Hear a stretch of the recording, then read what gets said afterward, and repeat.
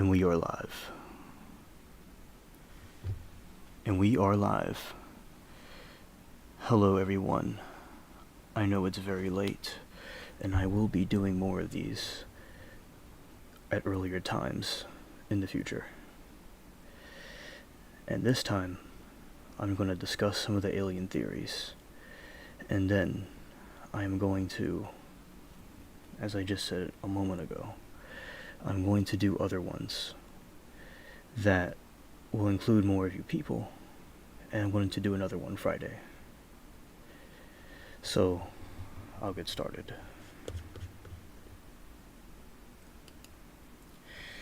So, I'm going to be discussing the alien theories, and we see in this image right here,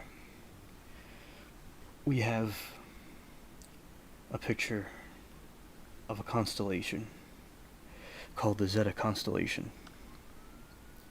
And basically, this is where the Greys apparently come from.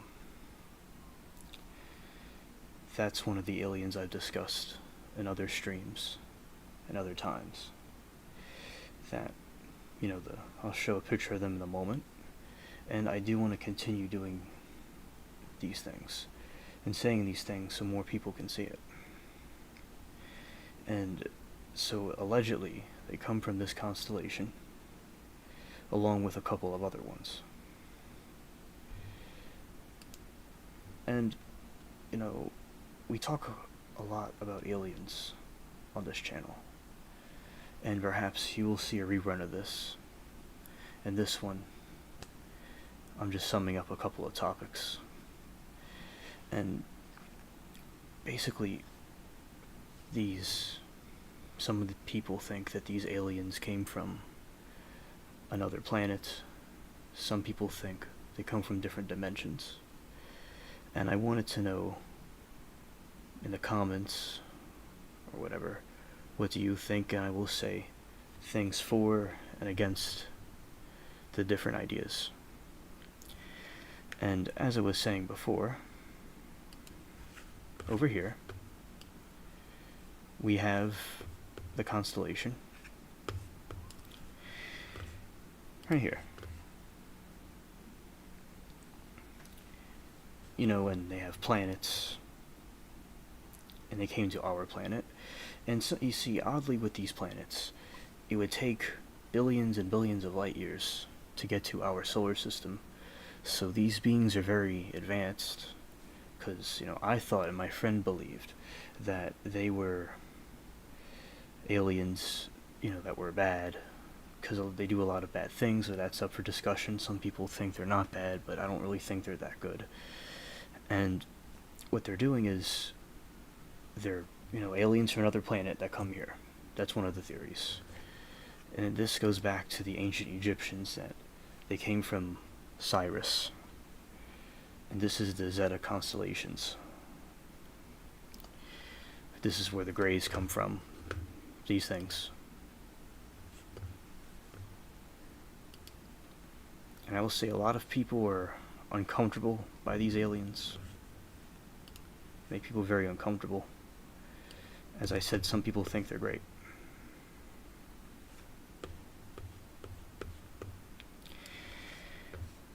And I personally think they're bad. But that's just me. And the other constellation, which is Sirius.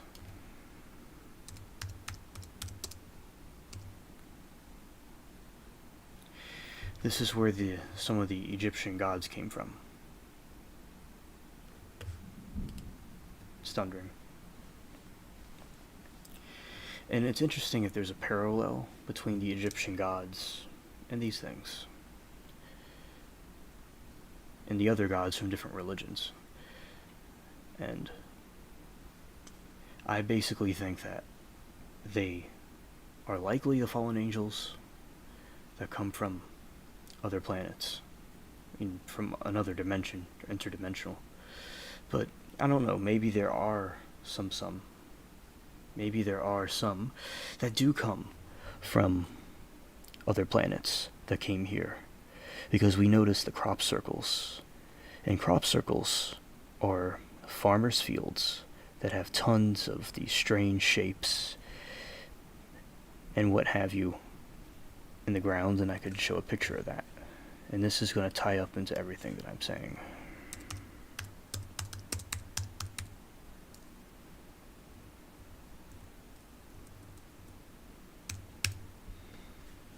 That's not, well, that's interesting. That's something I didn't see before. Crop circles on ice. That's not what I meant to put, though.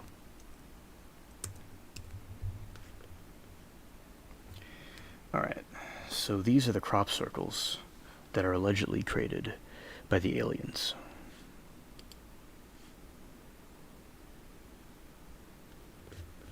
And we could see here that if this was made not by humans, it was very well done. And I wonder what they mean. I wonder if they're coordinates to something. They're just trying to mess with our heads. I really don't know. But I don't really think they're up to any good. And I've heard of cattle and stuff being harmed by these things. And there is other ones that have died in alleged alien crashes. And I do think that those are very real, and I don't know if they're fallen angels. How are they? I mean, I'm sure they could do all kinds of things, but they're masquerading as something that died in a crash. I wonder how that works. And they would be from another dimension, so they would be able to pull that off.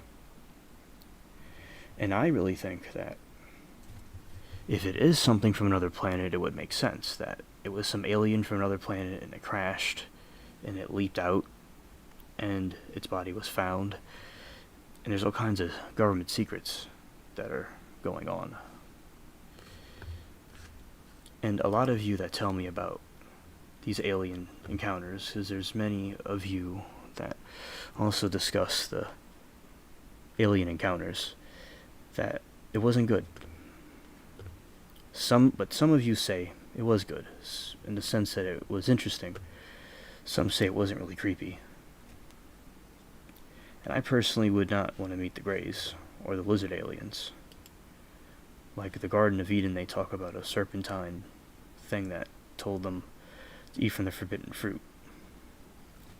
And then as I got older, I believed that they were from, they were the fallen angels that were gods, and then they came as aliens now to deceive people.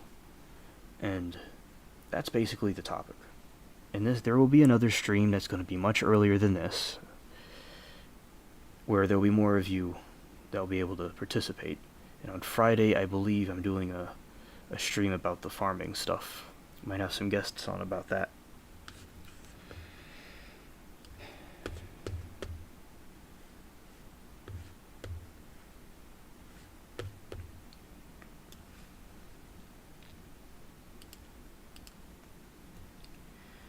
This one looks scary.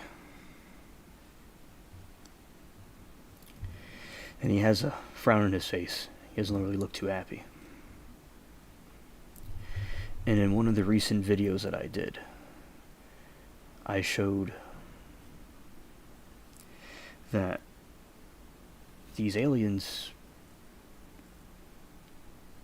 have been caught by the government. The governments have, with their aircrafts and whatnot, they've been able to capture these alien sightings quite well.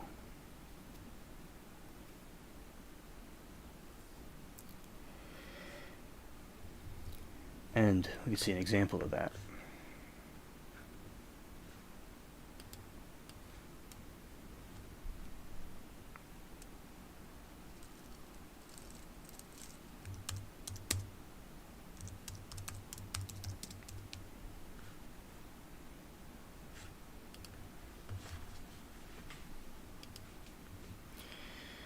Here is an example of a UFO being seen on the camera of the Navy, Air Force, and also from the regular Air Force as well.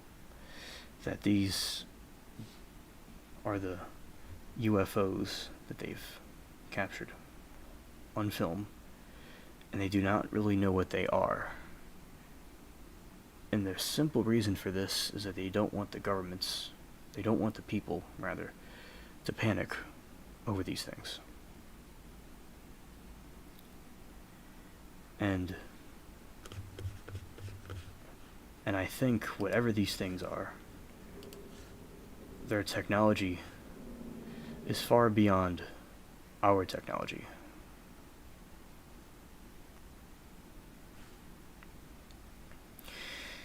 You know, I mean,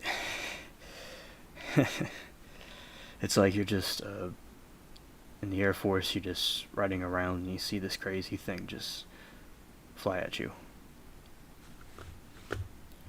It's insane. And if they do come from other planets, what do you think that their goal is? Many of you that I've talked to throughout time, some people think that they came here to see our planet, to mine for gold. Others think that they came here for,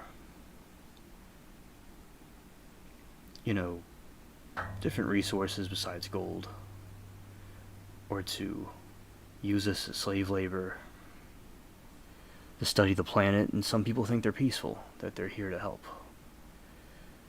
and that there's sightings of different organisms and things in other planets. Like if you look at Mars, there are microscopic organisms around, which of course aren't the same thing that I'm talking about, but it's other life out there. And I've heard on Pluto there could be something there too.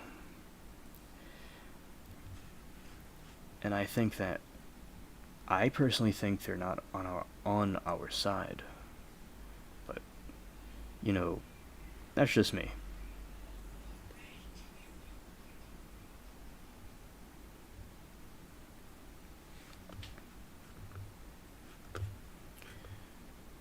Let's see, so, yeah.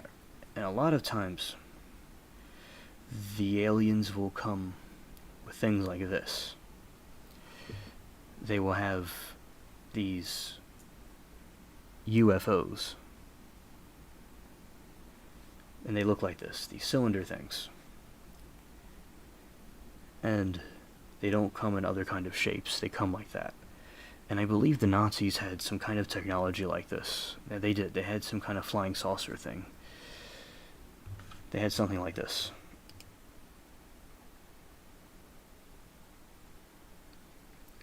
And I have recently kind of came to the idea that, although I still think they're fallen angels, that I think that they are possibly like beings from other planets, other life forms, and they are on the side of the fallen angels and the evil forces against us.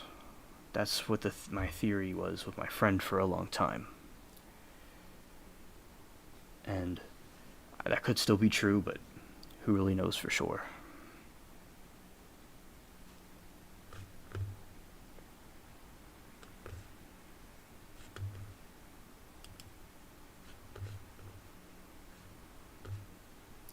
Yeah, so this was recently, the picture you see right now, this was recently around the time that the Air Force shot down the UFO in the northern part of the country.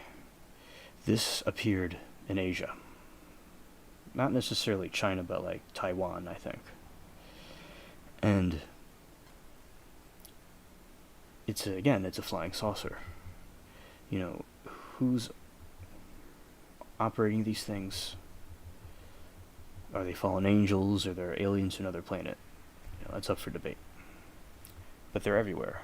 Like, a lot of people are no longer skeptical anymore because of the internet. We're able to see these different things. We're able to see all these things that are going on, and people can't hide, like paranormal activity. And I think it's good that we live in the technology age that we have. We're able to expose these things.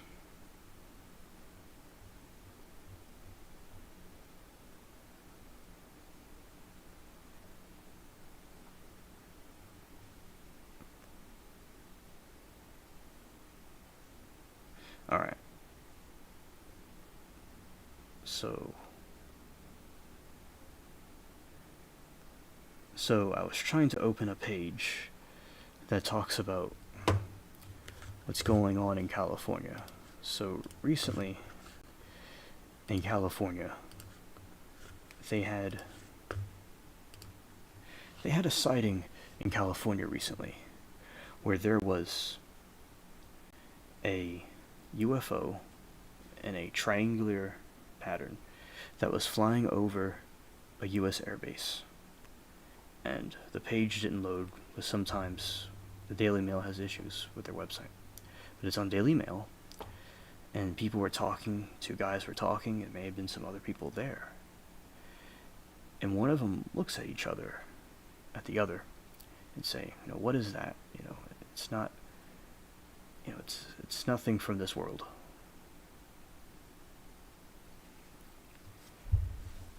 And I think that's basically what it was. And a lot of military people, as I've said on other streams, and I'll keep saying this, is that these beings appear with the military. A lot of military people see these things.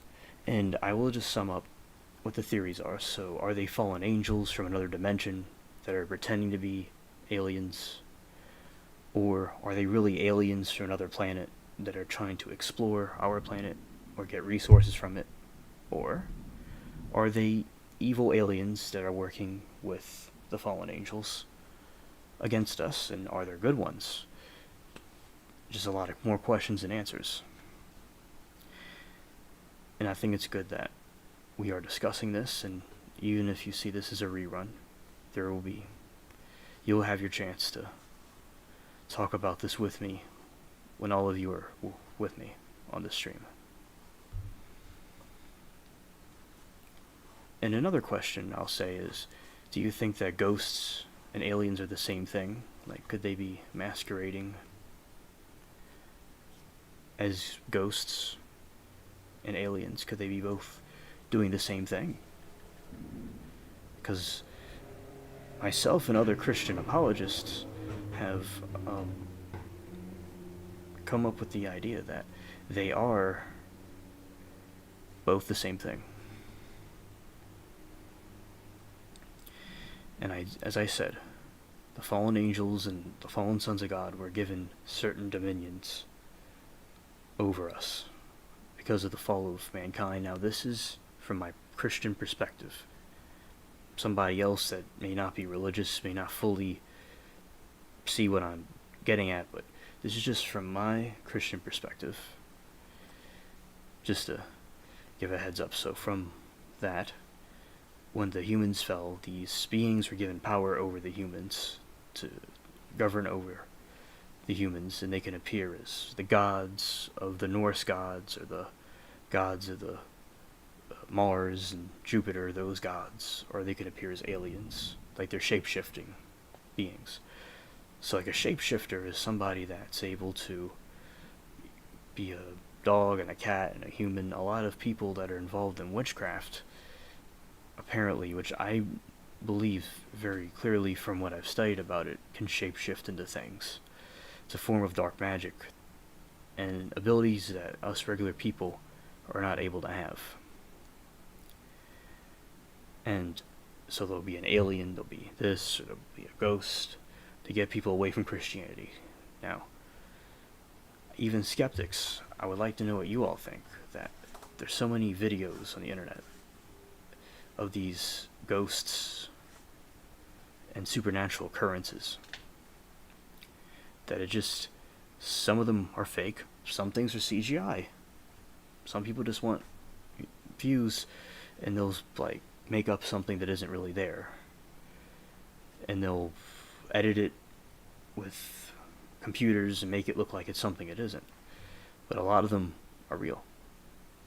So like when you see these supernatural occurrences, it's very real to me. So those are the different points about them.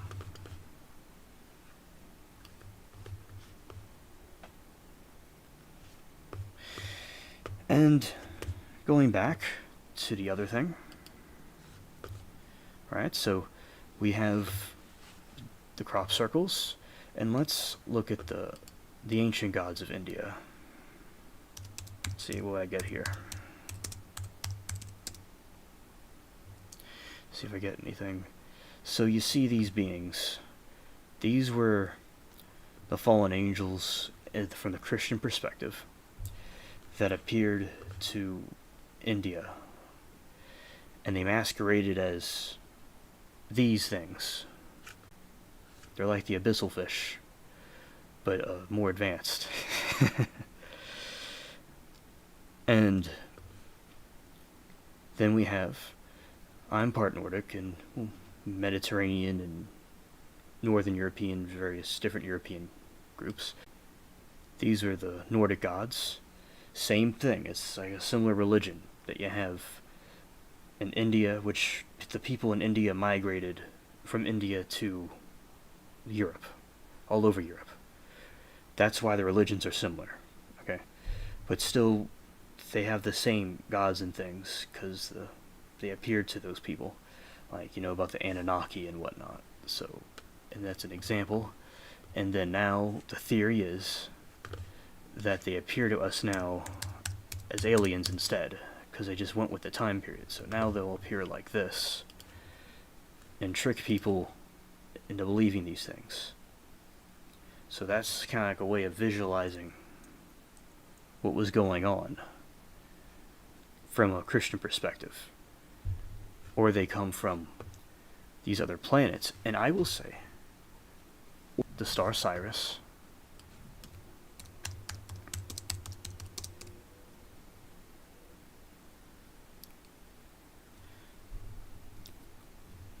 I spelled it wrong. My head might not be screwed on right today. Well, I got it right the first time. Okay. So, anyway, this is Cyrus. I said a moment before in the earlier video, in the earlier part of this video, there was about the gods coming from Cyrus, that I just said a moment ago, a little while ago, that the gods came from them, from there rather, and they came to the Egyptians. That correlates with the Greys coming to the humans, something that's billions and billions of light years away. How, you know, it's either an advanced alien species, or they're the fallen angels traveling through different dimensions. And if the people that'll see this in the future, they could put it in the comment section. People that are watching can comment below what they think this is. Are they from another planet? Are they the fallen angels? Or both?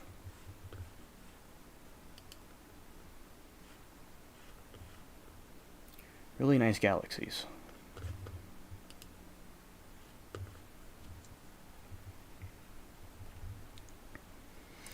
And that's pretty much it about the alien theories, but I'll keep on going. These are nice galaxies.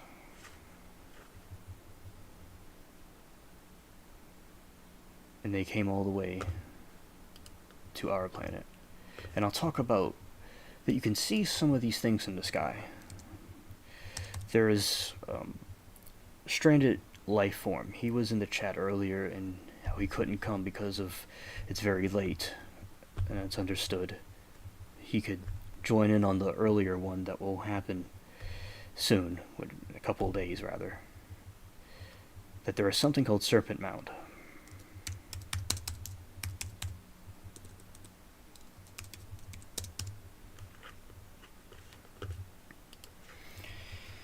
And on Serpent Mound, the natives down here, the Indians in Ohio, they built these things that you could only see from the sky. And that a giant snake came from the sky and talked to people. And they came from the dimension of alien beings, like they're interdimensional. So this theory would lean on the idea that they're from another planet. They're from another universe. They're from another dimension.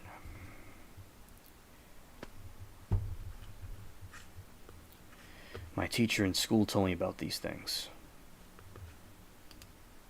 and they are magnificent.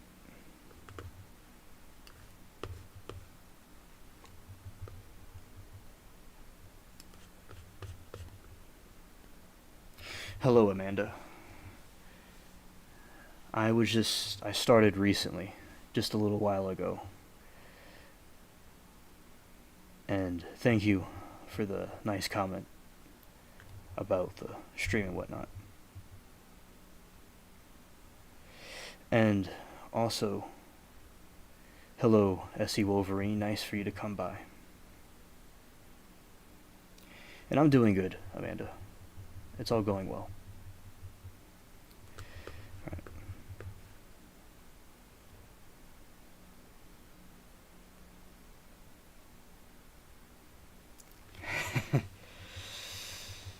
Nice bulldog.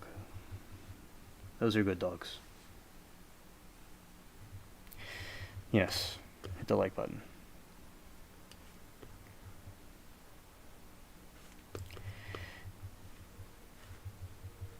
Also,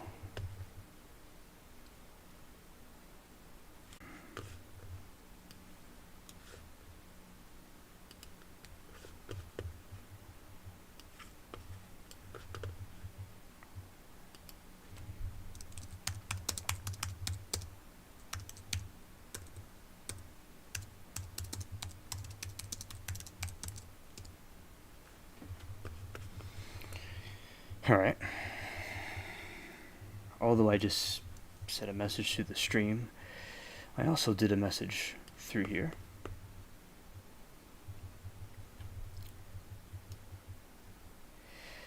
Yes, and I do want to say that now, I do think it's all connected. Like, you have those that are ghosts and different beings that came.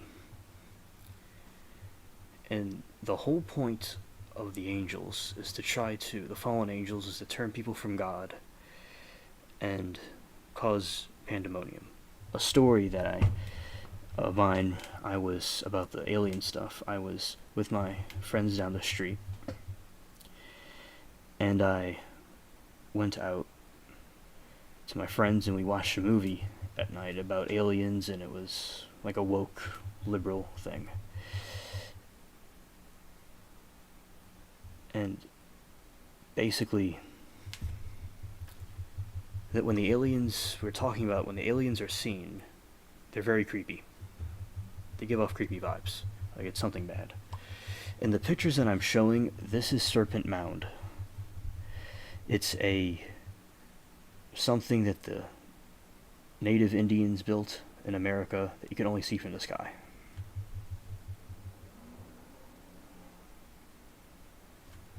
I do think they're demons, SC Wolverines. I certainly do. And I'm also elaborating about what I thought before. My friend and I thought that they were evil, demonic, but they were working with the aliens. The aliens are working with the fallen angels. Now, I personally think they're the fallen angels themselves masquerading. That's what I think now with other Christian apologists. And as I said before, these things, they came from the sky. The snake came from the sky, and it came down to visit people. It's very creepy.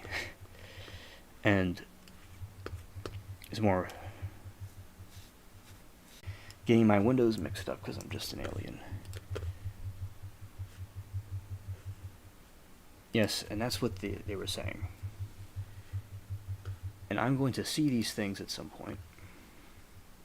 And before I was talking earlier that there are these things right here that during the time when our Air Force saw the thing, they shot down the thing, this was spotted in Asia. And I think now strongly that the aliens are actually fallen angels. But my discussion is there's people with different thoughts. Are they evil aliens working with the demons, or they're just the demons themselves, but they are interdimensional, and I personally think the Greys and these gods and things are all fallen angels. But it could be both, because I've seen these things, they're like dead in the snow. And I personally think that it's interesting. They're able to, the fallen angels were able to do that. And if it is something from another planet, that would make sense, because it was like it came here and it crashed. Yes, I agree. Some of the Christian apologists and I were discussing it. And it confirmed what my friend and I were saying, that they were evil, because he always told me they were evil. And now, yeah, the fallen angels, interdimensional.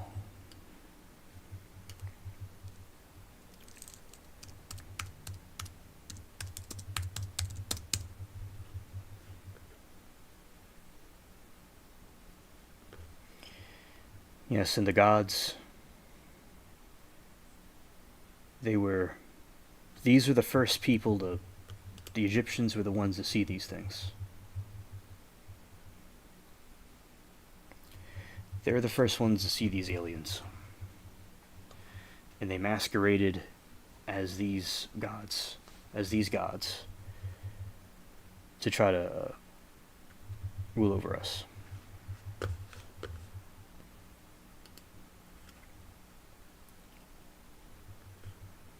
Yes, that sounds really cool. Chat, that's really cool.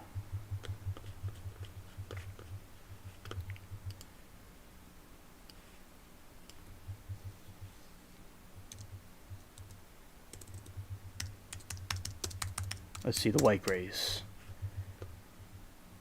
No. I meant that one. Yeah, so there were a type of gray alien like this that I heard about, that they're tall and slender, and they're white, and they're kin with the Greys. The Greys are much shorter, like the ones from the Roswell crash.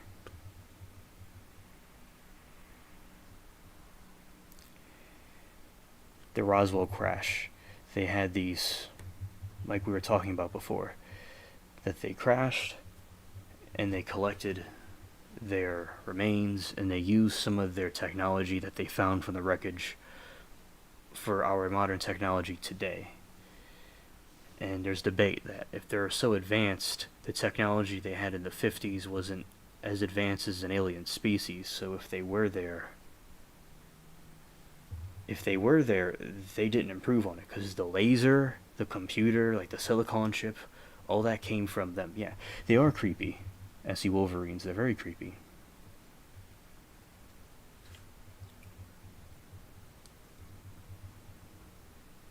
They are, yes, they are the bad aliens. Yes, they give off creepy vibes. And what I'm saying is different theories that people say, because people, the discussion is about the different theories and whatnot. I think they're evil. I think they're here to cause us harm. And I think they're the fallen angels that came here to try to trick us and, like, take the resources and whatnot. Yeah, see, they're pulling a practical joke on Earth. Because the Bible talks about the sons of God. Like, here's an example. They're in some other realm that they're able to do stuff. And they were angels once. And they came here after the fall of mankind to go and do bad things to us. Like, that's literally, like, what they're doing. And I'll say this, that the aliens, they were trying to mix their DNA with our DNA, and it caused hybrids. And there's people that were abducted by aliens. Yeah, exactly. And these people were on spaceships, and these aliens, they took stuff from them, and you're a nurse for ASSV Wolverines. And I'll tell you this, that I saw this TV show, and I could find it on YouTube at some point. I'll display it for everybody. That these aliens were making hybrid alien humanoid things out of people, and they were taking samples from people and doing operations on people without anesthesia and whatnot. It was terrible, and they're all frightened. People have worse trauma than somebody. I don't want to compare this stuff because people have gone through wars and things, but people, like, they're so traumatizing, like a war or something. They don't even remember it. Like, they have amnesia from it. Because there are other YouTube channels that say that these aliens are good and they're here to help us out. I don't think so, in my opinion. I really don't. I love the South too.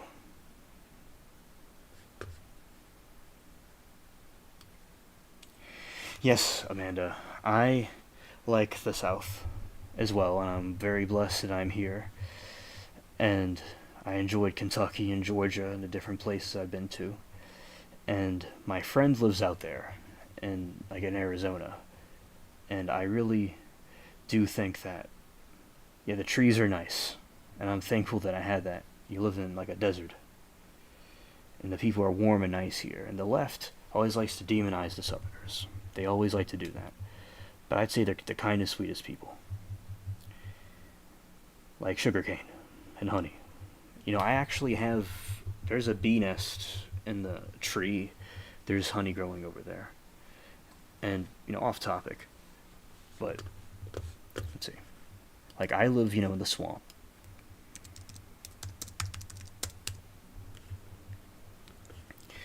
I live in the swamp, and there's these, and it looks like this, and I've been on these things, where when you're going through the moss and the different stuff, and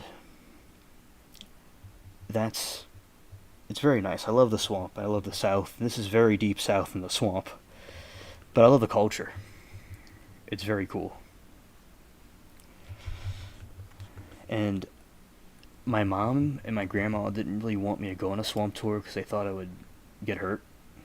But I went on the nature center. So the nature center is this place that I must make a video about, where they have all the stuff about nature and Hurricane Katrina. And yes, the South is very enchanting, like all of you in the chat, and all the subscribers in general, even the ones that are not here right now. And I always like cypress trees. I always like moss. It was always fascinating to me. The first thing that I actually looked on Google when I got a hold of a computer is these things. Hello, Jacob. Good to see you. And I love these things. They're just so cool. And the planetariums are cool. Like, I was just talking a moment ago about the aliens and how that's a lot of the stuff I learned from the planetarium about the planets and stuff. It's so cool. I'm glad they're able to restore it.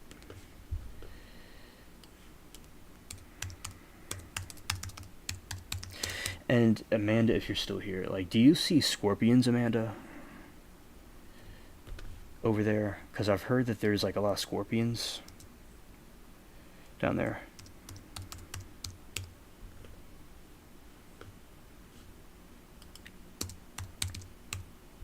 Yeah, and because there's a lot of, in the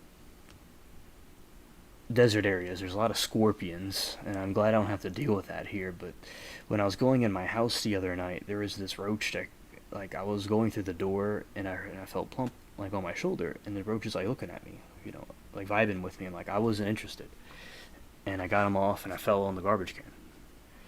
Because down in I'm sure they have roaches over there too, but the roaches came from the slave trade, actually. They came from Africa. That's why we're freaked out by them, because they were not native to anything from the past. They weren't native to America or anything. They were native to Africa. And they are weird. And a lot of New Orleans was a big port.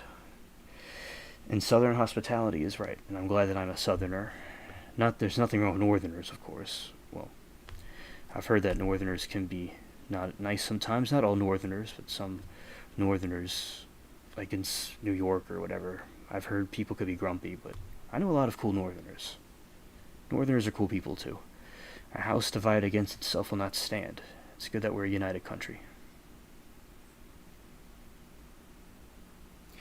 Yeah, okay, so they had, alright. And I want to make clear, I like the Northerners. I'm related to some people from the North and the South. I'm related to both of them. But America's great. Shout out to America.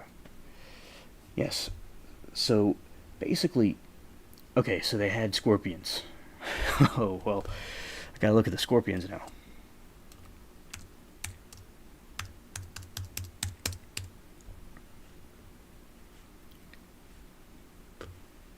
Alright, so we got scorpions right here that are ready to pounce. Nice. Yeah. I was in Kentucky, which is a border state. Beautiful place, but it's considered the South. I have not been too far up north. Well, technically, I was born in America, but technically, yes. I came through here when my mom was pregnant with me, and then I was born here.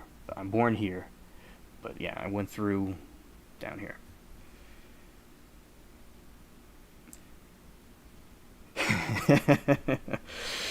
I see, you mean SC Wolverines.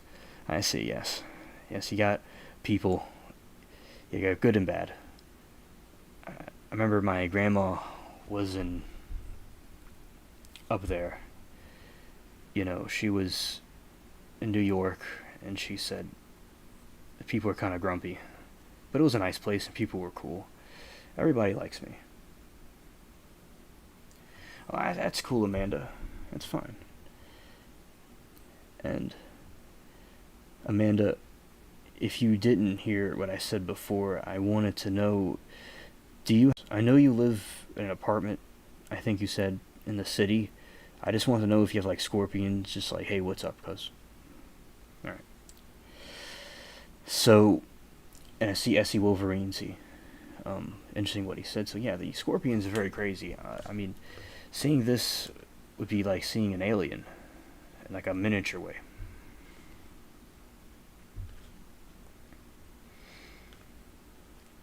And also I like people from the West Coast too. I got a lot of friends out there. And this one's ready to strike. He's a snake curling up to strike. And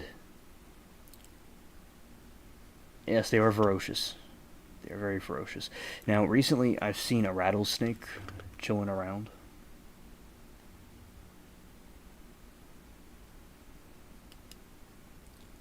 That's cool, SC Wolverines. I like the North. It's a nice place. It's cool things to it because I like it. I see kinsmanship with my British side. Although my people stayed in England, I'm still kin with the people that went to America. It's like it's like families I'm related to over there. And some people chose to go to America, and mine just went in England, then went down to London, and then I came to America. My sister's in Australia. Shout out to her if she's watching. And also, yeah, the snakes and scorpions are freaky. Yeah, so with the Canada, that's cool. You lived in different places. In Philadelphia.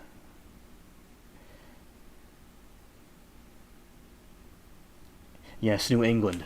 Yes.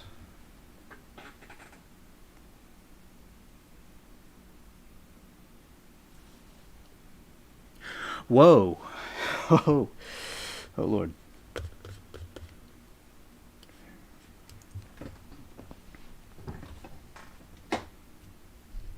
I'm reading what you're saying, Amanda. Completely. Drink some water. You've got water on deck.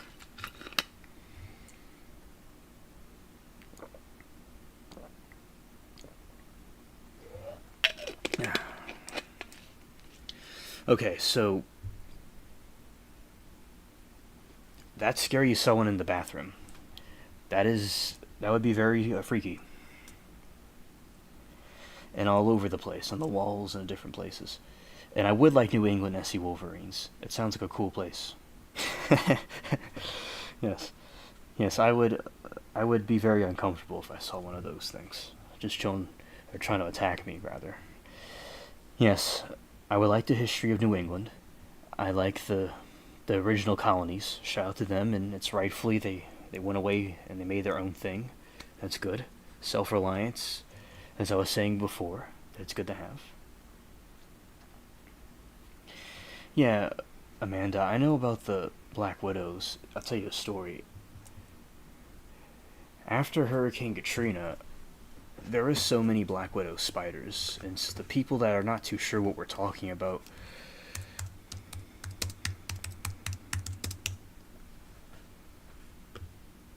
well, actually, not Black Windows.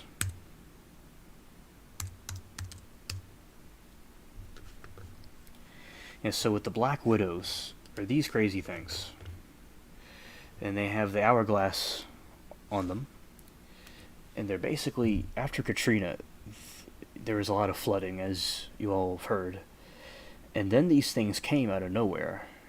They were all over the place.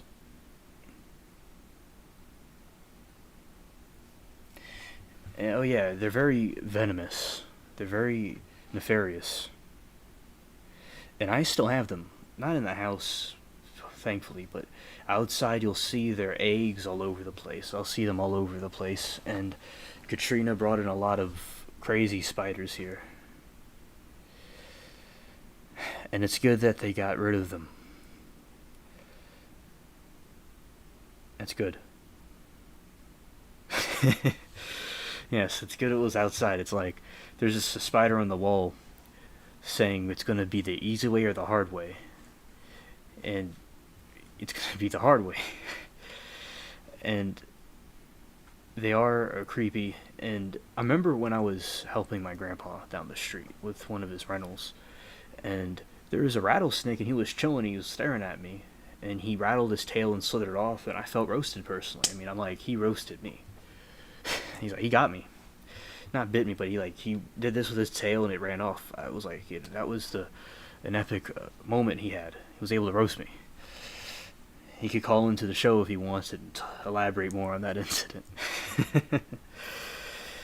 Yeah, this is a crazy looking one right here. To me, the roaches they freak me out, the roaches. Now, did you know that there's roaches that have a lot of colors, like blue, and they have nice colors to them? And then there's roasted by the rattle facts. And so there was this other alien. Well, there was these other cockroaches that I saw that they're like butterflies. They have all these colors. They're blue and they're white, and they're from in Africa. They look like ladybugs, but we got the 1% of cockroaches. The type of cockroach that is a bug, that is a pest. We got the pest kind, the creepy kind. The one with all the germs and stuff that came on the slave ships. And all the ones that look more normal looking, they stayed over there.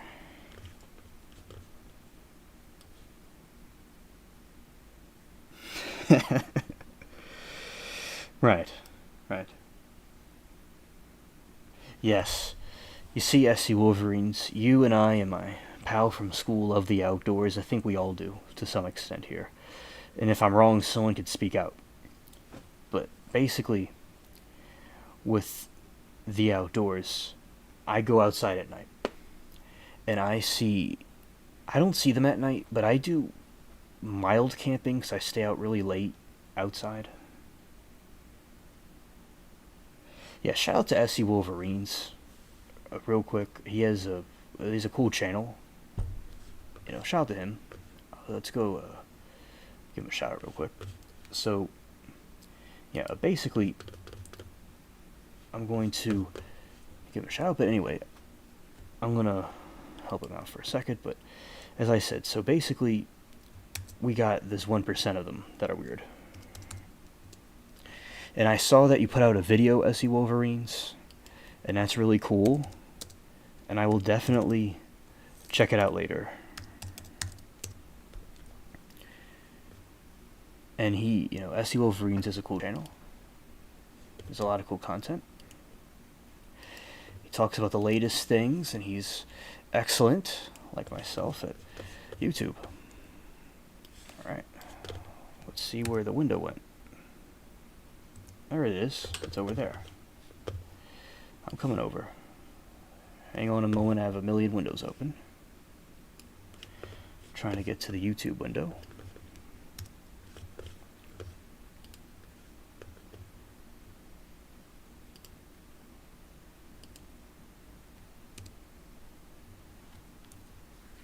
That's the link to his channel. And as I said, yeah, spiders are creepy.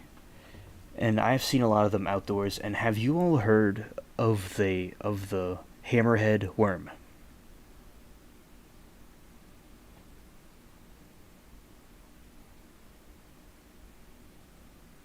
Shout out to Jacob, 2A guy.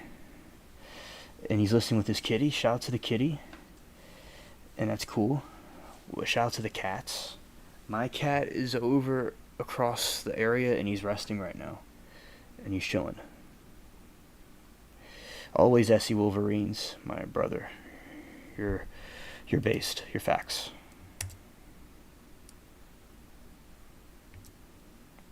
Okay, so I'll explain about the hammerhead. I was typing something and I got sidetracked. So the hammerhead worm is this worm that came over here from Asia. This Asian worm was brought here with eggs, so people got exotic plants in the 1900s and in different time periods. And it is very toxic.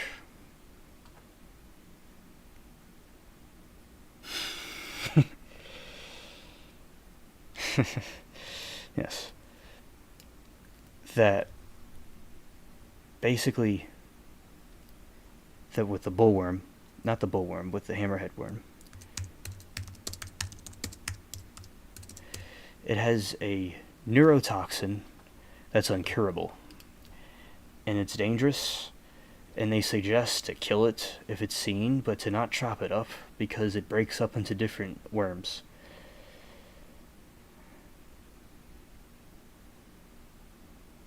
And it's actually crawled on me before in my garden, and I've seen it looking at me, and it's because I felt something hanging off me. And that's basically what it looks like for you all to know about it if you see it. Let's look at some cats. And I was one time walking around and I felt something slimy on me, and it was that thing. It was the hammerhead thing. So basically with the hammerhead thing, it's toxic and stay away from it and get rid of it if you see it. And although it crawled on me and I was fine, it's still dangerous.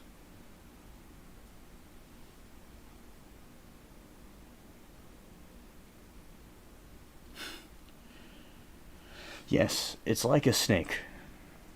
It is like a snake. I thought it was a snake originally. And I want to tell you all about the worm, so if you all see it, that it's toxic and be careful. That's why I showed it to you all. And these are some nice cats. Torties. Nice torties. And, you know, the Egyptians like cats. I'll lead back to the other part. And I think that I'm very blessed that I wasn't dead from the uncurable neurotoxin. The incurable neurotoxin that will cause you a problem. So that's why I show it, and to stay away from it, to use gloves. It didn't do anything to me, but that doesn't mean to touch it. You know, I was very blessed, and it just was hanging off of me, and it cannot get free rides, and it has no money. It's broke, and it can't just ride on me for free, and I don't want it on me anyway. And it came from Asia and Madagascar, like the other weird critters came from. Yeah, SE Wolverines, I really like the stuff he does. He really does good with the narrations and the different things like that. You're allergic, but you love them. Yes, Amanda.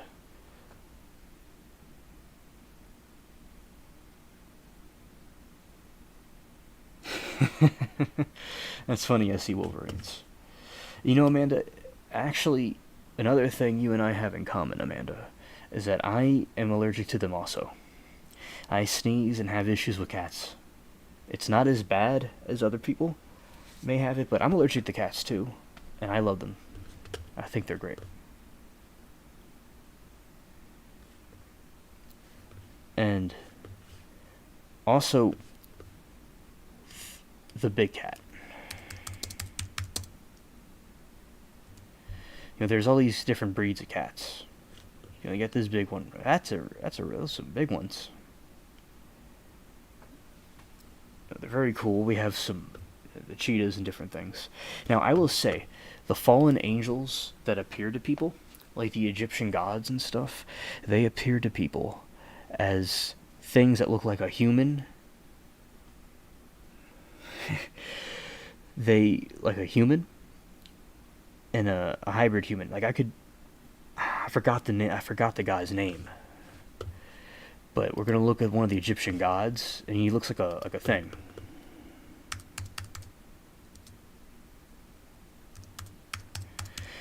Like, so the fallen angels look like animals, and they look like cheetahs and things mixed together into a human. Yes, I remembered his name, Thoth. So you have, this is an example of one of the angels, the fallen angels that came to people as a god, and you see how it looks like a human, and it looks like a bird, and you have other ones that look like cheetahs and things. So just talking about cats, some of the aliens appear to people as these fallen angels, like a cat thing. It's pretty scary. And like when I will sneeze sometimes, and sometimes it'll be, it'll be tightness, it'll be some allergy issues I get sometimes, but I'm, alright. But I'll sneeze and sneeze, but I understand your eyes water, because I live in Cat City. Well, some of the older ones passed away, as some of you all know. I'm not getting into specific details, because people don't like to hear bad news. But basically, there is, we have some new cats. Let's talk about the more positive things. So we have some white cats, a white cat, and a white cat outside. And, I'll feel like the cat inside. And I'll explain to you all how I feel that way. So basically, when I see all of you in the chat, and that's like the cat outside looking in, and I'm like the cat inside looking at you all, very happy. And today, that you all wanted to know some of the updates, is with my grandma. I helped her walk around to see the cats today, and we had a good time. We talked about the different stuff that's going on. We had a good time. So that's basically what those fallen angels are doing. That one's so cute. Animals are so nice.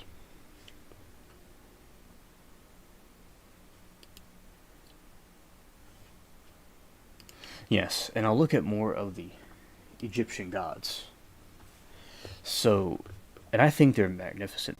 When I was in high school, my senior year, I was in class and we were studying about Egyptian history, and my girlfriend at the time,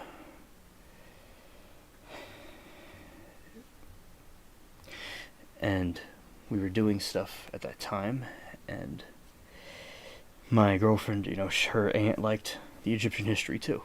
And yes, it's good that my grandma got some fresh air, and she is doing well, and she's thankful for the thoughts and prayers from all of you. And she got to walk around and see different things, and we're taking care of her.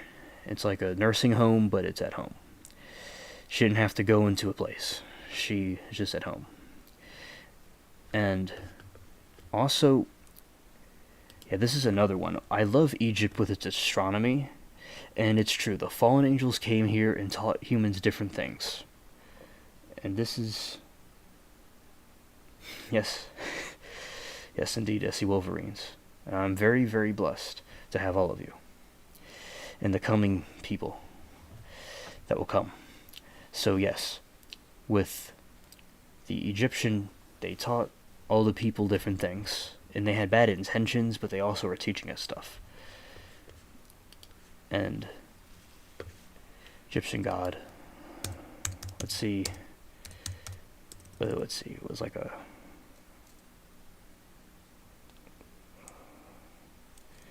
leopard.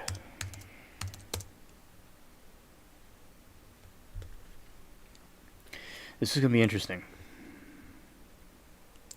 Well, it didn't get what I thought. Let's see.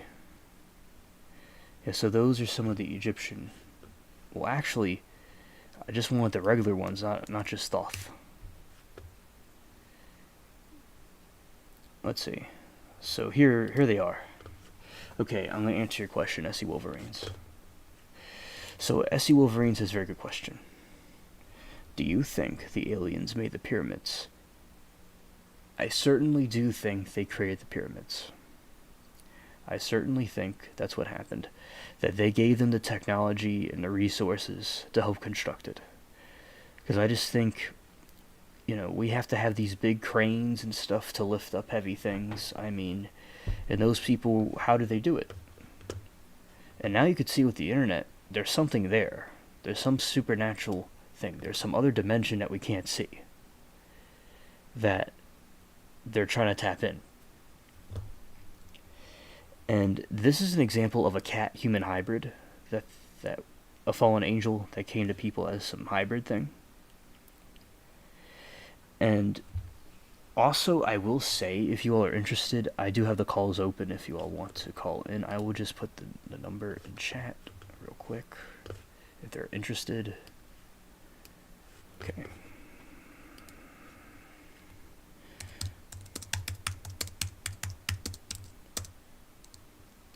I'm putting the number in the call into the show. You all can see it if you all were interested, but you all don't have to. 6671. That's the chat if y'all want to come into the show. And going back to what I was just saying. And so that's a cat-human hybrid. And this is a little bit of a spicy picture kind of, but it's a creepy looking thing. I mean, that's the same thing that is the demons, the aliens, the fallen angels, that's all that. Or at least the aliens are working with the fallen angels, what I believe they're the fallen angels, but either way the aliens are bad. And that it's another crazy thing. What's going on here? And I mean, imagine seeing one of these things. It'd be crazy. Yeah, this one is the god of the dead. He's the god of the dead. He weighs your sins with a feather and your sins. And if it's unbalanced, you go to hell. So you see how they took things from Christianity before it was even Christianity. And God's religion, they made into things. Because these things were in heaven one time. And then they came here to rule over people. They appeared as Thor. They appeared as the Indian gods. Now they're appearing as the aliens. That's the theory that's holding weight.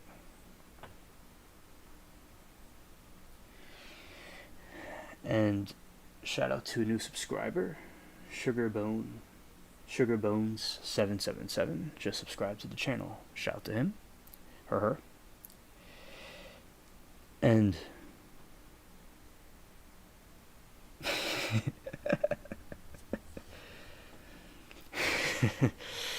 Yes. And also, let's see. And I will probably get into... So this is a ferocious individual right here. And he's about to do something. And, alright, because in the Bible, they describe them as an eagle head with a lion's head. And see how it's like a dog head with a human body. God created the angels this way. That's why I've showed you in these pictures that these creatures are here. And thanks. Yes, and it's one of the demonic creatures. And I really like Egypt. It's a beautiful place. And a lot of the things, the royalty that we're talking about, like I talk a lot about the royal family, as you all know, and a lot of the traditions came from Egypt, but they used it. The ancient Israelites took stuff from Egypt. That's where religion comes from, and they twisted it around to make it into something righteous because they just took it back and made it something good. Because originally we were not supposed to believe in all these creatures, but when humans fell away, they believed in these creatures. So that's him, and he's creepy, and that's what they saw, and they were just chilling with him. And this looks very familiar. This looks a lot like an alien. God hybrid. See, that's the aliens.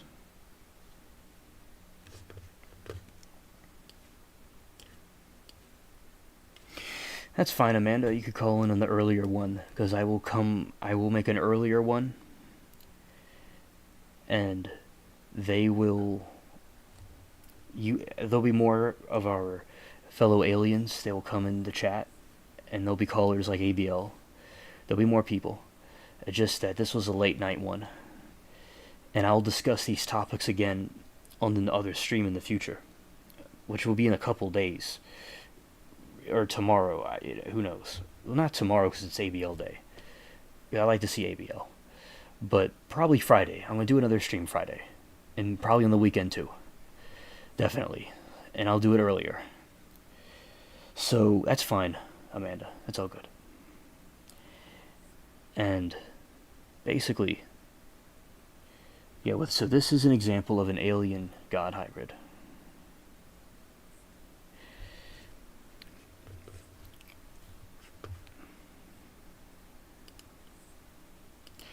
And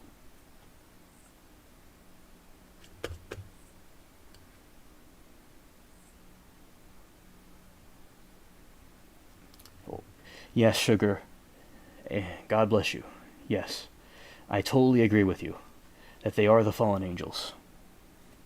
Definitely. That's other Christian apologists and I have come to that conclusion. Yes, I totally agree. Like Athena. Yes, I'm from the also part Mediterranean. I'm familiar with that too. But to me, this was like their genesis. That's when it all started with these things. And also, let's go to Athena and the Egyptian gods.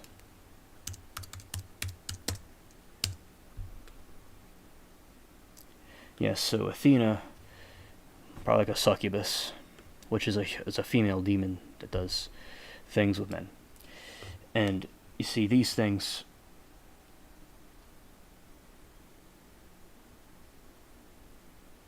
Okay.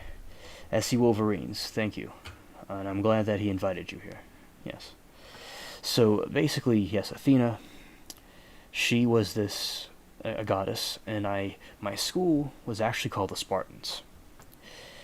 And so I know a lot about the Greek stuff, and we watched the 300 movie. And I know a lot about that stuff. So yes, Athena, she was one of the gods, and Hercules, and hybrid humans. And Hercules, yes. Yes, that's a good point. And I do believe that they're supernatural and that they're like the descendants of the Nephilim, like they say from the Bible, the human fallen angel hybrids. And basically, so what happened was, there was the Book of Enoch. So let's do this again, this other window. I'll explain what Sugar Bones was saying, and I like the 777. I like that. And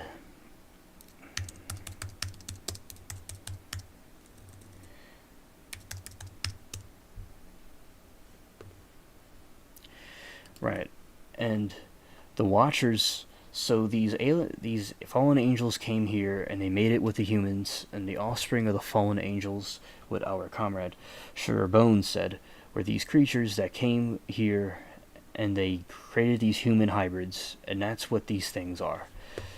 And also the Nephilims, which are the giants that I talked about in the other stream that I could, go back and talk about in this stream.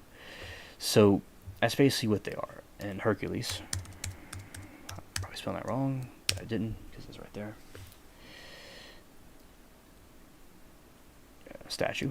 Now, I do like Stoic philosophy, like some of the stuff from, like, there's something called the Logos. And this is a little bit of a trigger warning because it's, you know, a naked guy, but so basically that's Hercules. That's the statues of him. And I know this is kind of cringe for some audiences, so trigger warning. So that's Hercules. These are some of the Greek statues, very similar to the other ones. And he was the god of those people, of the ancient Greeks. I think the Romans and the Greeks. Let's see. We got a caller.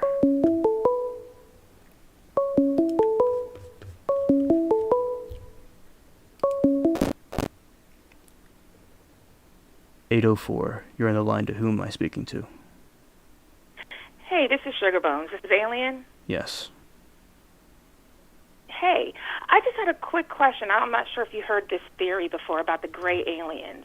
Okay. A pastor actually that's online. He's all into the fallen angels and everything. He says the gray aliens are actually avatars that have been made. Like they made these creatures that, because they're demons, they need something to inhabit.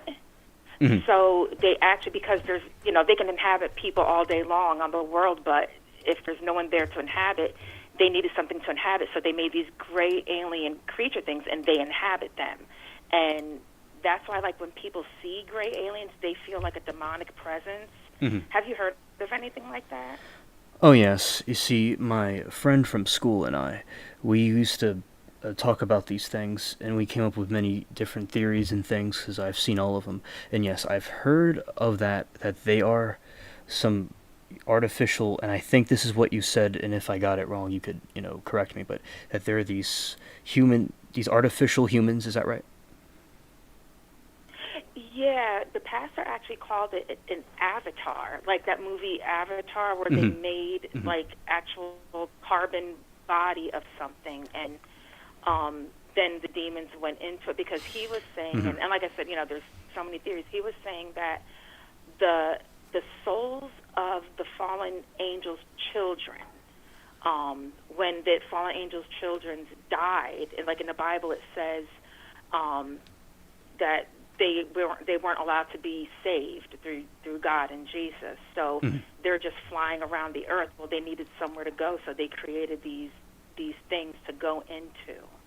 But I don't know if you heard of anything like that. Oh, I mean, I may have not have heard this exact situation, but I've heard bits and pieces of that basically, yes, I've heard of that, and I definitely think that's a very likely possibility, because some of the new things, like I put on the channel, you could see that they crash into snow, they go here and there, and it's like it would be. I wonder if it was a fallen angel itself, although they can do it.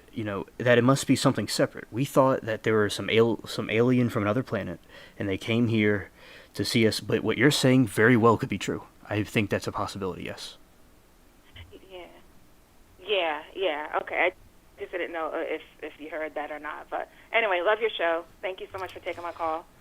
Okay, nice having you on. Okay, bye.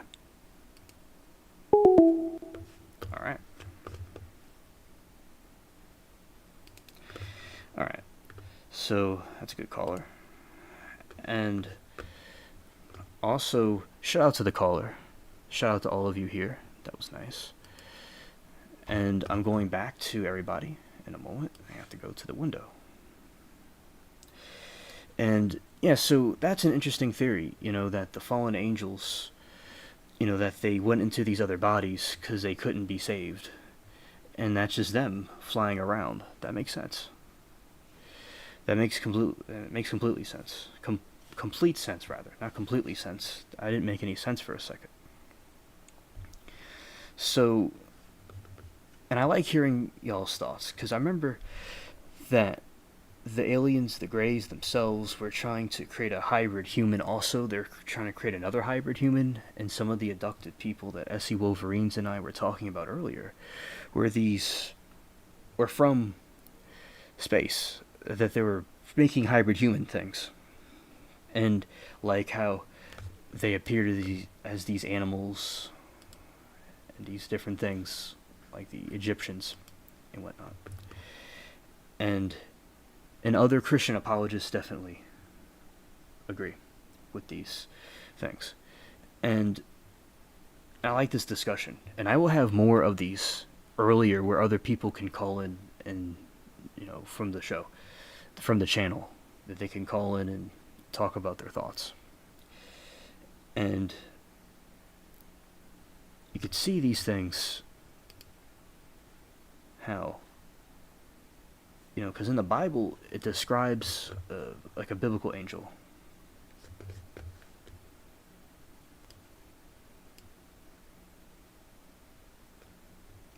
Yes, SC Wolverines. That's a very good point. It's a very good point that you say.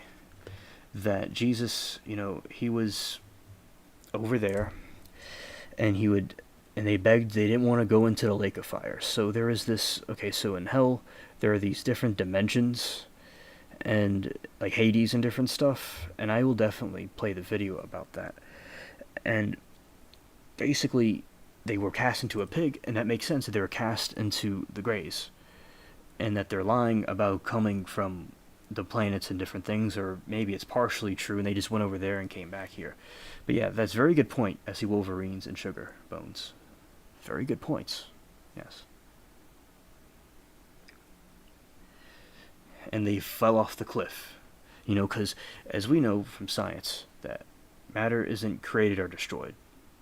It just exists. It's like that's what our eternal soul. And same thing with them. But they would eventually be cast into a lake of fire at some point, or the other fallen people. Yeah, I will definitely add that to the list of theories about them. This is the purpose of this discussion. And you see this thing, it's like a big alligator. I mean, to see these things must have been crazy, because a lot of scientists and people thought that the people were tripping on drugs, which SC Wolverines is a nurse, so I believe he would understand what I'm saying. That, and I personally think that psychedelics ruin the person's brain, and spiritually it brings you to another dimension you weren't supposed to see. But I do believe that the ancient people saw these beings and they came to them. I definitely believe that.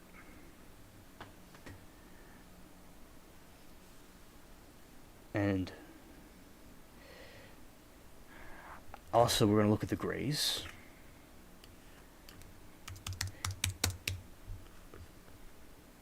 Well, that's not what I meant, Google. And I wasn't being specific. Yeah, this gray alien is like, why do I exist? It's like, why do I exist? That's what the alien's saying. It's like, why am I here? And also, he's just chilling. And, oh, y'all heard a siren head. So that's apparently this giant, I don't know if it's true or not, but this giant siren head, it's a giant thing that goes around. It's like you think it's a siren, but it's actually not a siren. It's that crazy looking thing. And yeah, so that's a good theory about the Greys. Now, the atheist people think it's us in the future, what we evolve into. It's like, I don't believe in that nonsense. Like, I don't know about the Mandela effect. So what the Mandela effect is, it's this theory that that say if someone went into a time machine and came back here and messed with the time warp, you basically would have the situation where everything would be distorted. So say with the Mandela effect, you have like a thing, like you have a logo on something, but it's actually not there, or the logo was on the right instead of the left, and everybody remembers it a certain way. If y'all have heard of that, y'all could say that in the chat if y'all heard of that or not. And yeah, the Greys are not something to see, because that's why they see the evil presence. What we were talking about. It's not something you want to be around, because some people say they're great and they're out for our best interest, but they're not.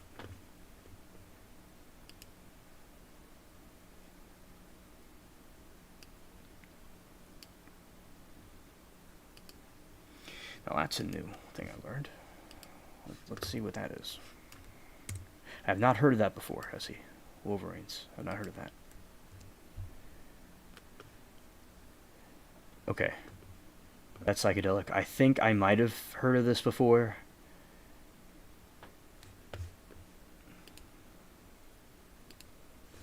Yes, okay. Okay, so that's one from the jungle. Alright.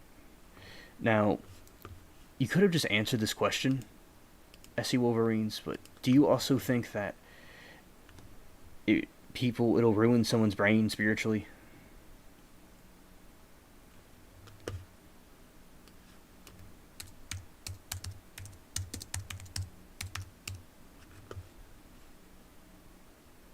Yeah, so on the screen you have an example of the Mandela effect.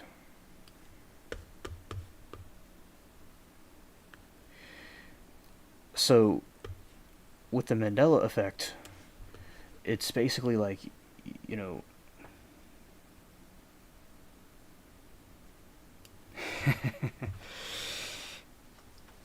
well, some of the things that I was showing aren't I think they are real, but some stuff are statues of the Greys, and, and the different things, but yes, I do believe that. I do think that. But as I said, I do think it's more real than we could possibly fathom. Yes. Yes. Even if it isn't, I think it quite is. It's a funny one, Jacob. I get it. Thank you. I enjoy that, what you said. So the Mandela effect is like, say you got my bro Pikachu. I liked Pokemon when I was a youngster. Well, I'm still a youngster. Like, everybody tells me I'm still young, but no. I'm not 10 years old anymore. I'm not 12 years old anymore. I'm not 5 years old anymore. When I was this age, I liked these things, and I still like them, but I haven't collected cards in a long time, so with... Okay. Okay, SC Wolverines, thank you for your thoughts.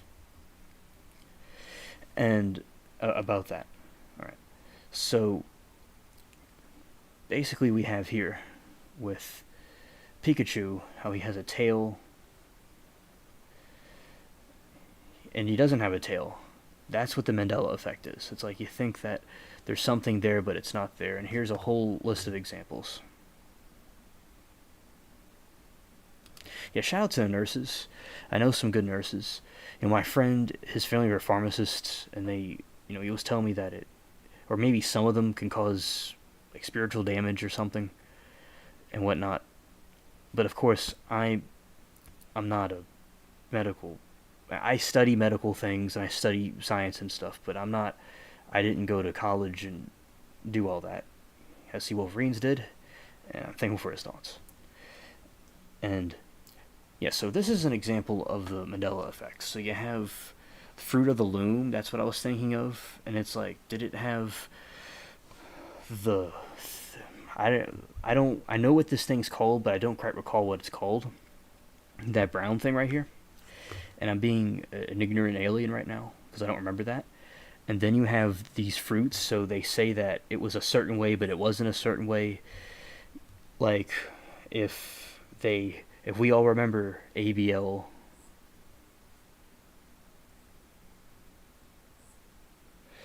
Alright, SC Wolverines. Understood. My friend, understood. And so basically, it's like, say if we all remember ABL wearing a orange shirt, and we realized that he was wearing a purple shirt, and everyone remembered him wearing an orange shirt. Or say right now, I'm wearing a black shirt. You all remember me, and then in the future, it's a blue shirt. Or say that I have 100 years from now, people go back, and I have purple headphones or green headphones on, but we all remember me with red headphones. That's an example of a Mandela effect on a larger scale, but like little things also, like, did Curious George have a tail or not a tail? So people remember something a certain way. Some people think that we just all remembered something incorrectly, or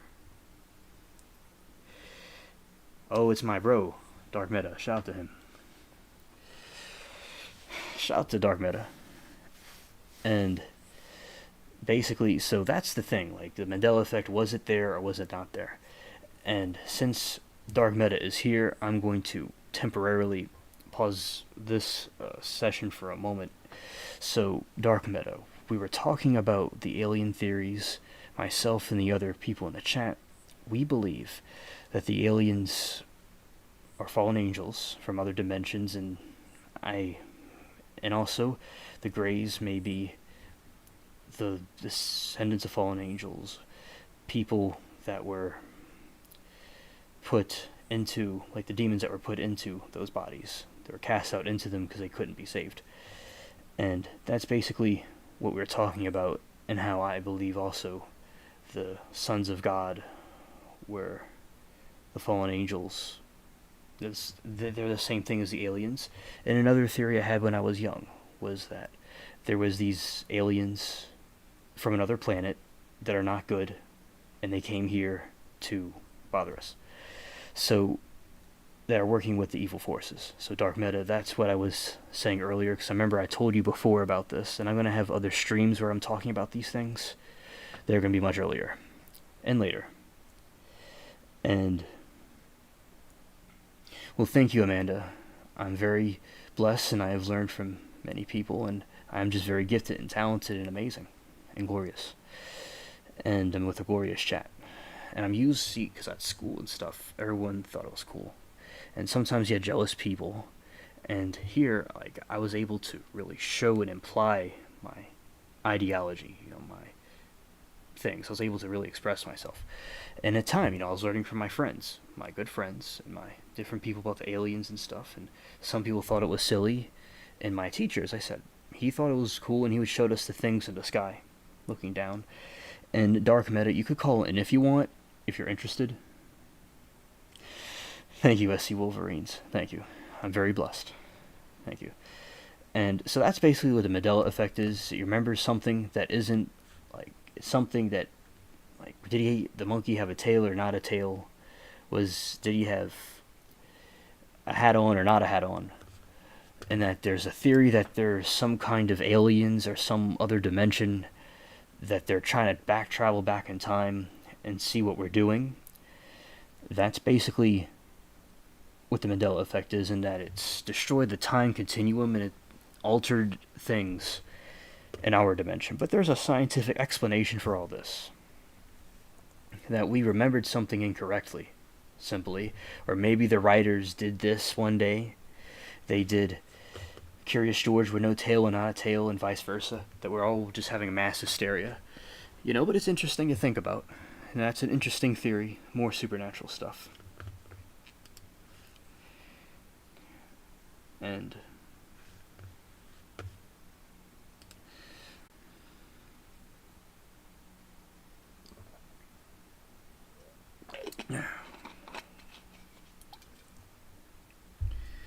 oh, that's really interesting, Amanda. That's an interesting place. And it's interesting that you were there. Yeah, I know about Tupac. In recent times, I've seen his music. It was like before the split up with the girlfriend, because of before that, because of the distance and whatnot. I remember it was like around that time I saw the Tupac stuff, and it was like right my earlier days of ABL, like a year or two ago. I remember Tupac, and that's another. And there's a lot of conspiracies around him. And on the screen, you could see the different things about the Mandela effect.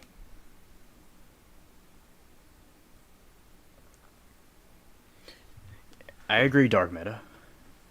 I agree.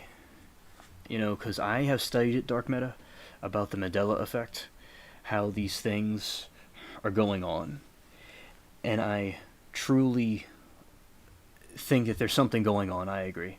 Maybe there could have been one incident. They showed a few examples, or one example or something, where people got something mixed up. But overall, I totally think I agree with you, Dark Meta, that there's something shady going on in this situation.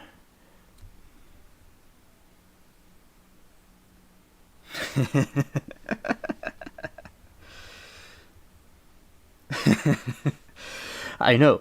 See, Dark Meta, bro. It's like they saying I what was going on with like Pikachu with the Mandela effect is that one of the time travelers or whatever was causing something, whatever it was, and it's unknown. It's an unidentified situation or unidentified peoples. If they're aliens, if they're fallen angels, if they're people from the future time traveling, and they, like this is what it's like. So if we travel back in time, and this is all gonna make sense. If we travel back in time, and we went to 1960s at a beach in California somewhere, or anywhere, and we simply pick up something, or we move something slightly, it'll ruin the whole time continuum, and this whole universe we live in would have been totally altered. That is the theory. That something from the future, aliens or whatever they are, whatever it was, came and did something, and it altered the time continuum ever so slightly, though. Ever so slightly.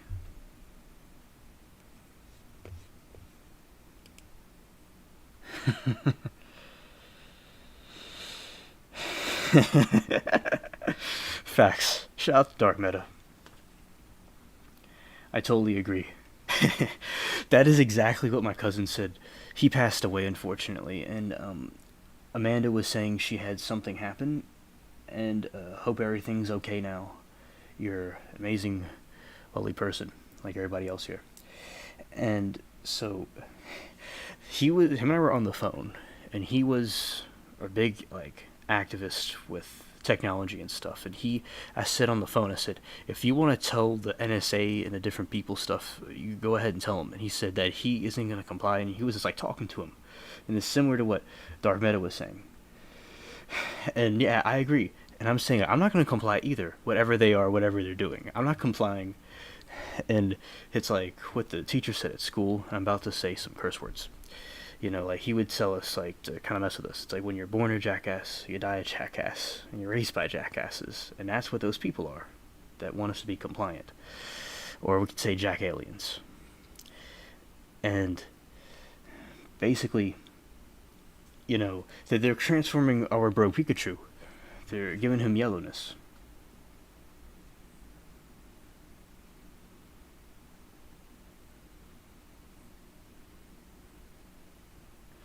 Okay, Dark Meta. That's an interesting point. See, I don't know. So that's what I've heard too. I've heard that also, Dark Meta, that we cannot go back or forth in time, that the religion and science both agreed on that, and I don't really know what it is, exactly what's causing this. If it's not the time travel, that was one theory. It's something. Something's going on.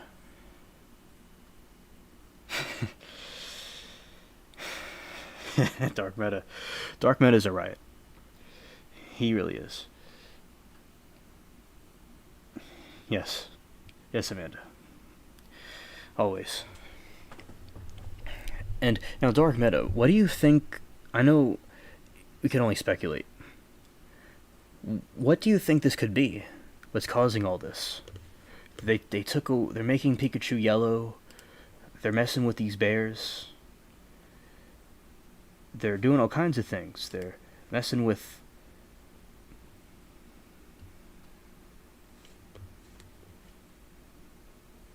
Yes, Sugar Bones 777. I agree. And that's what I think. 314. One of the gods' numbers. That's what I think too. And I do wonder what is causing these things.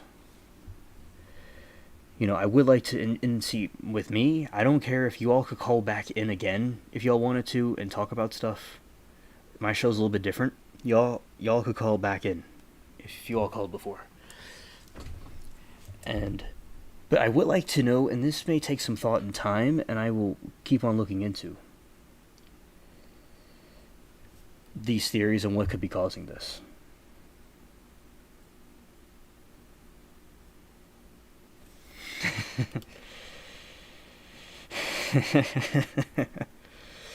Yes. I mean,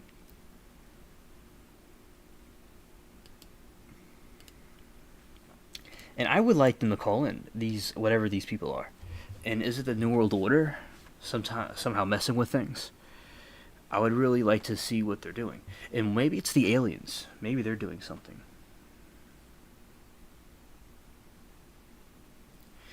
Amen, Sugar Bones. Amen. Amen, I tell you. That God lives outside of a dimension that is beyond time and space. Is not created or destroyed. And he lives beyond our realm. Like, we live in a finite realm where we take a shape, and we live in a time and a place, and we're finite, but God isn't. That is... I'm laughing at Dark Meta. That was funny. Yes, understood, Dark Meta. Thank you for saying that. And yes, Sugar Bones. It's basically... And God, that's what people don't understand, that we're trying to fathom God. It's like the atheists and stuff, they try to fathom God through our way of thinking. And these scientists and people that come up with these theories that I'm telling you all, that's what they do. They... Yeah, shout out to SC Wolverines, and shout out to all of you, and the people that are going to see this later. Shout out to everybody. Everybody's great. And so, basically... And God exists out of time, place, and space. And that's why, and he created it, and I agree with you totally, Sugar Bones, and Dark Meta. I totally agree. And I'm saying simply what these aliens, the scientists and different people are theorizing, and one theory is that we all thought of it wrong, and we all just remember it wrong, or something happened. And they could, go on all about it. Okay, because if you think about it, Dark Meta, I agree. Because some people were saying that we have a false memory of it, but other people are saying that it's like, and like what you're saying, the false memory, it wouldn't make sense. Right, I agree. I wonder what it is. Maybe it's the aliens doing, maybe it's mass mind control. But I'm not going to be compliant to it. I'm unbreakable. And also, may the Lord bless us all that we all could resist whatever is going on.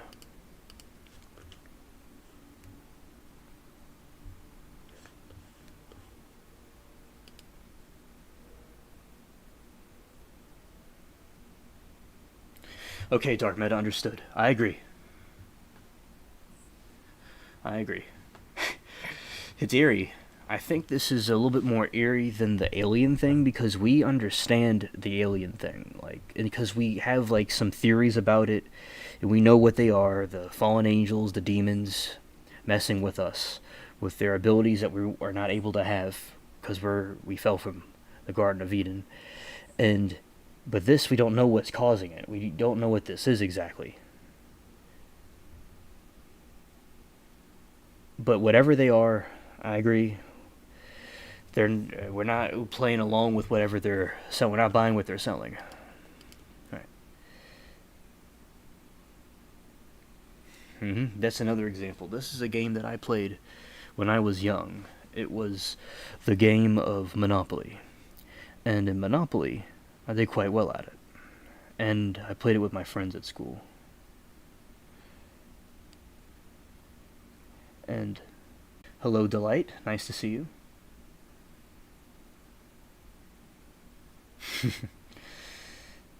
I'm compliant. And also,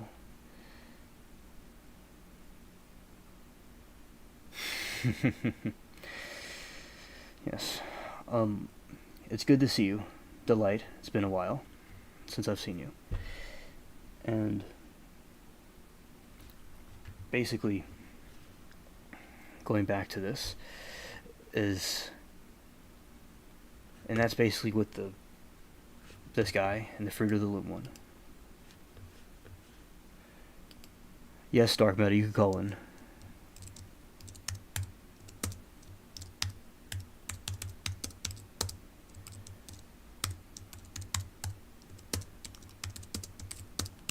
I'm going to put the number on the screen, alright? Very funny, Delight. Very funny. Alright, so I'm going to go main view. I'm going to go on this. I'm going to go on. I'm getting there. Okay, so here's the number. You can call in whenever you're ready, and I'll have this thing open to take the call. And I'll try to get this chat room back, and it's going to look weird for a second, and I'm going to get the chat, and yeah, we're good.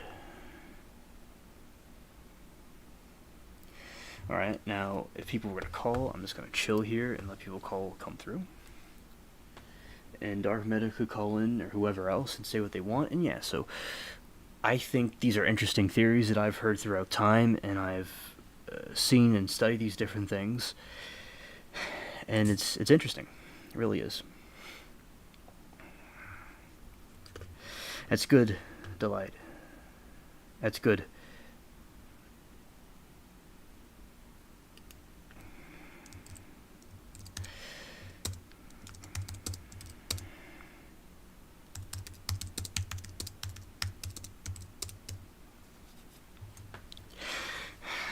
And yeah, it'd be really cool, Dark Meta. It would be epic. And that's what I was telling you before, that I wanted you on to talk about some of these alien theories and things, to see your take on it. And I remember Delight. I remember I met her at the Queen's funeral on the live stream. And recently, Charles was king. All right, Amanda. God bless you, and thank you for coming by. Thank you so much.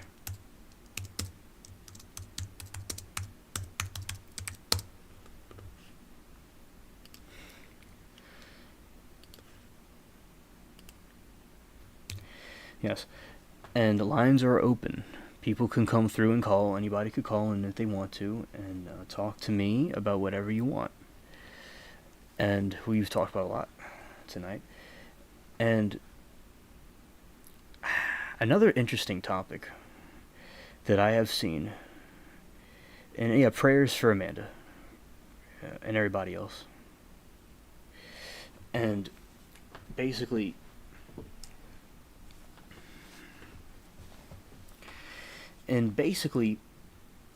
with, as I just said, the Mandela effect. Another thing I like to look at is the caves and the things, because there's this cave in France. I'm part French from both sides, and these catacombs and things, this cave, you go deep and deep into it, and people got lost and couldn't always find their way out.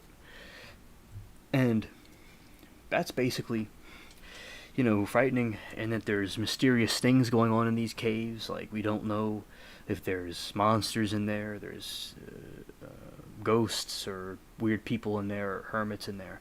That's another thing about the different caves and things in Europe and America. And, some of the caves in France have, like, skulls. It's all skulls. And I remember that with movies and things, for example, like, someone remembers something, the Mandela effect, just going back to that for a moment, it's like someone remembered something from a movie, and then it wasn't what they thought it was, and there's something maniacal going on, we have no answer for it.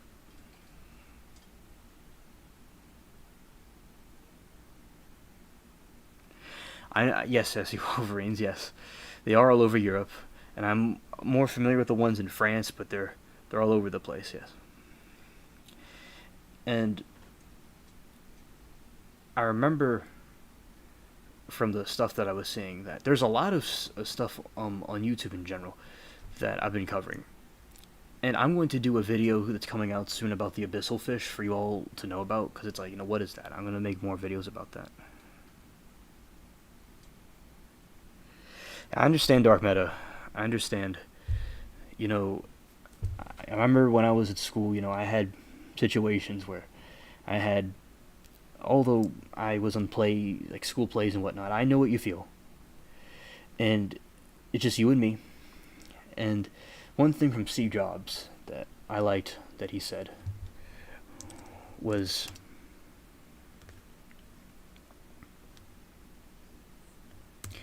that if today was the last day of your life, what would you do?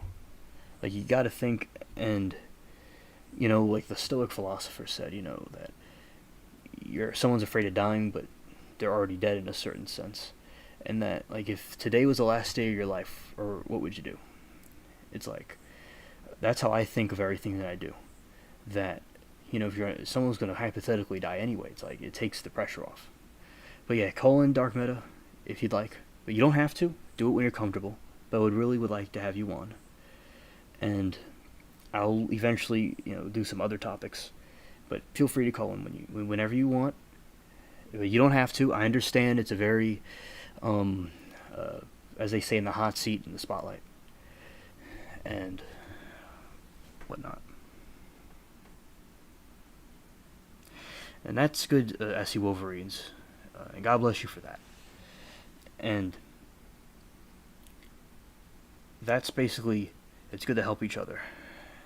And different things. And my corn is looking great. And I've talked all over YouTube about the corn. It's quite marvelous. And while we wait for the callers, if they come, I'm going to go over here and get my window so I can see chat. Because chat needs to see me, and I need to see chat. And so with the Mandela effect, here we go.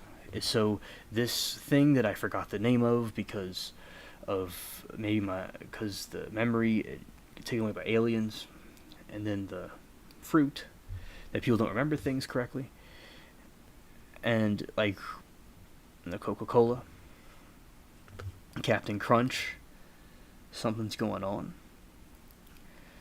And yeah, so here's an example. I'm gonna drink some water for a second.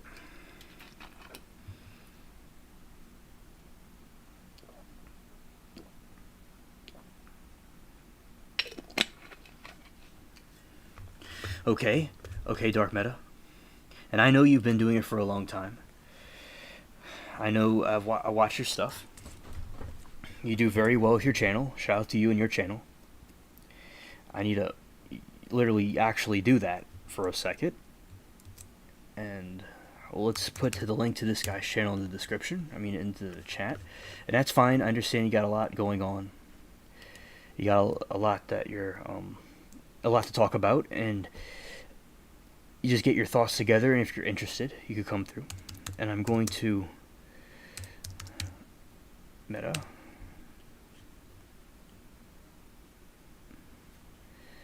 All right, dark Meta will yeah, I'm gonna find it.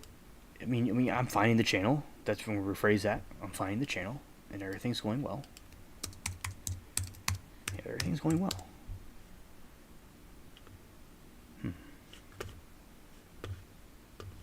I'm about to put his link in the description, everybody.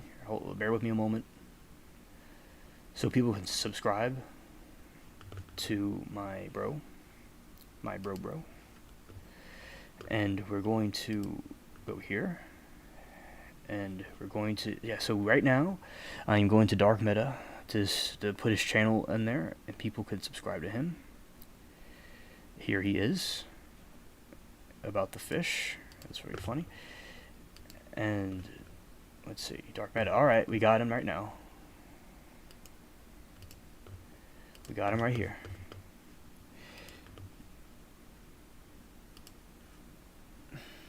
Yes, Dark Meta.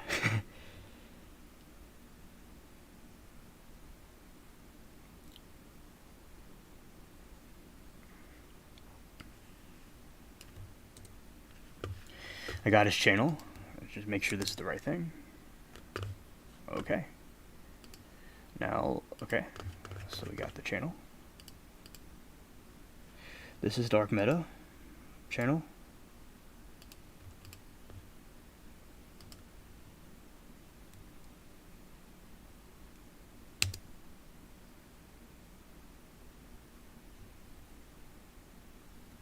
Yes, Dark Meta, I will look into that.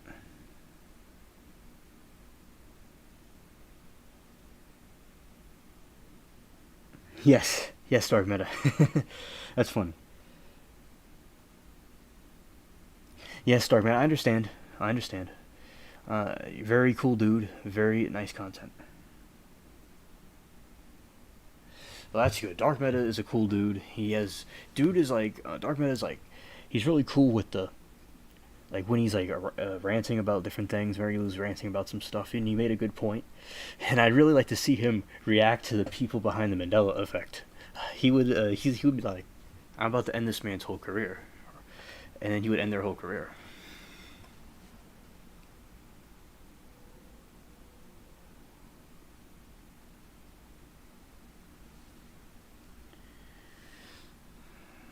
Yes, so subscribe to Dark Meta. He's cool. He's cool people. He does content, really cool content. All right, and in Dark Meta, like what I do with ABL.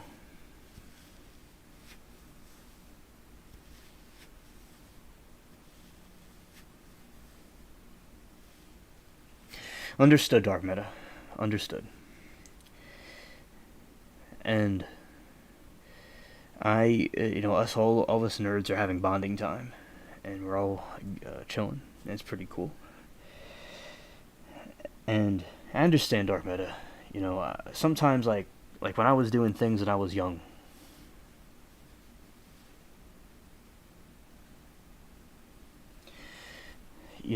I like doing the stuff to cats, or when I was young, when I did my stuff at schools, I did some stuff, and I was like, wow, it's and then I'm like, I could take a break and take it easy. I know what you mean, Dark Meta. And, like, YouTube company, not YouTube views. Now, I could put this more up here, so I could not have to look down like I'm looking down a hole. Alright, this is better. Yeah, no, I understand what you mean, Dark Meta. I understand. Cool people. And also, let's see. So he's talking about the orbs over Lake Michigan. Now, what do you think the orbs are, Dark Meta? What do you think they are, the orbs and the things? Because a lot of people tell me that they see.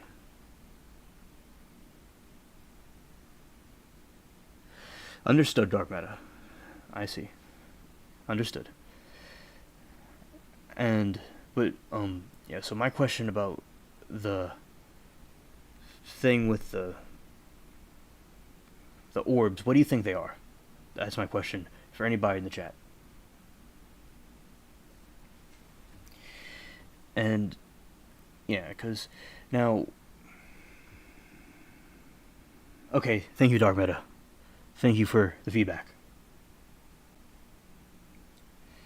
Well, you see, I agree with Dark Meta. Now I kind of went back into getting the subscribers more. I like the different things that YouTube has, the functions and things. But you just gotta keep on working on it. Like with SE Wolverines, never give up.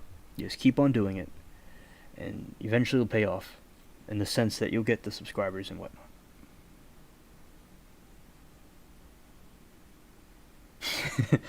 I did a video one time, and I was after ABL, and I saw this blue thing that just came out of from the horizon, and I'm like, it could be some extraterrestrials. And then it disappeared, and I guess that's like an orb or some kind of a drone, but it doesn't make any sense. But yeah, I saw it. And I know they would probably be tripping on me because I keep on exposing them. And basically, what I did with my channel was I wanted to spread the word about my friend and I's ideas about the aliens, about Planet 10, about the fallen angels, and I put that out there on YouTube. And I think, like me, the ads. They have say, SE Wolverines, there's this thing, with the ads you could put out. And I did that, and I was able to get more traffic. But I haven't really focused much on it, like what Dark Meta said. I just kind of been... I've been focusing on YouTube a lot, but only recently have I really started to come back, because there was some family stuff going on and other stuff that I was doing, and I just kind of took a break from it. But now I'm going back to it, and I want to come up with some more content.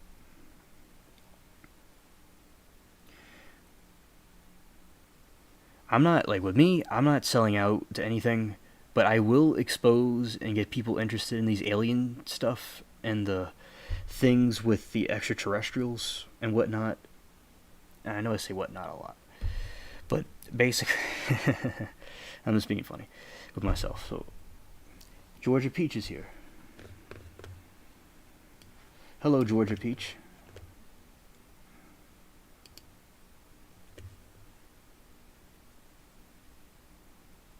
Nice to see you, Georgia Peach. So, basically,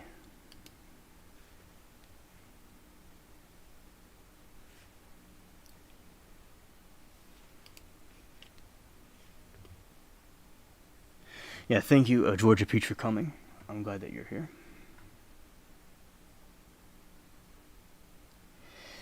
And good to see you, Georgia Peach. I'm glad you came. Bye.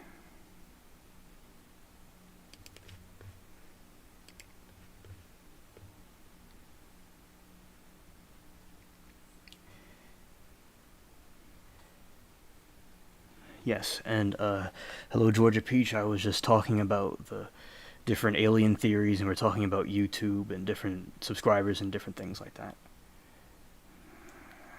And also, the lines are open if anybody wants to call in, as I said before, and talk about different things. And, we're talking about how the aliens are fallen angels, and we had some good callers earlier talking about how the aliens or demons that they were put into those bodies. We talked about that. It was pretty good.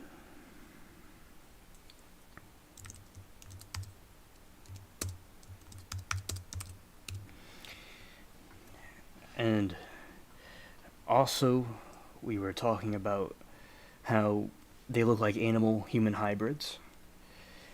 That basically, that is what the same thing from the Bible that the angels look like, and that they come from the same thing. And I was also talking about the Mandela effect and the Fruit Loops thing.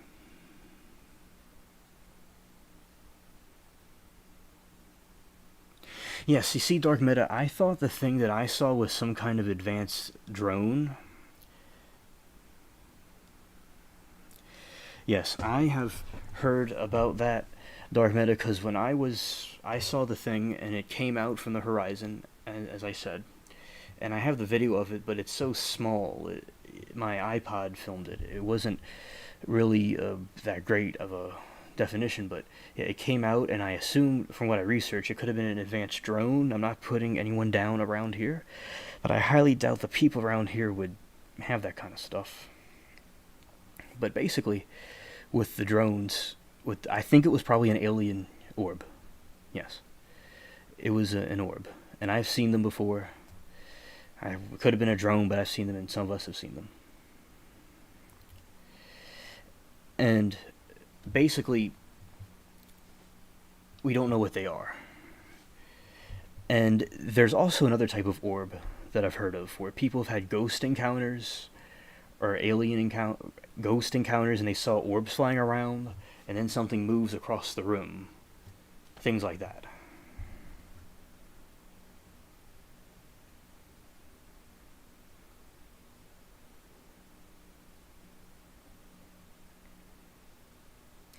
Yes, Dark Matter, that does sound strange.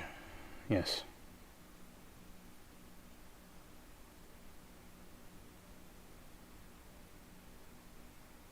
Yes.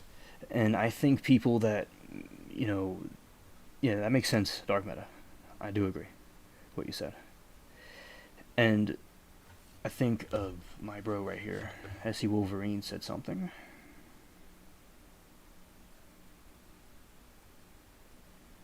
Yeah, but he mentioned something about, ghosts. Okay, so a ghost, I've heard that there are incidences where there's ghosts that people are exploring a haunted place.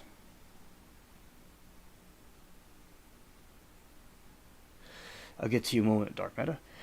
Because I see your question, Dark Meta. I'm going to SC Wolverine's question. That basically the question is, what is the ghost? So the ghost. Yes, Georgia Peach. You know what I'm talking about. Yes. So the orbs. So people see these white little specks float around, and some weird stuff happens, or when someone dies. Yes, those are the orbs that have to do with ghosts and supernatural things. And then there's this other orb that people see in the sky that are like UFOs. That it's like a blinking light in the sky and it vanishes. And another alien on here, one of our aliens, he saw this thing where it was the airport was over in this other direction, and these UFOs, these orbs, are flying in the sky in a weird way. And he didn't get a video of it, and he could elaborate on the other stream. But basically, they see like alien UFOs in the sky, and there's another orb that is like a ghost orb, like what Georgia Peach said in the chat. And when I'm talking about people that explored haunted houses, something moves. Like, say, like this Patrick water flies across the room when an orb goes by. Yeah, it's something weird. It's something supernatural. Yes, indeed.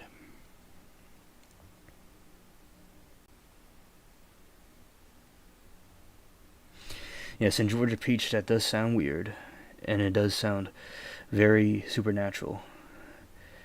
Yes, I agree. And creepy. Yes, it would be disturbing to see something like that. And another theory is about the ghosts is that they are the fallen, that they're the same thing. They're the interdimensional fallen angels that are appearing as dead people to trick people. That people are either in heaven or hell. But these things are the same stuff. Now, you all could tell me in chat, do you all think that, the ghosts, I think they're demonic, of course. But people think that they're just ghosts of dead people. Some people think that they're the demons, which are the fallen angels also.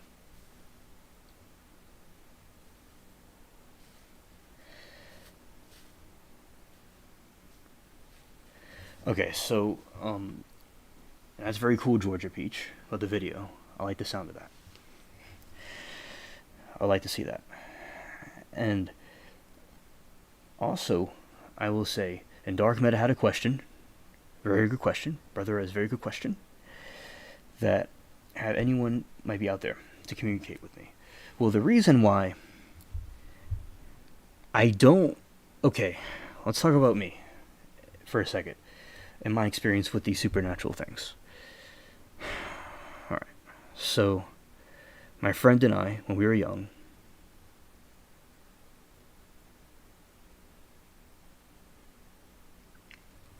that's what I think too, SC Wolverines. If it was something from God, it's not going to be scary or creepy. They give off black auras. They give off dark auras. I agree. That's what I think too. But what a Dark Meta was asking me, like, I've had dreams of these things, of the aliens, and they're very creepy. I've had dreams of demons, people that look like my grandma or family and different things. But it's in the dream, it's not really them. And I could talk in the dream. I'm like, I forgot the term, but it's like you're in the dream and you could think, you could talk, you could do stuff. And it was something demonic, and I had a cross or a Bible or something, and I rebuked it in the name of Jesus, and they get nervous and they go away. And I agree, you should call in, Dark Meta. The lines are open, anybody could call in. And also, basically, so that's the experience I had, and those are the same thing as the aliens. Yeah, lucid dreaming, thank you. And I fought them off, and sometimes it didn't go away right away. But they eventually would go away. And there was a cross or a Bible or something godly, and I was able to fight them. And God was always there for me.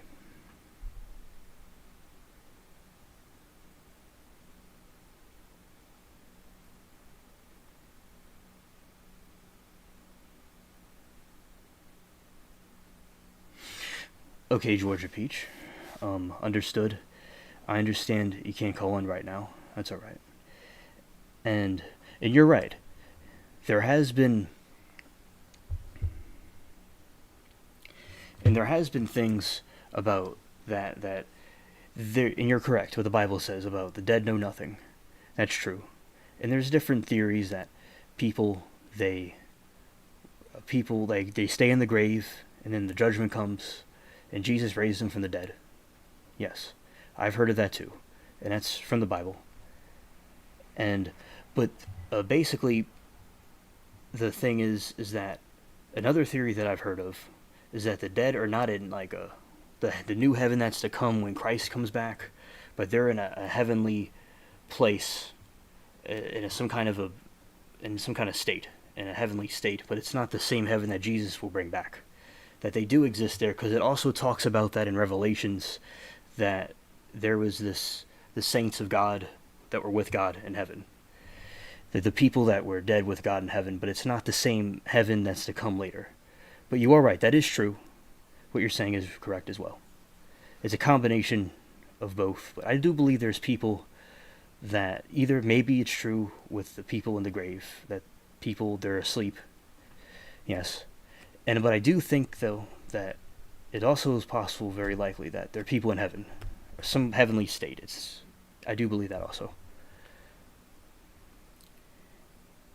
And because people had near-death experiences, and they said that they saw people in heaven or hell. But it's not the same hell that we're familiar with. It's like Hades.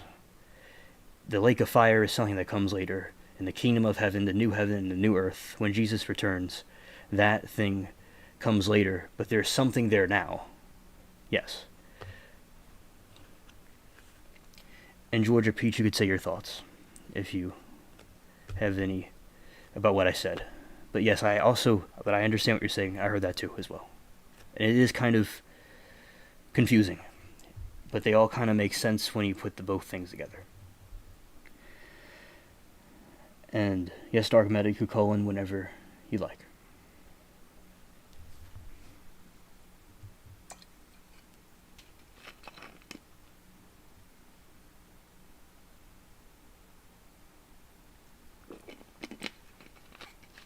Because throughout time, like, I had thought, like, first it was like there's people in heaven now, and then, like, what I've heard also, that there are people in the grave. But then again, it also says, but there's some kind of state that they're in with God. But it's up for interpretation. There's different theories. But I know from near-death experiences, I'm repeating myself, there were people that did see God, that did see people in heaven, and Jesus.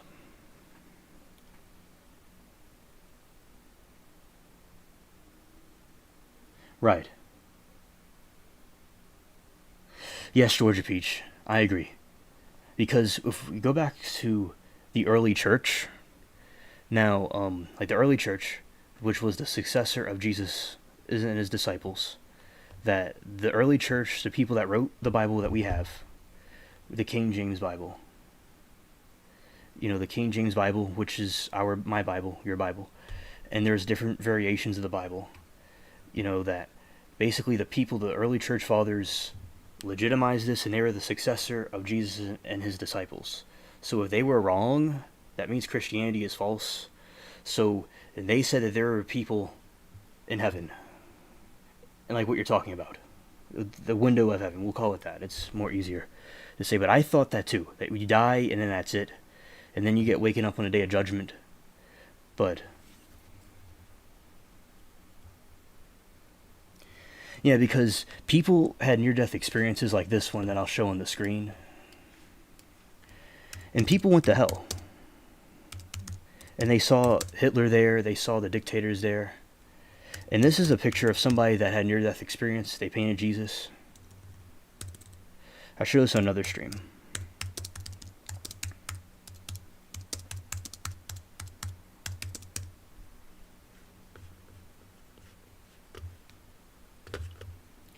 Like the lady that saw Jesus in heaven, and this boy named Colton, he saw his grandfather, and he knew things that he never would have known about, and he also saw his sister that wasn't born. And people went to hell. This guy, he went to hell, and he saw Hitler and demonic people and stuff, and Jesus saved him from hell. So it's not the kingdom that's going to come later, but there is some kind of window of heaven or something. Yes.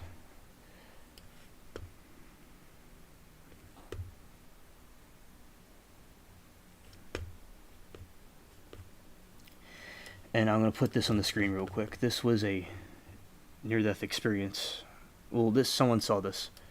So this what you see here is Jesus, the painting of Jesus that somebody painted. This lady that had an experience and saw Jesus, and she painted him, and it matches the Shroud of Turin, which I think is interesting.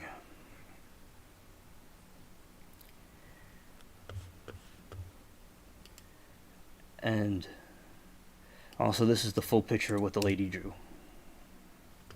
Is this movie called Heaven is for Real? And she painted him. She saw him.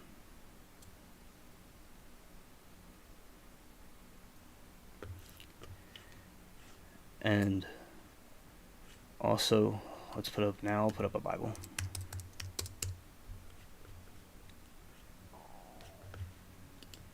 Let's see chat.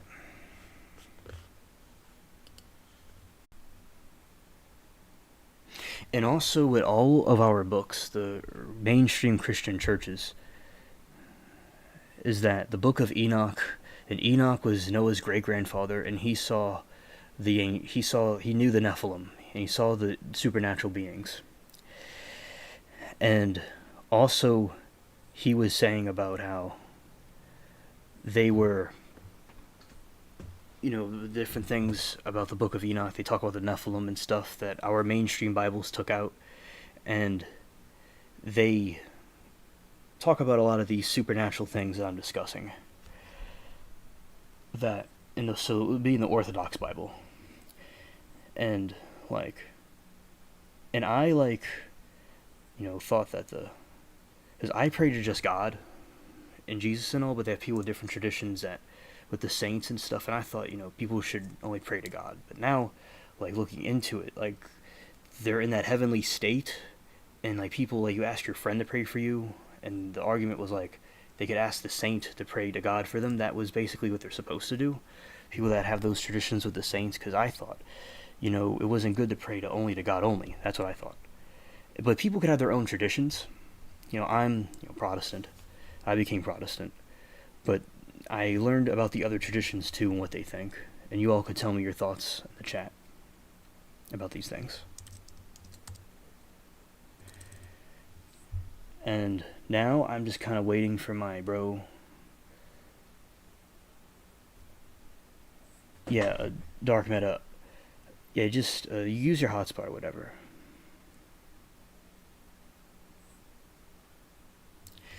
And basically, Dark Meta, do whatever you have to do, but I really would really hope you call in. We could talk about what you got to talk about. And Georgia Peach, you could call in if you want, but I'm also going to do another stream about the different topics and whatnot, but feel free to call in, Georgia Peach, or call in. Yes, and I agree, Georgia Peach, about the animals. Yes, the animals, I feel they know a lot. And they know when they're going to die, and they know when other people are going to die. Yes, I totally agree about that. And I wasn't a nurse, but you could say I've dealt with a lot of cats and stuff. And, yeah, and people, I remember this dude was saying, people, and I could show the video, I could play it. There's these people in these cubes, and the dude said he saw Hitler burning in a cube, and all the other dictators. And he saw people doing witchcraft that were in hell. A woman was trapped in a coffin for 300 years. And then the demons came out and they ripped her to pieces. And so I'm just people, there is some place after this that people don't understand. And I thought the same, about that they die, the dead know nothing. But but looking deeper into the different, in Christianity, it seems like there is a heavenly state that they're in. A window of heaven. Because the early church, going back to when Christianity was founded, that's what they said. When Jesus went to heaven, when the people died that succeeded Jesus and his disciples, that's what they said. That's what the tradition that they passed down to generations and generations, but people got confused and twisted things around a little bit. But no, it's they would be in this state, the window of heaven, we'll call it. And, but it's also good to be Bible-based, too. Because a lot of people in the traditional churches are not Bible-based enough like we are. or at least I am in some of you. And it's going to be Bible based. But there's also truth to other things too. It's like a combination of both, in my opinion. Yes, it is something else.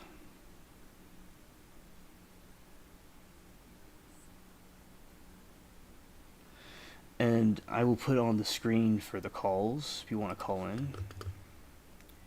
And Dark Meta, I'm not quite sure what you mean exactly.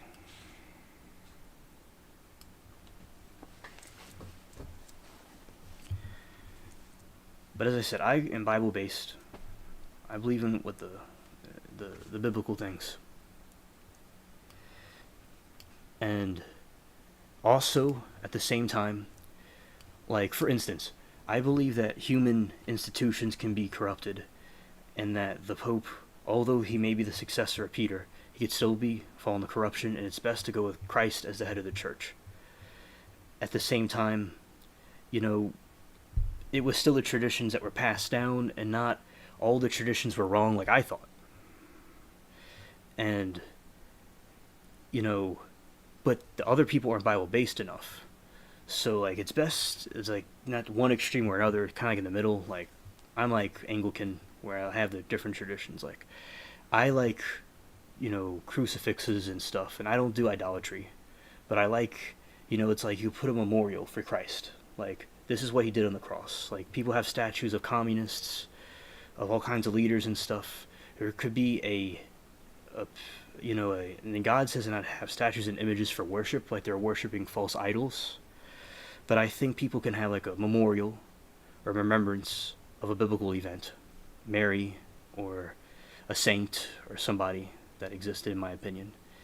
And I think it's positive vibes to have around, because demonic things and ghosts and things I've seen about ghosts and stuff, they don't like seeing crosses. Aliens, they don't like seeing crosses. They don't like people talking about Christianity.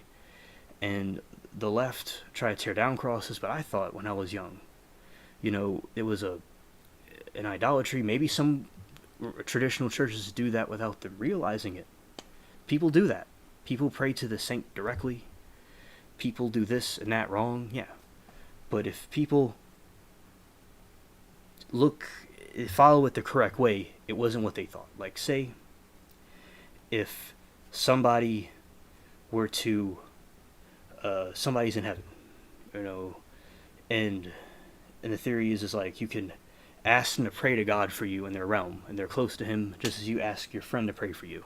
But don't pray to them directly, and this is where there is a break off in the church, the Protestants, like myself and us. But then again, there is a misinterpretation. And I think a lot of the Catholic Church, sometimes people in the Catholic Church persecuted Protestants terribly, when they just needed to sit down and talk. You know, like, people got something misunderstood, like people praying to the saint directly when it was not supposed to be that way, and then people could have settled it out, and then people had to flee to France, to England, and whatnot. And, like the Anglican Church, it's without the Pope's authority, but it still has the traditional stuff in there. But I take things from all the different Trinitarian churches. Like, if someone could be Catholic if they want, and someone could be Baptist or Lutheran or Orthodox, whatever. The thing, though, is people that believe in a non-Trinitarian religion. Like, they believe Jesus was a man and he wasn't God. It's a false religion. Like, if I say that this chapstick is Jesus and he is not God's son and he's just a man, like what Islam says, it's wrong. And if the Mormons say that this Jesus was on a planet and God became a god and he worshipped another god, what the Mormons think, and then he came down and Jesus became a god, it's just confusing. So anybody that believes that he's the son of God that died for our sins and rose again, that is fine. And we all have our different traditions, and that's fine. They're all okay. There's different denominations, and that's fine.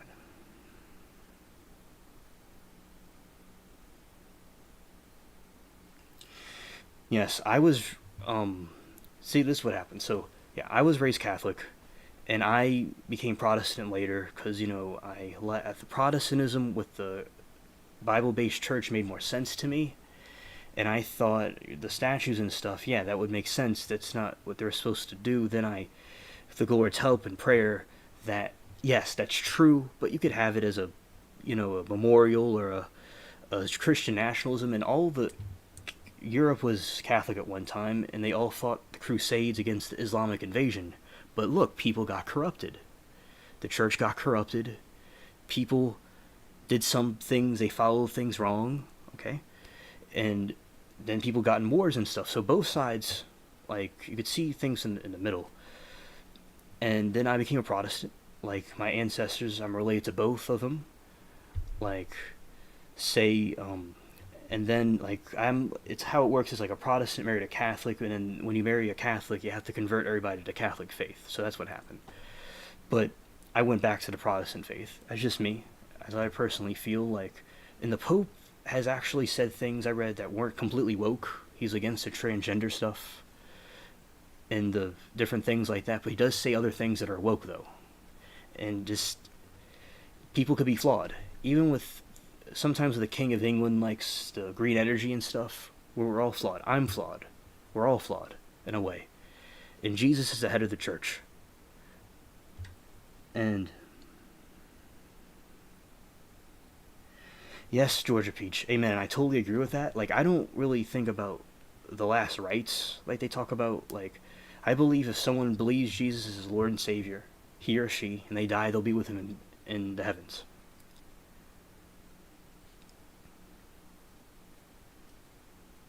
And I only pray to Jesus. That's what I do. But I'm also saying about these other traditions and really studying what they really meant. Like, it wasn't what these other people were doing. Like, you weren't supposed to pray to another deity, only God only. But they just ask a saint, like they asked a friend to pray for them. And Mary, Jesus' mother, he did everything that he asked. So people wanted her, they would ask her to pray to Jesus. Like say you ask your friend to pray for Jesus. It's kind of the same way. But if someone prays for you, or if you have someone pray for you, it doesn't matter. If it's a person or people that have those traditions of the old churches that pray to saints, that's up to them. I'm just saying it's a legitimate thing, in my opinion, and people could practice that. But I pray to Jesus, God alone. And that, like, Jesus is Lord and Savior, that's all that matters. And, like, my cousin, he believed in Christ when he died because of the drugs and different things. And really, he didn't die from drugs. He was off drugs. He just had bad health complications. And he's with Christ. It doesn't matter if a priest gave him a last rite or not. I believe that, he's safe. Because I'm Protestant, as I said. But I've also really went back and studied the different traditions and stuff as well, to see what they really meant. And yes, SC Wolverines were all flawed. Yes.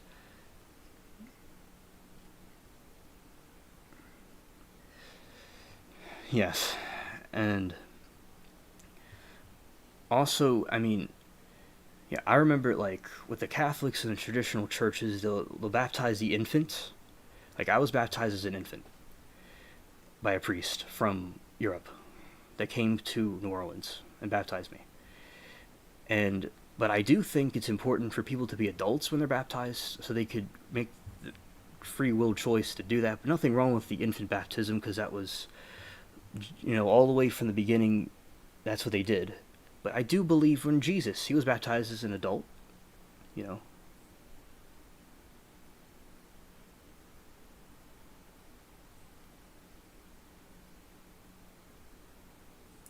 Right. And I'm not, as I said, I'm not Catholic. I'm just like a regular Protestant. I'd say, like, I like the Church of England, but I'm like a regular Protestant. And, I have something to show you all. I'll be right back. Hold on a second.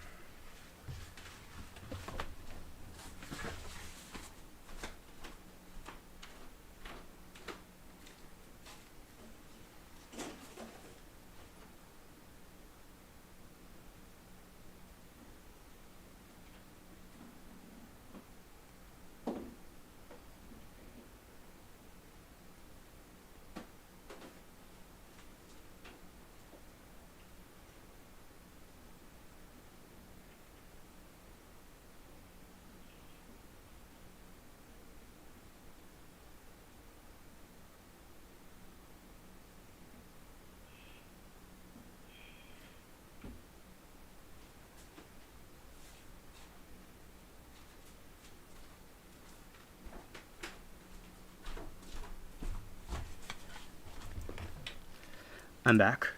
I'm back.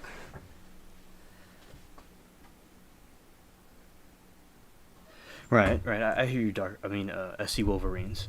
Now, I'll show you all something. This is something from a very old church. This is a crucifix of Christ.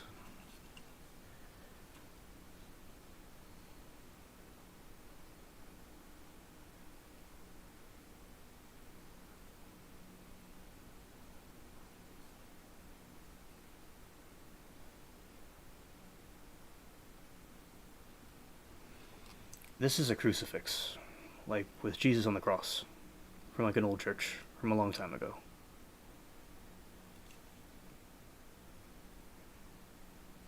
And I think, it shows, like what happened. Especially people that didn't have like the internet and they couldn't see what was going on. Alright.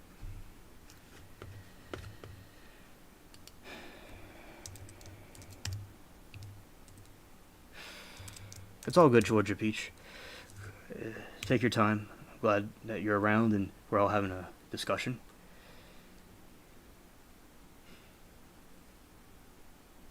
Thank you, Georgia Peach. Thank you. I'm glad you liked it. One of my friends, it was a neighbor of mine. They were over across the street, and they were white, and they moved to North Shore at some point. And they basically, their house got demolished. They were going to be demolishing the house, and it was just frozen from Katrina, and they didn't get flooded. And I saw that, and they let me have it. And it's from very old church, and I have a bunch of those things. And across the room, you can't really see it. It's a painting of Christ from an old church.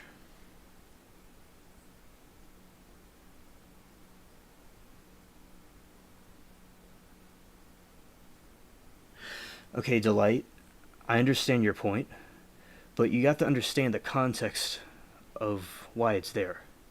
If somebody builds an idol, and if I were you, I would feel the same way.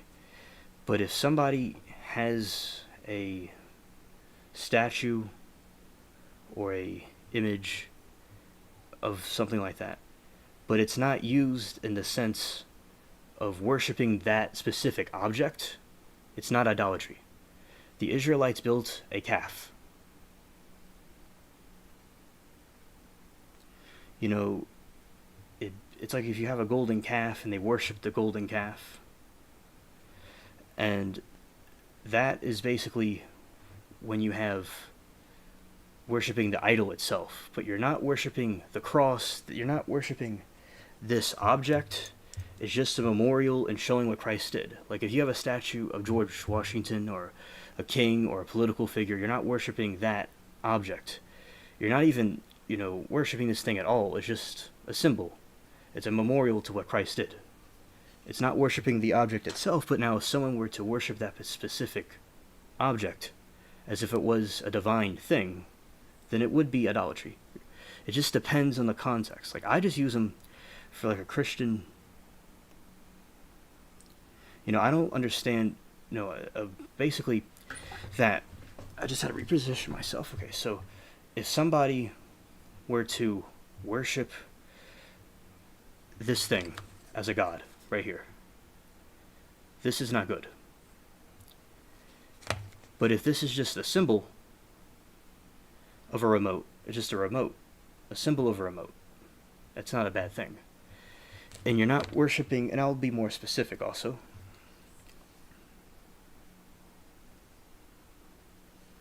It's not an idol because I'm not worshiping that particular object. The communists and stuff in Russia, they took all the statues down. That's what they did. They don't like holy things. And if I were to worship this particular item, that it was a god, or it had some divine connection, a divine thing, that would be idolatry. But no, this is just the cross, the symbol of Christianity, and the memorial to what Jesus did. And people that have no technology in the old days, they didn't know about how to visualize what happened. This is like what happened, like a play. So no, I'm not using it for idolatry. Maybe other people do, but I don't. No. It's just a symbol of Christianity. It's a symbol, a memorial to what happened, like a statue to a political figure. No, Russia, the communists didn't want... Lenin burned down the churches. Lenin took away the statues and images. And a demon, look... And look, if I were you, I would feel the same way. And I did feel that exact same way, Delight. You know, I would feel the same way. I did feel the same way. I felt the same way as you, but not in that, what you're saying. But I felt some people could be using it for idolatry, maybe. But no, it's not idolatry. It's just a symbol of Christianity. But I know what you mean, but it's not what it is. If we were to worship that cross as if it was a divine being, it's idolatry. But if you're just having it on the wall to symbolize what Jesus did, a memorial to what he did, it's not idolatry at all. Though that's the difference, in my opinion. No, see, this is what happened with Russia. There is something called the Communist Revolution in 1917. I'm not talking about now. Now they're Christian. You're correct, Delight. You're correct. But way back in 1917, 100 years ago, they took away the statues and the images and the crosses, and they burnt churches down. But Russia, under Stalin mostly, they brought back the churches. But you see those churches, those cathedrals, those crosses, they contribute and pay tribute to the Lord Jesus.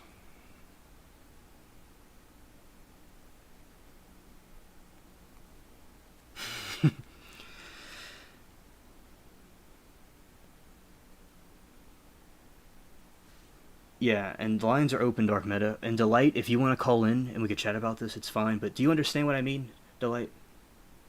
That if I were to worship this thing as if it was Christ himself, that this is a god, and I worshipped it, that is idolatry. Or it has some kind of, like this thing, I touch it, and it's going to, it's a god itself. That's not true. This is like Jesus. You know, there's a statue of a king, there's a statue of Martin Luther King, there's a statue of this and that, and even George Floyd. This guy gets a statue for what he did for humanity. And that's basically what it is. But it's not idolatry. No.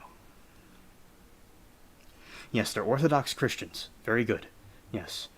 And you see, when you take away the statues and images, Lenin did not want a display of Christianity in Russia. Demonic. I've seen videos of ghosts, and someone puts a cross up, and they see a ghost, and the ghost goes away. Or a demon. They did aliens, they do this, and they go away. When you create something, like if I was going to make a piece of art, it gives off a vibe. If someone creates an evil thing, it gives off something creepy. You know, this thing, you know, it's a righteous thing. But it's not something to be worshipped. Don't worship this thing. This is a tribute to what the Lord Jesus did.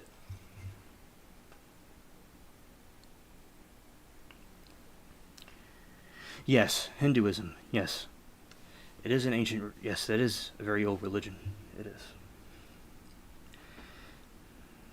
And also, like, my family, they're Catholic still, but they're Protestant like us. Like, they understand the Bible-based thing, like they're like Anglican. And, like, there's a tribute to Jesus's mother, like a statue to remember what that person was in the Bible, what they did. And Delight, can you explain how it is an idol? Because I just said how it's not an idol if you're not worshiping that particular thing. Like, it's not an idol.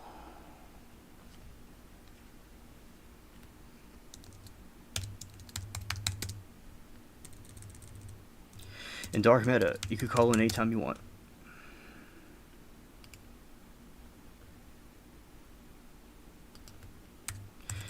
And Delight, you are my good friend, and you're right to have that opinion. You don't have to have statues or images. I'm just saying that people that do that, as long as they're not worshiping that object as it's God himself, then it's fine.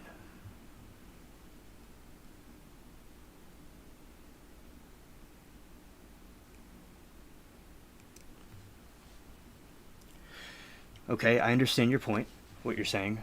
You are understood. But you got to understand the intentions.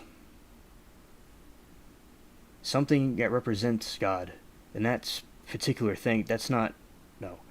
It's an idol is something you're worshiping an object. You're worshiping an object. You're not, that's when you idol something. So in the ancient Israelites, they created a bowl, a golden bowl, and they worshipped it like a god. And God struck it down. And he didn't want any of those things there. Now, if someone builds a cross or a statue of a Christian figure and they worship that object, then yes, you're correct in that sense. But if someone just has a statue or an image of something from the Bible and it's not being used in an idolatry way of worshiping that object, then it's not idolatry. It just depends on the intentions behind the statue being there or image, in my opinion, but you're free to have your opinion as well. Well, that's not, I disagree with that, but you're free to have your opinion about that.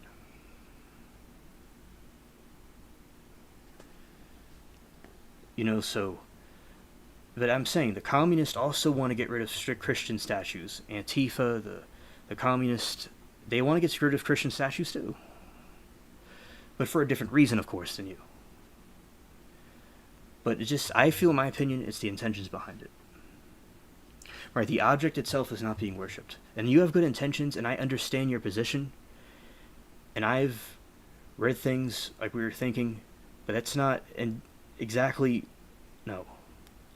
I believe, in my opinion, you may have misinterpreted it, but it's fine. Alright. Hold on.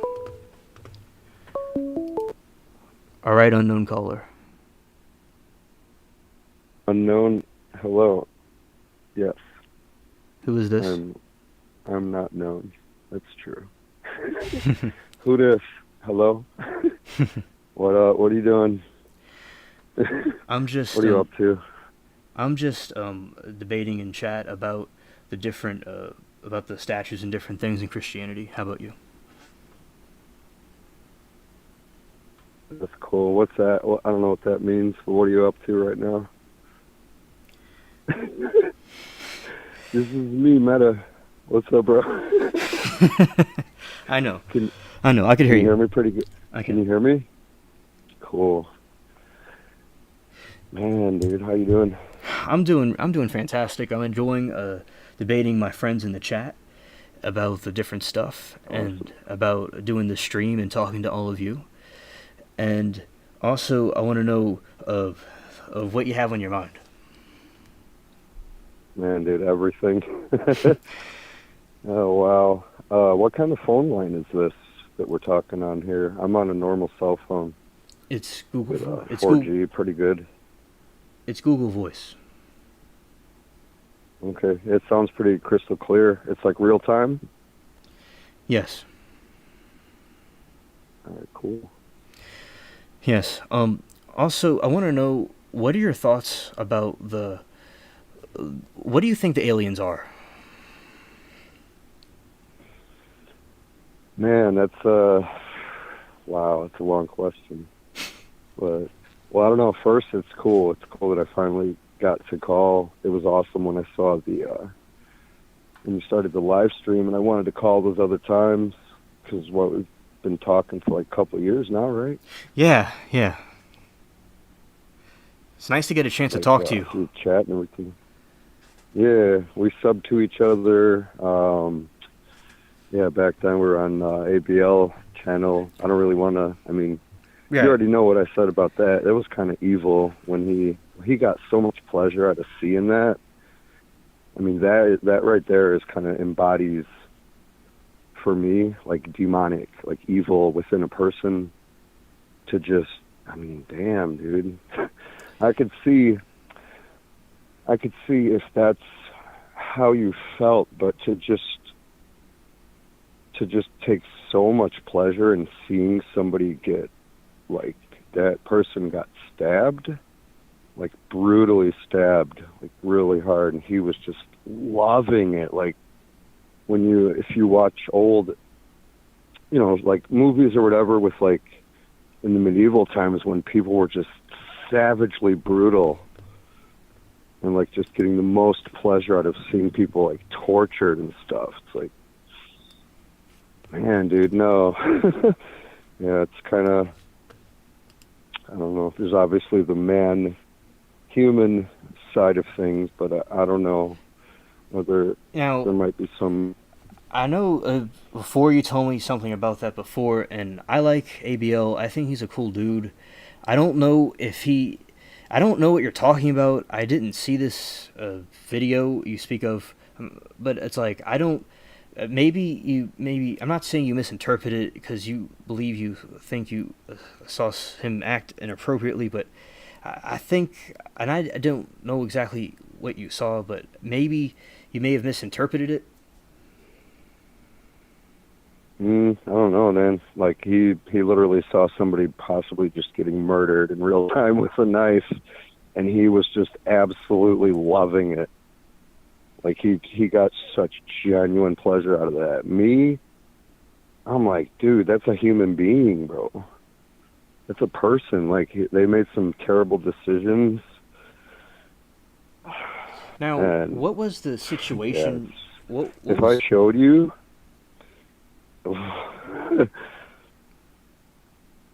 like, what was the situation? Yeah. Tell me what was going on in this. What was going on in this video you speak of? There was a kid who, well, he was maybe like in his early 20s. He looked like he was pretty well versed in hand-to-hand combat. He happened to look somewhat maybe like Filipino or Vietnamese. I don't know if that's relevant, but he looked like a super fit dude who had like hand-to-hand training and like knew how to use a weapon. I don't know what he was, but he was in a vape shop and these two kids came in and grabbed a bunch of stuff from behind the register, and this dude just went into like automatic like Marine mode, like, and just savagely pulled out a knife,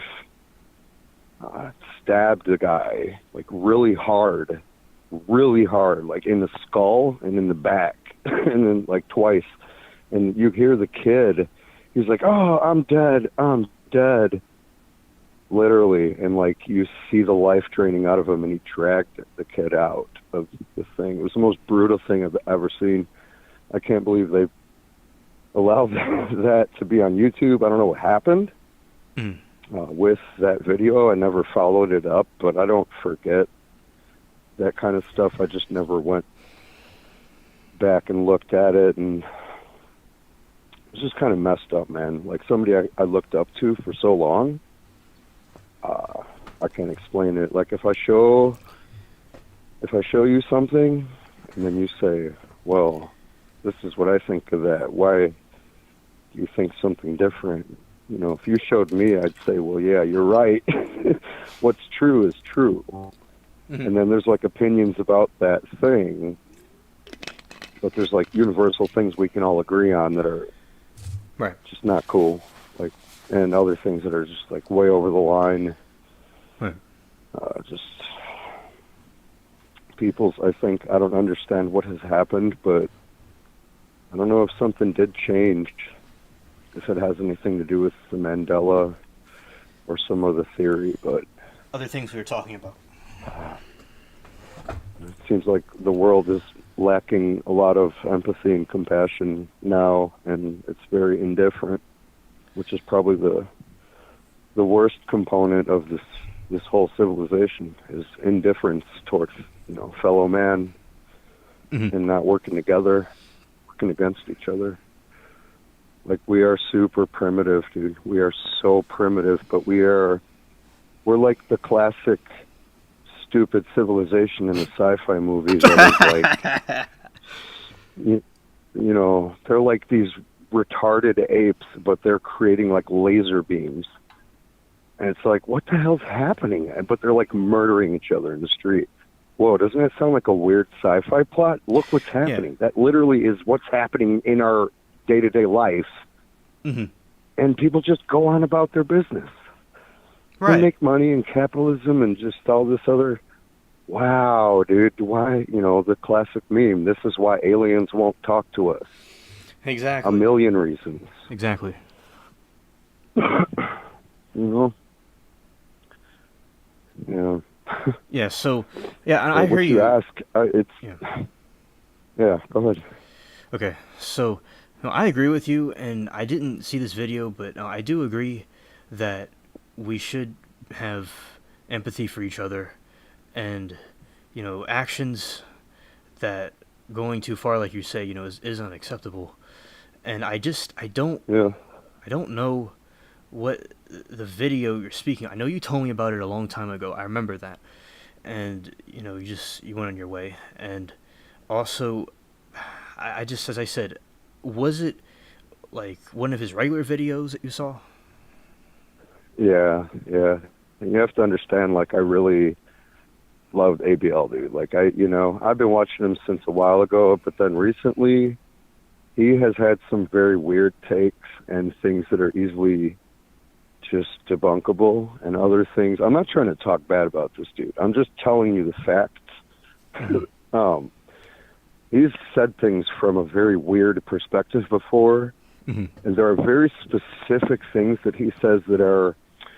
It's like a typical thing that certain people will think of since like old ways, and the fact that he was in Mississippi and not around certain other kinds of people. I'm not talking about race, just in general. Mm-hmm. And I've seen this so much that you know it when you see it, and they're like when you see everything from a different parallax, right? You see everything from like the top of a mountain, Mm-hmm. but the people in the valley insist that something like below them doesn't exist because they can't see it from their vantage point because there's a hill in the way. Mm-hmm. Mm-hmm. But you can see both sides, both both towns, Right. but both of them are telling you like, no, the other one doesn't exist, and you're like, yeah, it does. Here's why. So, if I don't care, I don't care anymore. I have zero tolerance for. I don't have allegiances to people or whatever. Like, I know what I believe and like what's right and what I stand for and what people should be doing. Mm-hmm. No matter how much I've had to do it a lot recently, but I have to just cut people off, Mm-hmm. and that's it. Like, because that's what I'm saying. You have to understand. I watch ABL for 5 years or more, Right. like religiously, always, every video. Mm-hmm. Like, it gets kind of annoying his same intro every time, but I seriously, I'll just recite it as he's saying it 'cause it's funny. His always Mm-hmm. typical things. Like I don't know how many times I've commented on his channel, probably a ton. I say some weird stuff on the, I say some funny shit online. Yeah. But yeah, a lot of serious stuff too. But Right. anyway, I mean, even if you're a close friend or family or something, whatever family means, but if you're close to someone, if you care about them, you have to be able to call them out if they're Facts. on some BS or something, I agree. you, I agree. especially a spouse. You don't sugarcoat it, and it's harmful. You don't play into it. Mm-hmm. It's like, no, that's not true. I'm sorry. You have to draw a hard line. Mm-hmm. Especially, after the whatever, I guess, that people can't talk about on YouTube and all these things with all the censorship and the big, when everyone got sick. So, it's crazy. I don't get censored online. That doesn't work on me. Bro, anonymous, you know what that is? Say it again. Anonymous. Yes. My cousin that Are passes you away. Yeah. are you a hacker? Well, You have hacker, bro? as I said, I haven't done anything like that, but I am interested in technology though. All right, just making sure you're not hacking my phone. I'm not. It's an Android. I was kidding. You don't have a shell terminal open on a Linux machine, Mint Linux, do you? No. Look, Arch okay. Linux. You are my comrade, one of my closest comrades, one of my aliens. Oh yeah. I wouldn't do anything to you, and I'm not doing anything right now or anybody, or I've done nothing with anything. I'm just with my. People could see me on the stream right now. I'm just hanging out here with myself and talking to you and hearing your thoughts about things. Because I wanted you on, because I know that different thoughts. No, I'm not doing anything. Everything's all good, but I understand it's good to be okay, have suspicion, but I'm not doing anything. But to you, I would never do that. But no, I agree with you, and it's good that I would not. you're into. I would never suspect you of that. Right. It's good that I would never suspect you of that. Sorry. Right. It's good that you're concerned about people and a big fan of ABL. I and you are, and I know you told me that, and I'm glad that you're bringing even more light to it. And yeah, that is wrong. That it's good for. Well, that's how it used to be. I remember I used to meet until you that point when I remember I met you there, and I remember when you commented on my video about it was the time machine one. Was it? The time machine sound effects. Was it like you could probably find, if we went back in history, you could probably find the first time. I don't know if it keeps a record of when you subscribed to the date. That would be cool. Right, but no, I have the comment that you said to me all that time ago. You were like, you're the 70s. Yeah, that's right, when I subbed to you. The 77th subscriber. Yeah, you were the 77th subscriber, and you like my sound effects. Dude, that's sick. Yeah. Oh, yeah. And there's more coming. And did you see the one? I think the first thing we said was we have to collab because. Yes, I agree. Yeah. Music is my thing I've done for a long time, and the other side is like, well, why I brought that up. I don't mean to cut you off, but that's right. Because Anonymous, before there was anything with Anonymous and Guy Fawkes in the movie, and anons and stuff online, and security and cyber stuff, it was just forums, and it was just people posting and saying stuff, and instead of chat, for people who weren't on the web 1.0 internet. I grew up on the internet, and before that, my aunt worked at IBM in the 1980s, and she taught me programming. I'm pretty young though, because I can travel through time, but don't tell anyone. Yeah. So we would just post on there, and if you don't want to make a name, you could write a temporary name, or you could just leave the field blank, and then your message will say anonymous in lowercase, and that was on a lot of boards. So a lot of different people were in a lot of different little circles and groups of friends and not friends, and just like-minded people, just like anything today. And so they all started gathering, and some people were like, oh, we are a legion of people who is just an idea. And it was like freedom fighters and whoever else, and hackers and all these different tech people. And that's what I was, a part of everything with that, and a patriot and a freedom fighter, and learning about everything before 9/11 and researching every conspiracy known to man. And studied, all the different alien stuff. And that's why I wanted to call so much, to tell you about just different baseline theories that if you come to every conclusion you can, there's only a few likely things, Anyway, with ABL, I can't do it. I can't do it anymore. I haven't done any activism or anything in a long time. I've just been viewing a lot of stuff. I've been like a hermit for a while now. Yeah. I was like a hermit, and then I went on YouTube and got my group and implemented my ideology, for my friend about the alien stuff, and expanded my group. It was just him and I, then I have all of you. And so I know what you mean, but and I am glad that you told me about that, and you're telling us about what's your thoughts about that. And I think and when I was talking about earlier about when the different religious institutions got corrupted, although I believe in Christ, humans fall into error, and they will kill each other and be brutal to each other, and then it will just get more and more dark, like the Twilight Zone episode when they got more and more dark, in the land until there's darkness that people couldn't see. Like there is they're talking about how the Iron Curtain was dark, the Vietnam War, that area, the sky was like dark, and that's basically what you're talking about. You mean dark like actual light darkness, or like dark as a concept? It's dark as a concept, but the Twilight Zone, it was physical, of course. Because you know Brave New World, right? Aldous Huxley. I've heard of that. And then there's 1984. Yeah, right? Brave New World is by Aldous Huxley, and then there's 1984. And people get those two confused a lot, but they're basically the same premise. And it's the same as one of them. It's like Demolition Man. I just watched the video. If you ever watch, well, I don't want to name drop right now, but you name about drop dystopian future. Well, yeah, it doesn't matter, but it's Mr. Reagan channel on YouTube. It's amazing. I watch him. Chris, he's a good dude. He's a good dude. Very based. Yes. There's certain people who are on our side, and there's a lot of evil coming through society right now. And he's on the good side.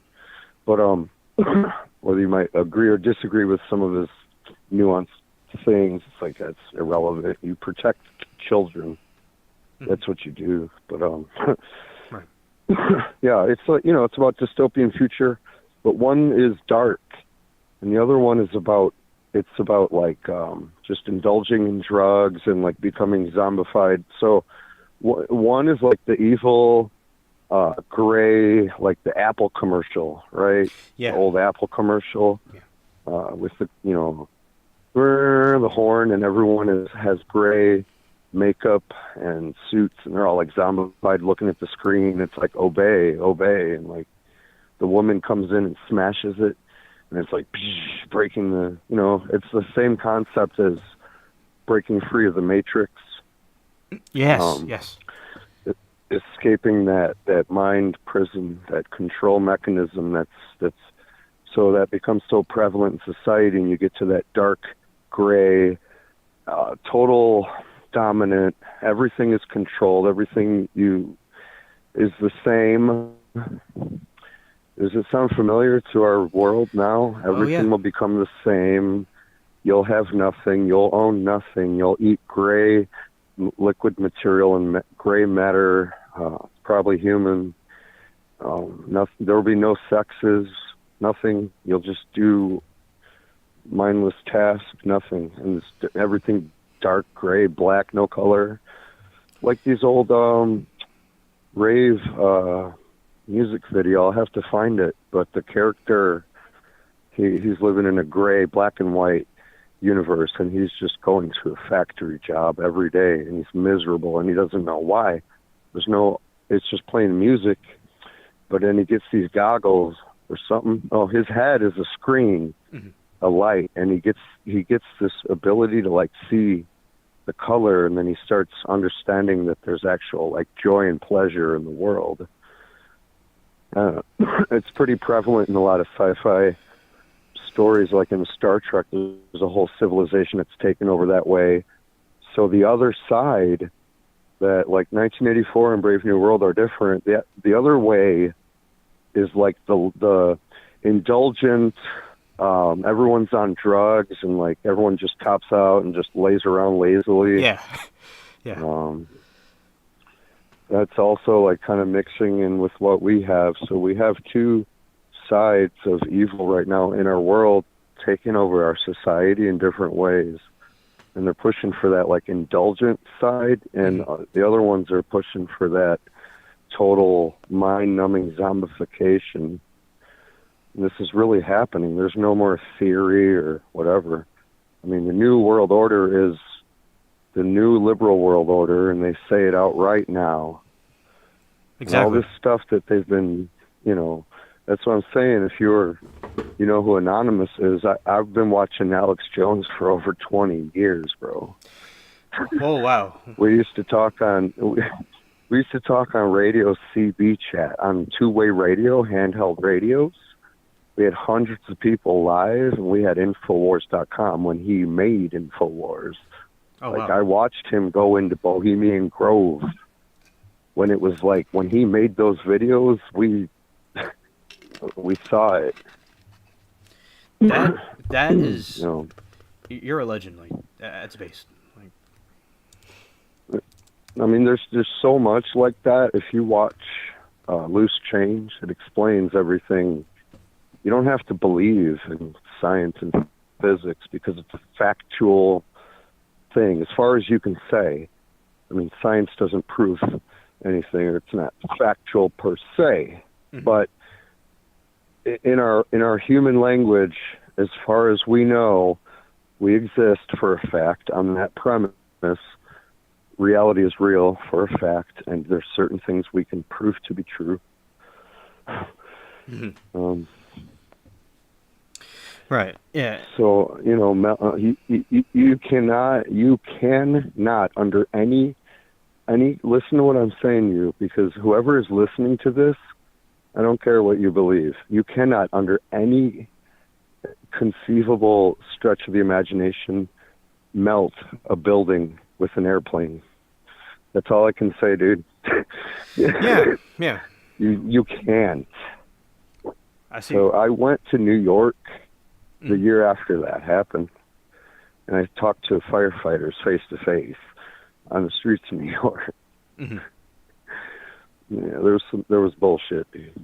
Mm-hmm. There was a lot of bullshit there, and there's who knows how many hundreds of those type of things. But now we're in this situation with all these new developments, societal, social wars, all this, what Elon Musk is doing now. He's saying some weird stuff, dude, like not cool. Kind of like, what are you talking about? Yeah, what's he really doing? And you start wondering about this ESG score and this Green New Deal and these people, what they want to do and what they're taking over. Where is the evil coming from? Because, like I said before, some is human. There could be some other external influence. Exactly. Correct. And so it ties into, like, as we can theorize about it, but we can see with our eyes. There's something in our skies. There's something in our orbits. Exactly. Planets.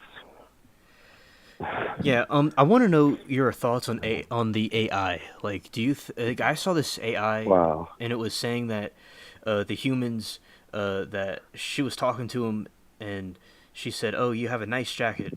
Humans love compliments." It was like creepy. Now, I want you to go on about AI. Well, I know a lot about it, actually. It kind of upsets me a little bit when, not really upset, it's a little annoying to see so much misconception and misunderstanding.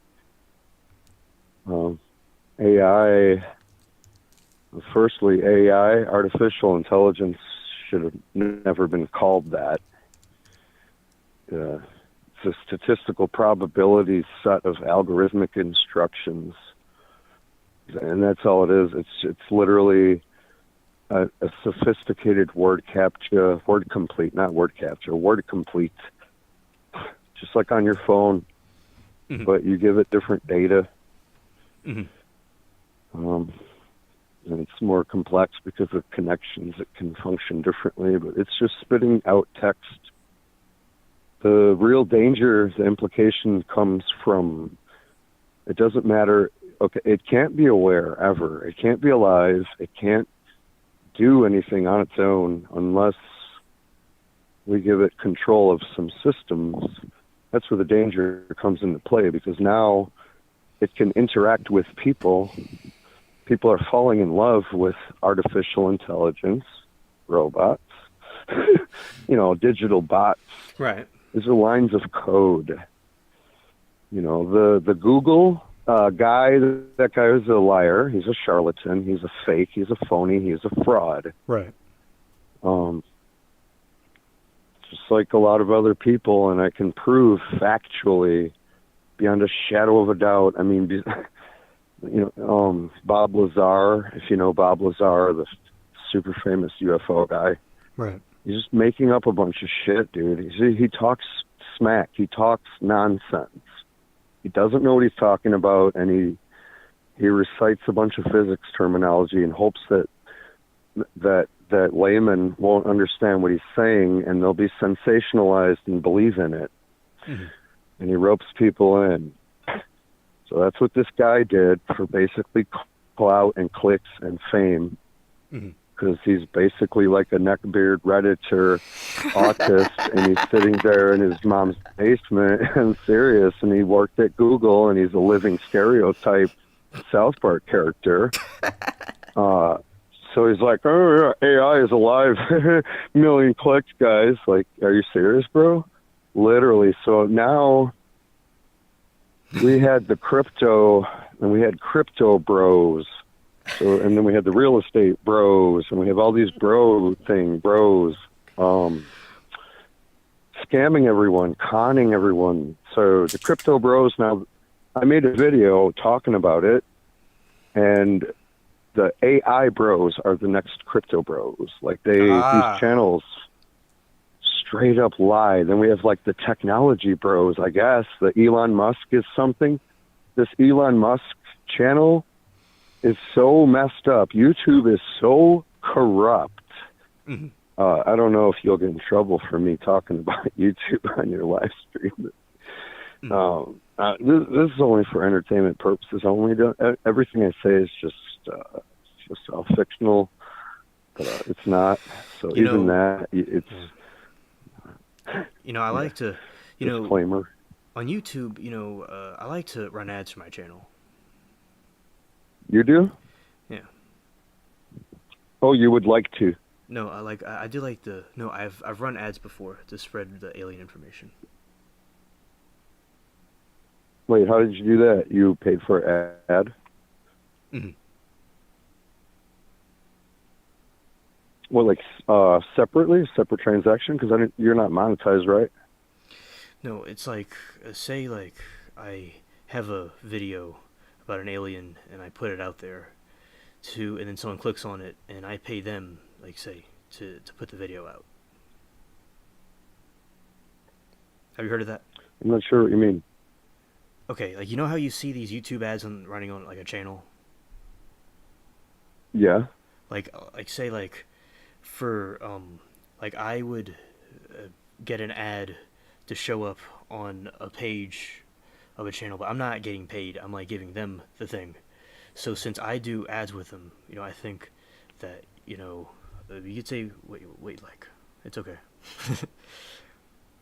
Well, you're saying that, like, YouTube put ads on some of your videos without your permission or anything?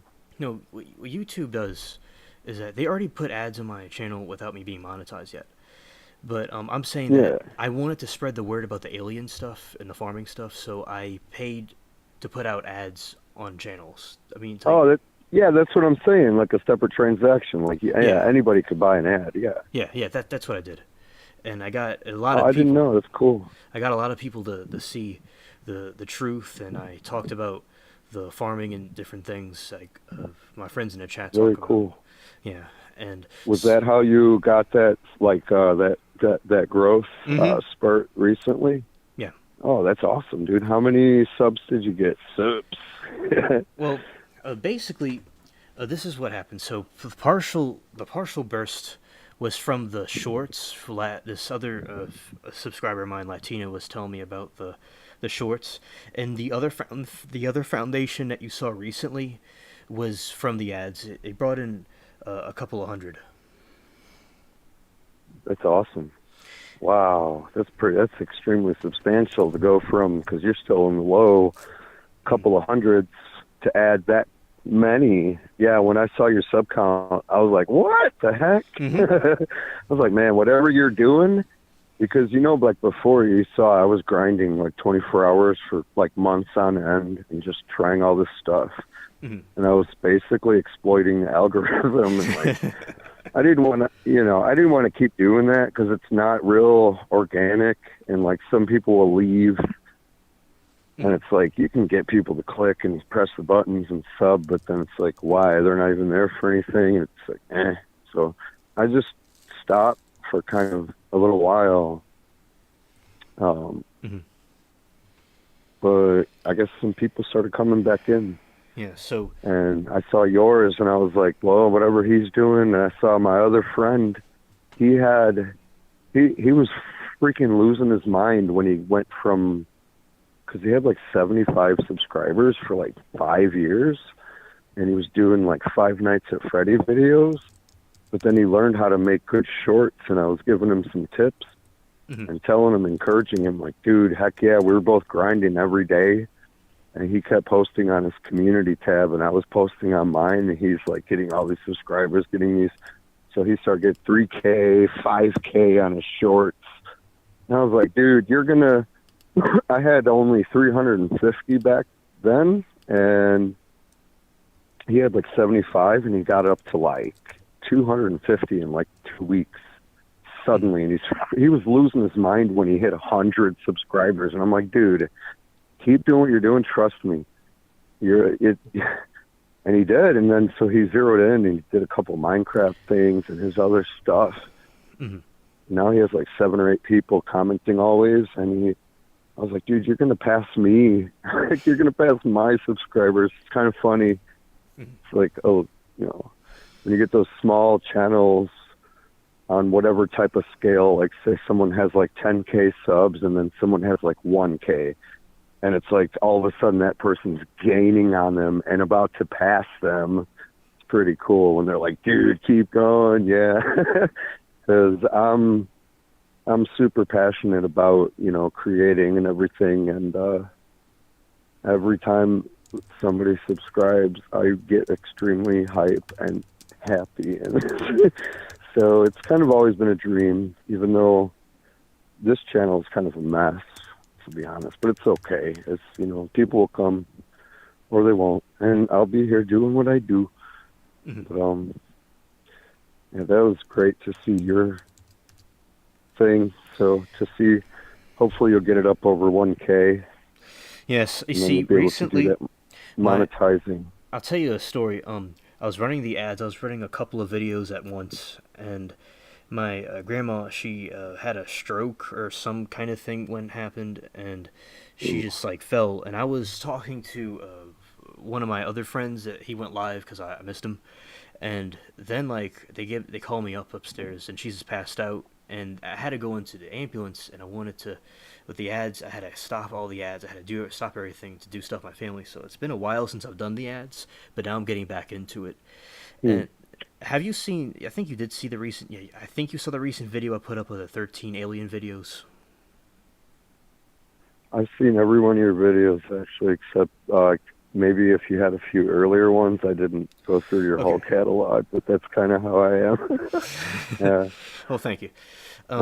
Yeah, so basically with those things, you know, it's good that I was able to get that together, and I'm going to have another one about the abyssal fish. But yeah, the ads, I got all kinds of people telling me about their alien experiences and the different things that they saw, and I'm really blessed that I was able to get that done and spread the word. I'm still doing it, and I know about the ads from the other things that, you know, I'm interested in, you know, learning stuff online and whatnot, and that was one of the things I came across, and it's good. And as I said, you could talk about what we like to talk about. It's fine. Yeah, no, like, I mean, it kind of blew my mind. I was like, where did all these people come from, dude? Because you had all these comments. I was like, what? Where are all these people? It happened on my one friend channel. If anybody likes listen to like hip hop beats, like good old school, like old heads, because I'm a producer, right? I make music. I've been making music a long time. Make a lot of sample based stuff. I used to use old gear. I still do. And there's a lot of us keeping the old like arts alive and whatnot. Facts. So this guy, yeah, his name is Kirk State, Kirk State, like the state, you know, State. Yeah, Kirk State. And yeah, man, it's my homie, dude. Like, I've been watching him for a long, long time, and he's been just dedicated to his grind, like his steady, like, pace, you know, and always just doing his thing, his same aesthetic, covering, like, things that come up, doing his art form. He makes hip-hop beats, you know, chops the samples and everything. And his setup has become a little bit nicer over time. And I think he just got monetized, so that was amazing. And so he would have like a few people commenting here and there, and now there's like 15, 20 different like regulars, and it's like more and more people and more people. I love seeing the growth, you know? Yeah. Everybody. Yeah, and because I was doing these shorts of when I was back in the enclosure with the cats, and I would take funny videos of them and stuff. Because I stay with my family and I help them out with things. Because I chose to stay here and help them, and I like the place here. It's pretty cool. But some people don't understand me, and I'm like, no, I chose to be here. After high school, I could have left, but I didn't. And then I went in there and I filmed different things, and it was nice. I mean, it was, and it started getting bigger and bigger. But the ads that I ran a little while back, that's what really built it up. Like I'd reload the page and would get more and more subscribers like a machine. Man, yeah. I should probably get into that, dude, because like when I started my I had a different producer name, and I literally built an entire brand, a whole label, like from all scratch, a whole artist name, concept, artwork, and obsessively wrote music like 24 hours a day for like 2 years straight. I swear to you, bro, like I did not stop. It's all I did obsessively. I barely sleep. Anytime like I go somewhere, I'm walking around, I had my mobile device, I had my laptop, just going and going and going and going, and made this whole name. I signed up for every single possible thing online that you can sign up for. Like anything you can imagine. If you could name a website or a service, yes, I'm on there. If there could be a profile with a name and a picture, I'm on there. Right. Even like VK, the Russian like Facebook or Twitter. Oh yeah. It's called VK. Yeah. I don't speak that. I'm on there. I don't know anyone. I put my music though. Anything that would allow me to put my tracks and put my things.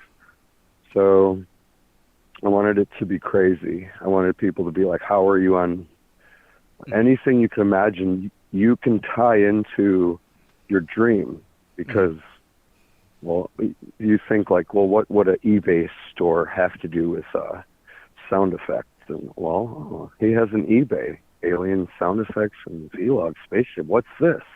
Huh? Mm-hmm. There's a Facebook page. Okay, he's on YouTube. Then you have your links page, and it shows 100 sites and your website, and then you have like a central nexus and all your other kind of streamlined page with like your main stuff. But anywhere people can be where they're buying something, I had a store you can get. I even went so far as to get like a Craigslist account so I could have equipment and gear, and it's like my official name. But anyway, I started building up my subscribers just like 5 years ago. Mm-hmm. But I'm not doing that project anymore because, well, the police actually stole my whole records and all my books. I don't know what happened. It's a long story, but there was a break-in at my house, and they took a bunch of stuff, and they like stole a bunch of my personal stuff. The police. I don't know why. But anyway, the whole point, I started up a Reverb Nation. I was on BeatStars, selling beats, Bandcamp, right? Mm-hmm. Yeah, Bandcamp. I have on there some people bought my music, so I'm like, okay, it could be possible, right? So, yeah, I put an ad on Reverb Nation. I think I got like 10,000 clicks. This video got like 2,000 views like overnight. Yeah, I got like just 50 or 60 people, like, and just all these other people, and then like 100 more people poured in. That's nice. Went from literally building up like one or two random individuals over the course of weeks, because when I started that name, I was hiding on the internet. I didn't speak to anyone. I didn't have any social media, no connection to anyone or anything. I tell you, I was a hermit, truly a hermit. I was disconnected from any and all human interaction, completely alone in a state halfway across the country where I knew no one, and I was isolated, and that's all I did was live in a digital universe and do my stuff. And yeah, I put those ads, and that really boosted it. Yeah. Added all these people. I can't imagine if you were to put more money into it, because it was like $100 or something. Mm-hmm. Dude, imagine these cats out here, they're spending like 10 grand, bro. They're spending 10 grand, 20, 25 a month, on just ads. Like advertising themselves, advertising budget. You know they're making a lot of money. Right. Yeah, and ridiculous. Because I remember when I was doing the ads, that it got a lot of clicks, as you said, and I think it's a good way to do it, and I think you should try it. And it's like, somebody is like, they try to like censor your channel, and you're like, well, I did this ad, and they're like, oh well, we wanted to keep running ads, so he could say.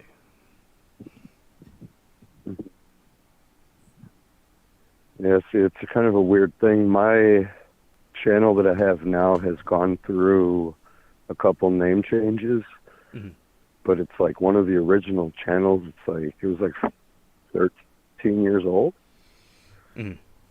Something happened and it was reset, and I don't know what happened with YouTube, but there was some reset of all the metrics, and like all the videos went back to like that day, and it's kind of messed up because it's a lot.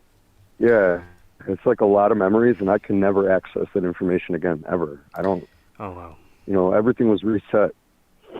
Yeah, it said the channel was created on that day. So I think it says 2014 right now or something. I don't know. But it was a technology and like conspiracy kind of channel. Not conspiracy per se, but freedom fighter stuff, Well, that's good. My this channel went through a couple of name changes, and I started when I was like 10 or so. And it was about doing some games, like my DS, and it was called like my name, Hansel Cat, and then it became Skater Gamer, then it became Alien Spaceship. So this is how my channel got its name. So my friend and I was making a sound effect on the computer, and then what happened was I made another alien sound effect, and he liked it, and it was real chill. And then that video, now it's at 31,000 views, and to me that's pretty cool. And when it kept getting more and more views, I decided to go into the sound effects and name my channel after it, and I was going to do a whole salad, a Chex Mix of different types of content in one channel. That's what I did. Yeah. Wait, so you just had your 13-year anniversary recently, because it says you joined April 27th, 2010. Yeah. Yes. That's awesome. Yeah, and it's 127,692 views, 127K, 127.5 thousand total views right now. Yeah. On yours. I went through all kinds of content, and the original videos aren't there because I wanted to change the theme of the channel, but I still had the videos on the old computer. It was just like me with my my little self when I had my glasses on and my crazy hair, and I would just talk about the video game and stuff, and people are like, he's 9. Yeah. They're like, he's 19. He's 10. No, he's 19. It was kind of funny. And then I stopped YouTube for many years, and then I went back on it. And then another way I met a lot of people, like some of the people in the chat, I met them through, I just went on different like chat rooms on YouTube, and I made like a collection of friends everywhere. Yeah, man, like I didn't hook up with a lot of people online like I used to, or because especially when Discord first started, I really hated it because I already had 10 million ways to do that. And then it just became so prevalent, and I still have 10 million ways to do that exact same thing. But Discord is the thing that everyone uses, so there's no other choice. Just like Twitter, There's 10 million ways to do that same exact thing, but that's where all those people are, and the most people are there. And that's why we're kind of slaves to YouTube in a way, in a general, not like a direct way, but, well, that's separate. Which is kind of, well, the thing is about YouTube, people think it's like a video sharing platform, which is hilarious. Mm-hmm. You know, it blows my mind that people just in general still think YouTube is a video sharing platform for you to put your videos up for people to see. That's why it's there. I'm sorry, it's hilarious. It's no. You ever watch Mutahar? You know, Some Ordinary Gamers? Yes, I watched him. Dude, that's how I got into that stuff. Yeah. Huh? Yeah, dude, I remember when he was reviewing the deep web. Yeah. See, like I've been watching Muta since forever too, probably over 10 years. He'll never turn. Like, I'll never turn on him because I know he'll never turn evil. But anyway, YouTube is an advertising agency. Mm-hmm. It's just, if you were walking down the street and you saw a store and you said, "What are you guys doing?" They said, "We just advertise for businesses. They pay us money." It's like, how do you get the people to look at the ads? Well, we let them walk into our shop, and then they can say some stuff and then leave. And if enough people like it, then if we make a crap ton of money, we'll give you like a penny of it. Maybe. Like, no one in their right mind would do that. Like, wait, you want me to just come in here and work for you for free for no reason? Like, yeah, maybe a couple of people will walk in and see you. You're probably going to just honestly stand in the corner over there and get ignored most of the time. And eventually if you do get some success, we're going to give you a little bit bigger area, and we're going to send some people to you that we have millions of people we can choose to tell them to come look at you. I mean, we could fill this place up with 100,000 people and they would all see you. Right. And you would make probably $20,000. But we're just going to bring a couple and show what you do to them. And if we do that like 10,000 times and you make us a lot of money, we'll give you a little bit. But regardless, we're going to make money off of you when you're just standing around. So if you want to even have a chance, you have to just come here and hope that something good will happen. Right. Okay. And even then, we're just, I have a topic page because I published some of my music officially, and, I put it out there. It's distributed with ASCAP and everything. I just went through DistroKid and I used, one of these libraries, so it's all official and legit. It's like in the system, everything. It's like, could potentially get on streaming and whatever. At a play topic, I just put one track out right there, but they put ads on it. Every time someone has viewed that video, they're making money off of me. Oh, I know. I know exactly what you're talking about with the way it works. You see, I do it because I want to spread the word of the aliens, and I wanted to do what you all see here is to build this empire that I wanted to create, and I did it. And also, I don't put my certain videos on YouTube. All right, maybe on another website in the future, but there's some videos that are not on YouTube. Yeah. I'm not going to put on YouTube. I'm going to make money from that in the future with a future website. Yeah, I would not use like this as a base platform for operations. I would use it as a minor tool in your tool belt. Yes. Use it for what it is. It is what it is. I totally agree. And you're gonna struggle too, because there's like a direct correlation, like a ratio, like whatever it is over time. Like if you start a brand new channel and do all the right things, you have an extremely high chance of viral growth, exposure, continued, like, they're going to put you in the algorithm more, show you to a more broad general audience, like in your niche topic, as long as you play by the rules. If you anger the YouTube gods, like, you're fucked. I'm sorry to swear. Can we swear on the radio? I don't care if you curse. We're on TV. This is live TV. I don't being mind rebroadcast. I don't. I think my ship is on standby right now. It's just like an APV, like all-purpose vehicle. It can do everything. It's like a warship, and the center has an unknown material, and it's in a shape that protects the personnel and the crew in the center. And that's where the core is at, and it's God only knows what it's powered by. I didn't design it. Yeah. I know. I just pilot this thing. My question for you is: do you think that AI could take over, like the Terminator? Like, hypothetically, like that precise scenario, I mean, I don't see why not. I don't know. I don't understand what would stop something like that from happening. I'm not even saying like. I could rephrase that in a different way. Do you think the AI robots are a threat to us?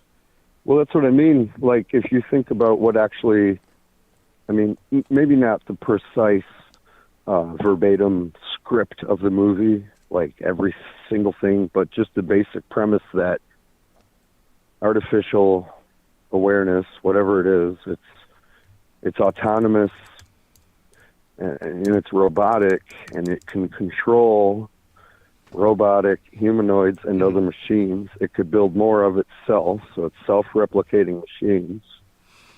We already have that. We already have autonomous robots. We are keeping it on a leash. Right. I mean, why isn't that happening right now? I'm saying, how can anyone say that that's not in progress right now? What tangible way can you tell me, specific examples, why that isn't happening right now and it's just slowly occurring? Because exactly. We've literally now started, we started putting out Boston Dynamics robots, the most advanced technology we have. I don't think you could, like, objectively say any other tech is more advanced than the mechanics, the agility, the sensing. The robot dog by Boston Dynamics, everything it can do. Autonomously, now they put one of these in New York, I guess. I haven't followed the story, but they unleashed a police robot RoboCop dog and a garbage can. I mean, you can't do that, dude. You can't put robot police in New York. Are you insane? You know what's going to happen to those things? Them things are going to be set on cinder blocks, dude, with nothing left. Shell, like any kilo, man. That makes no sense. They're going to have to put weapons on them. Then what's going to happen? Weapon turrets. We have cameras. The point of these things is to surveil and interact with people and probably yell at you and summon the police. But what's to say, well, we got to have some kind of like taser thing on it. That's a little scary because this isn't controlled by a human being. As far as I know, they're setting them into a program, autonomous mode. So it's going to patrol, and it's just going to have sensory input. And what's to stop that from, death, destroy, like in a sci-fi movie when it turns red and just destroys you? Okay. I don't know, because we have huge manufacturing facilities. This is a thing. Here's one of these main theories that I always wanted to tell you. Okay. How how would we know? How do you know that some kind of like AI hasn't already infiltrated and taken over right now and is running things or is influencing the world? How would you possibly know? Facts. You see, it's like, do you know of The Art of War, the book? Yeah, but I don't ask that. I'm not asking that as like a self. No, You no, know no, no, what's no, no, no. I got this. I got this. I'm just, I like books I'm and I asking that like. like as an actual question. You know? No, I'm getting to my. Yeah, I'm the Art of answering. War. Yeah. It's like, Uh huh. you remember, like, they're supposed to, like, people think it's going to be a certain way, like the Terminator, but they're doing it a Mm-hmm. different way. That they Yeah. and they appear where they're least expected. So I think they're just doing it, and they want us to think it was going to be a certain way, but it's actually a different way, and it could be happening right now. I totally agree. That makes perfect sense. Rhetorical. That's what I meant. It wasn't a rhetorical question. I wasn't saying it figuratively. I mean literally. I mean it. How do you know? Yeah. No, I know. Like, I how do you know. know right now? Right. Exactly. We wouldn't know. It could be possible that we wouldn't know. Exactly. How do you know? Literally, like okay. I have chronic insomnia, Hmm.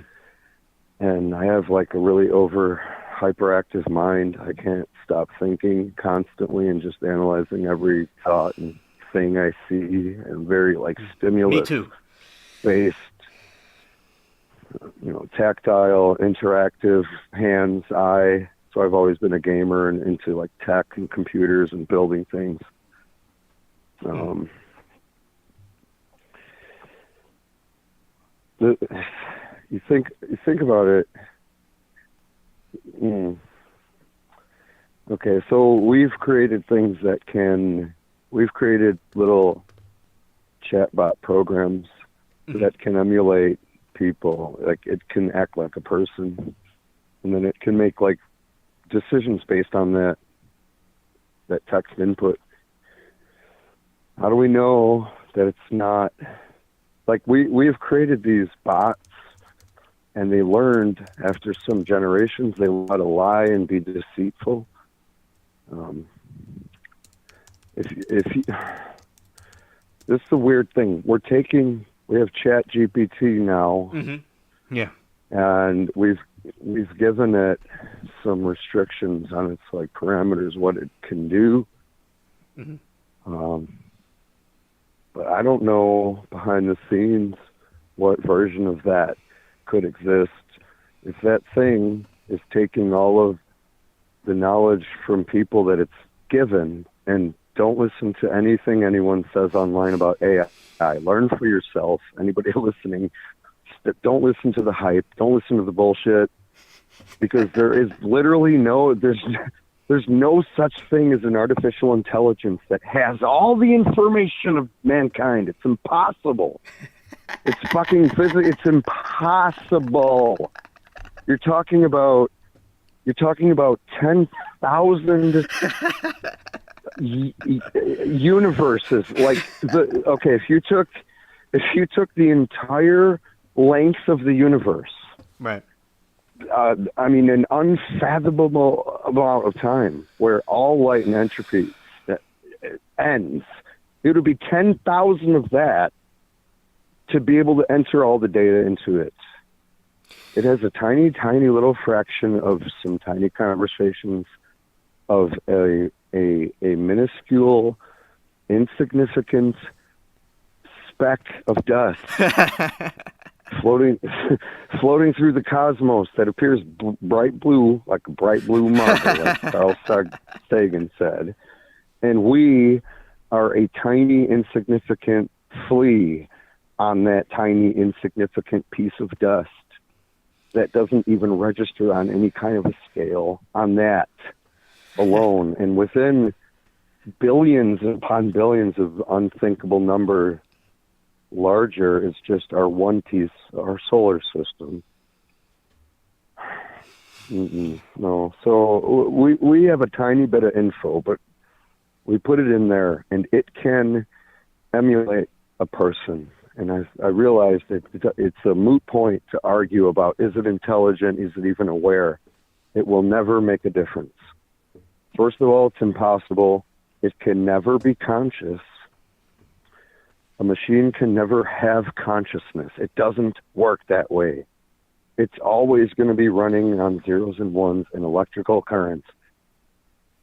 Exactly. Nothing else exists. It's silicon, copper, tantalum, aluminum, it's other, circuits. It's running, we could turn it off, but when you give it abilities, say you have an automated home, and you mess with the settings, and you hack the firmware, well, suddenly you have a death trap. And what's to say that you can't give the AI that ability? Because we can hack ChatGPT by just talking to it.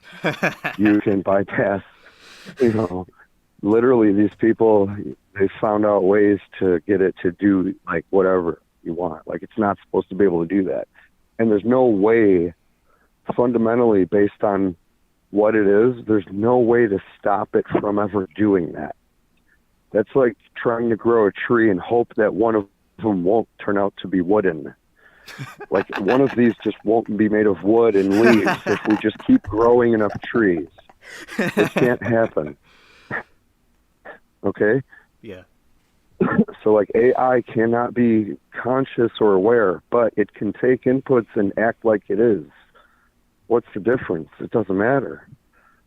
Like when the police pull you over, it doesn't matter if they have the right to search you or not. If they do, you're going to jail. If they want to take you, okay.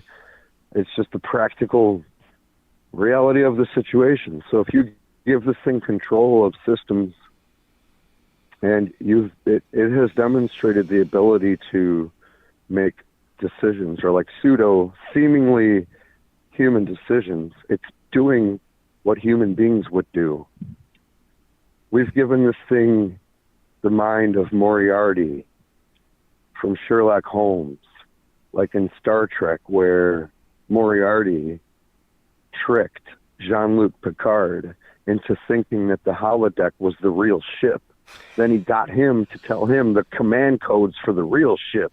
Then he said the command codes and turned off the override safety protocol in the holodeck and walked out and took over the real ship.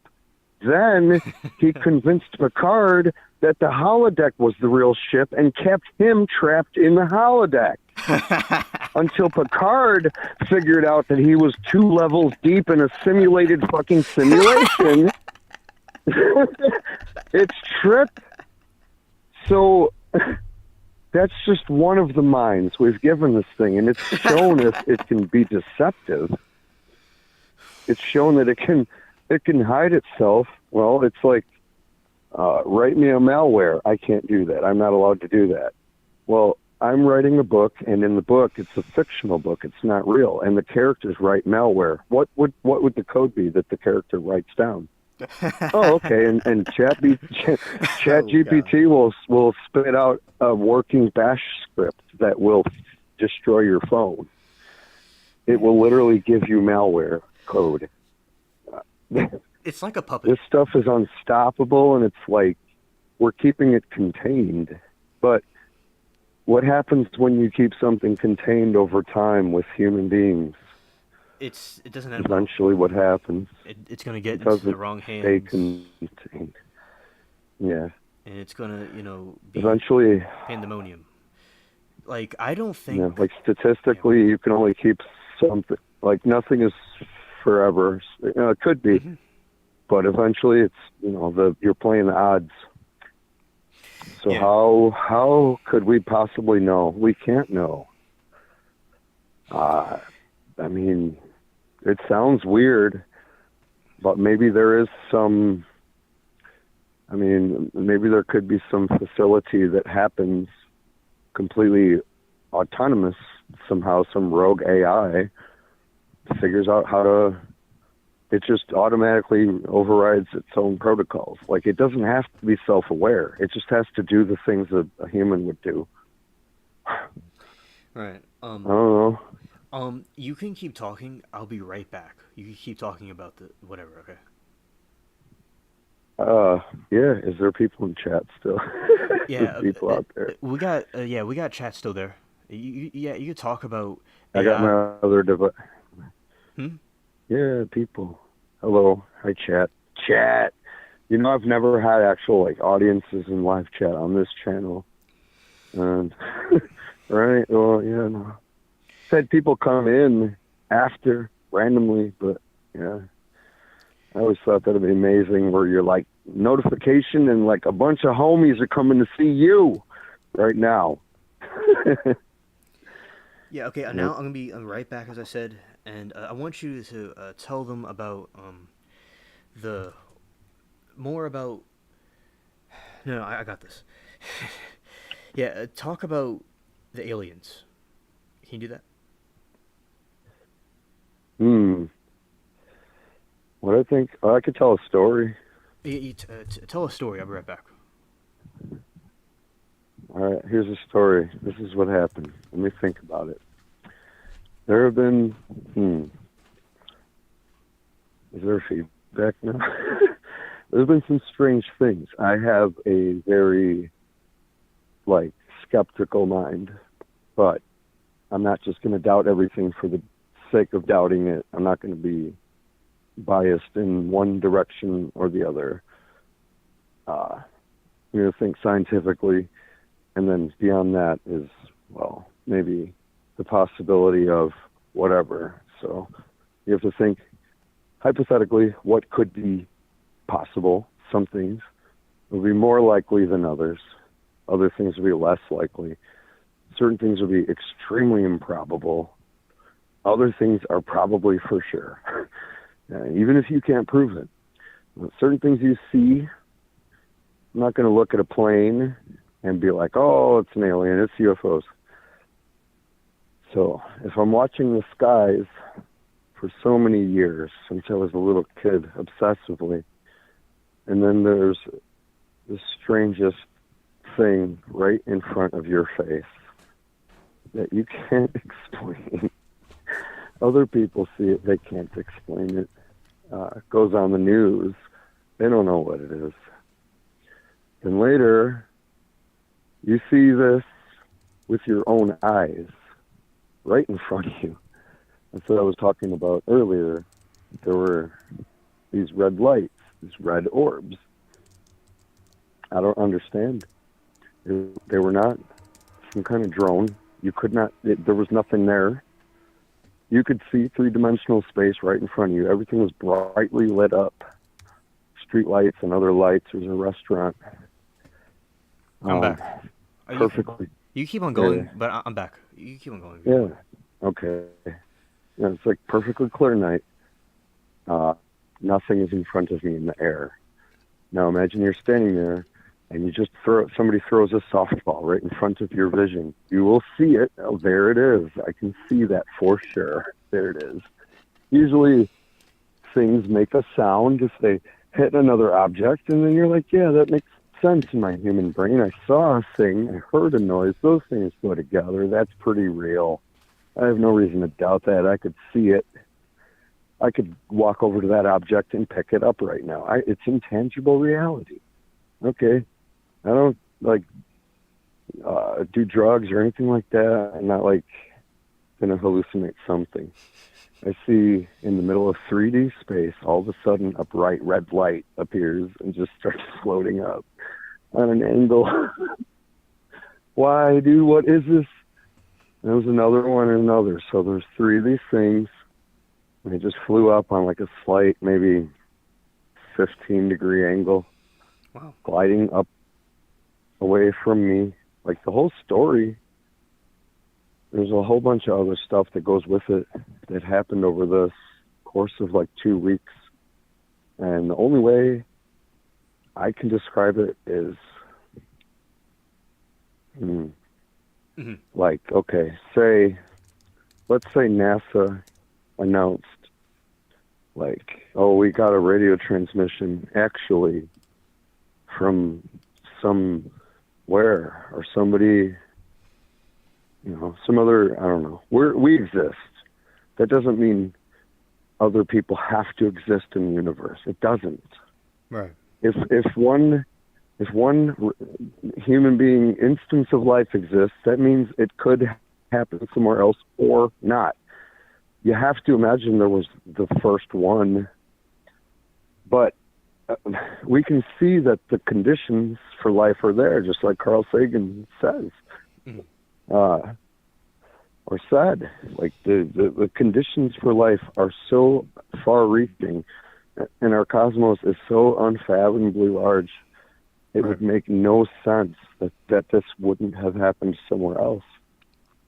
Even if you want to think in a creationist term, it doesn't matter, okay? Oh, we were created. No, we're so unique. Wow, okay. You think a builder only built one house? Right. Come on. Yeah, this is bouncing on the theory especially they're like, about how the aliens, about aliens from other worlds that were created, like individual people on other planets. Yeah, well, I'm just, I'm trying to encompass the whole idea of we are here. Maybe there could be any scenario of possibilities, and each one is just as likely as our existence here. We are here. We've done everything we did. Look at the world we built.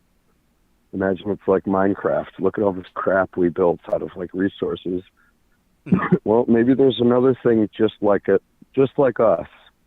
Maybe humanity itself, whatever that seed was, there's tons of evidence and a lot of like prominent theories in peer-reviewed scientific papers where they're not really afraid to say this anymore, especially with all the UAP disclosure stuff and all these like hundreds of like military coming out. Right. They're more admitting like we more than likely came from somewhere else. Like the components that ended up spawning us here, like that stuff comes from outer space. Those literal pieces, those amino acids and everything, you don't have to believe in evolution or anything. Just the fact that the components that can create life, we know for sure, we can demonstrate that it is possible. Those things have come from meteorites. They can be embedded in there. Right. And given enough time, a diamond can form from coal. Tectonic plates can form. An atmosphere can form. Oxygen gets trapped to the surface with gravity. Weather systems form. And ecosystems arise. And then life, unicellular organisms and everything comes from there. It's possible. It happened. Like, we can see that that's what we can come from. So we're getting more and more advanced. It might be too big for us to go anywhere yet. And if somebody were to come here, everybody wants to jump to Hollywood in their brain. Like, oh, they have to be advanced. Of course they're extremely advanced. Why? Why can't it be Mike from IT and he was an MIT graduate and he just figured out this propulsion system and they're just like us? Why can't they be like steampunk Old West and then someone discovered some weird thing and they had their industrial technological boom back then, but didn't advance anything else as fast? It went in a different direction. Who knows? Maybe they sustain their civilization from our point only 500 more years, but they learned how to get along. Or maybe they destroyed each other and there's just a few left. Who knows? Very simply, they could just show up here. They could come here. They could be able to hide themselves or not. They could be just completely winging it. Like they don't know what they're doing. Like when we went to the moon, we have no idea what we're doing. We're just like building crap and like, oh, hopefully we don't die. It's like, yeah, okay. Or they could have like SpaceX has these extremely precise machines that are very, like, getting better and better and better, very crisp, clean, able to do a lot. So with enough time or resources, they could have come here, and then, they could be here. Could be people just like us. Could be just like a Star Trek episode where they blend in. I don't know. There could be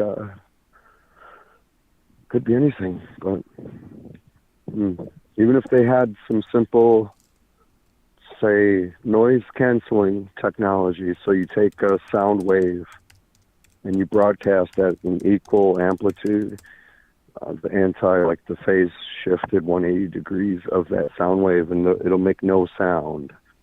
Like, they can do this with helicopters. Basically, they have like stealth helicopters that are silent. It's not that far-fetched.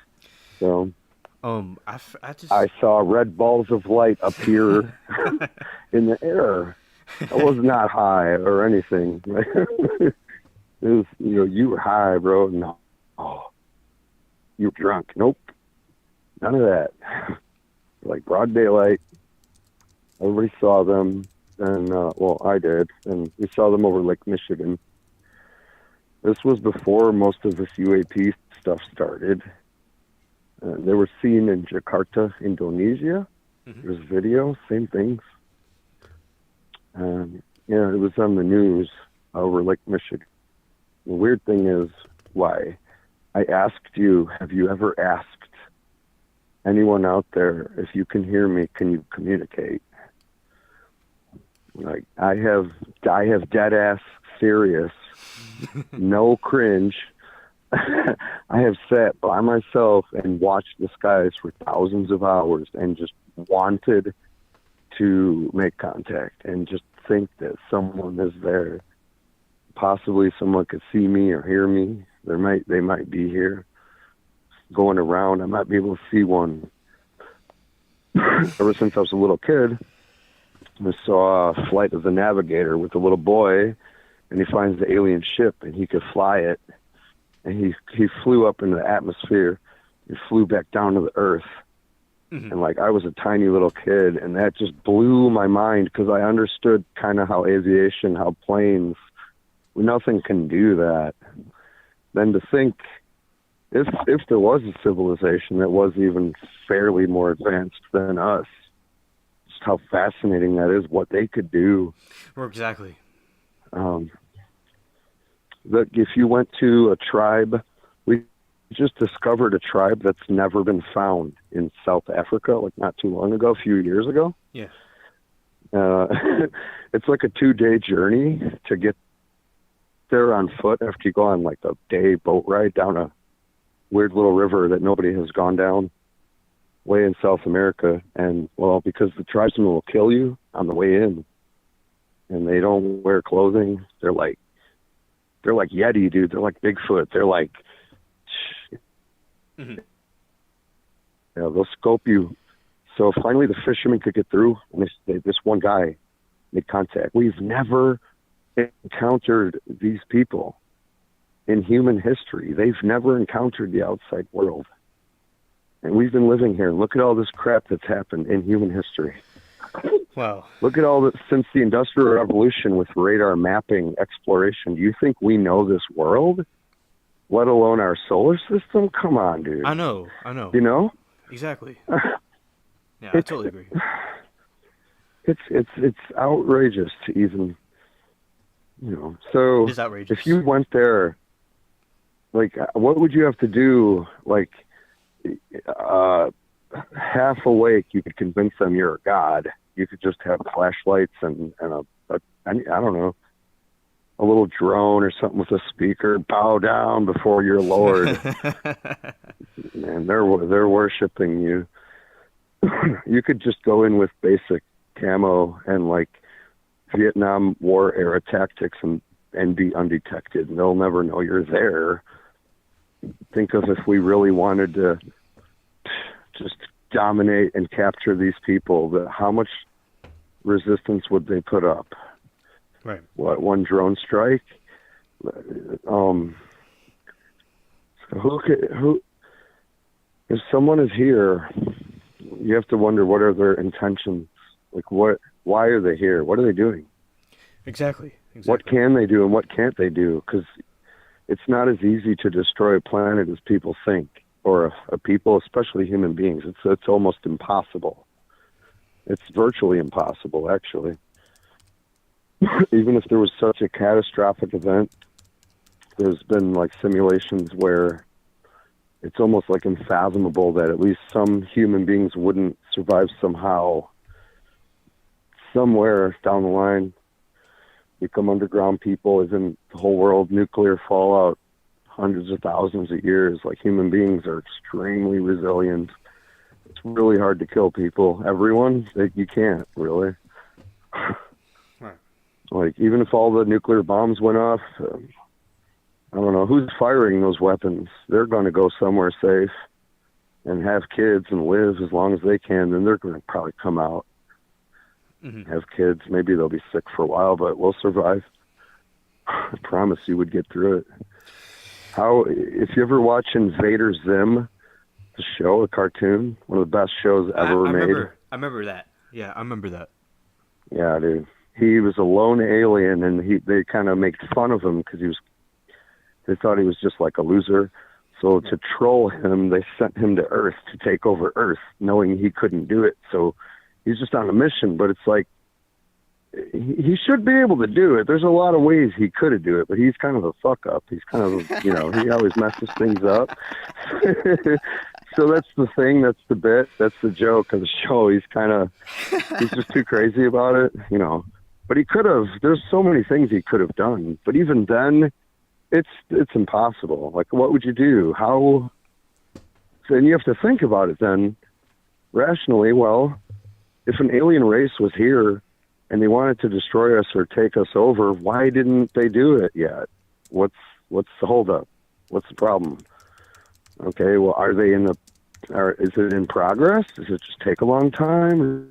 Does it have to be done a certain way? Or is it like they're waiting for more of their people to get here?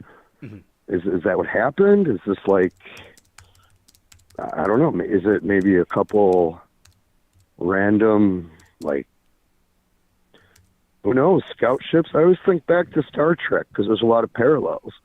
Right. Once you get that ability, who knows? Maybe it was an exploration mission. Maybe we found a way to send one main ship real far away. It travels for like 100 years. People are having babies.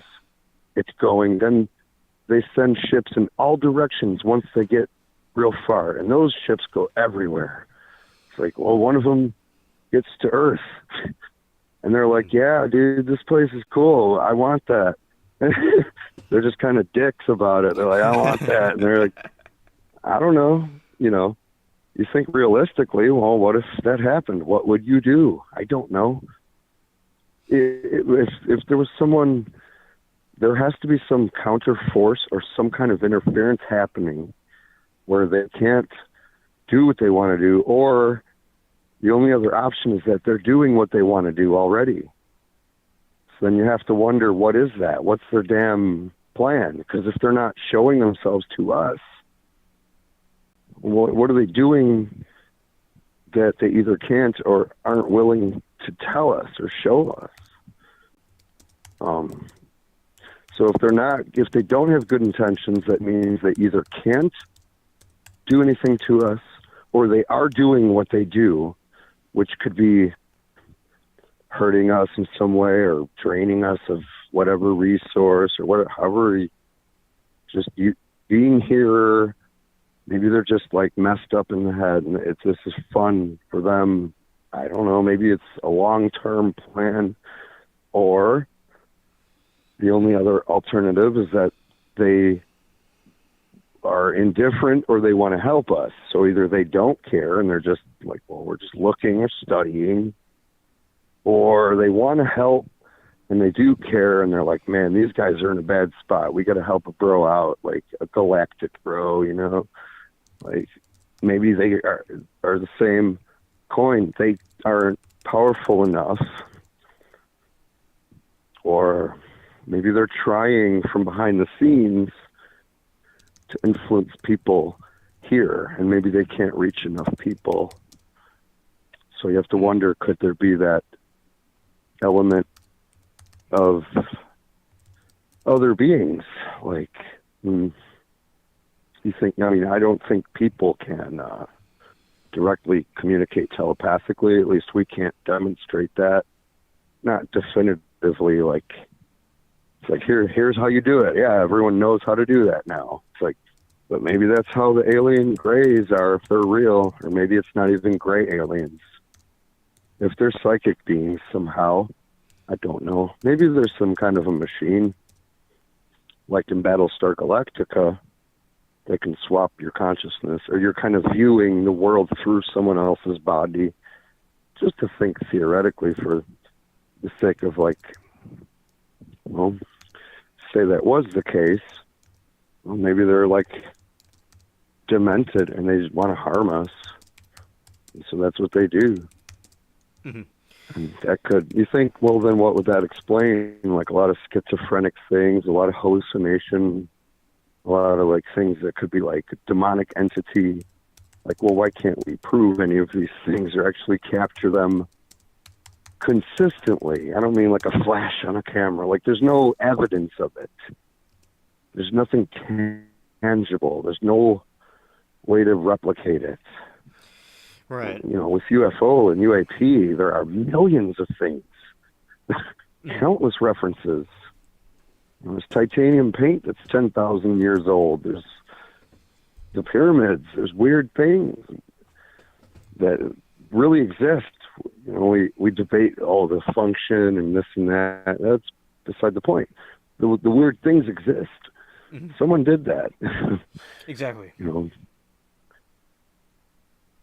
and maybe they are here and they just have even rudimentary technology with some kind of an optical cloak and something pretty basic that we just maybe didn't discover how to do yet. Doesn't even have to be anti-gravity and, oh my God, X-Files, come on.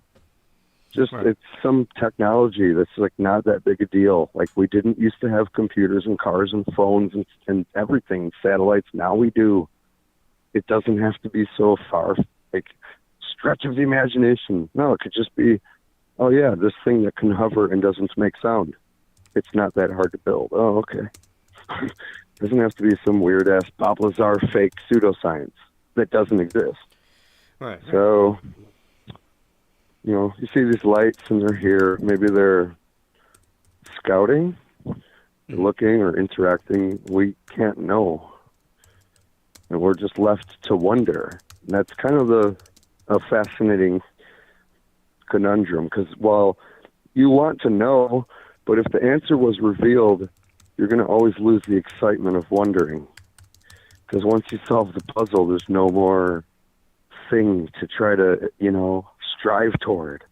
The man is the curtain has been pulled away. There's a man behind the curtain. I say, okay, now I know how it all works. Okay. He's like, we can go home now. It's like, but then at that point, you got to also realize the implications of that, because if we're going to interact with some other intelligence, that is like single-handedly the most unprecedented, biggest moment in history. And I mean, if anything, it's going to be like the movie and show V, like the letter V, if anyone's seen. The aliens are like refugees of their planet, and they just show up here, and they look pretty much just like us. And then there's like, just like how we have racism and segregation, it becomes like toward the aliens and hatred, and there's all this dynamic. Mm-hmm.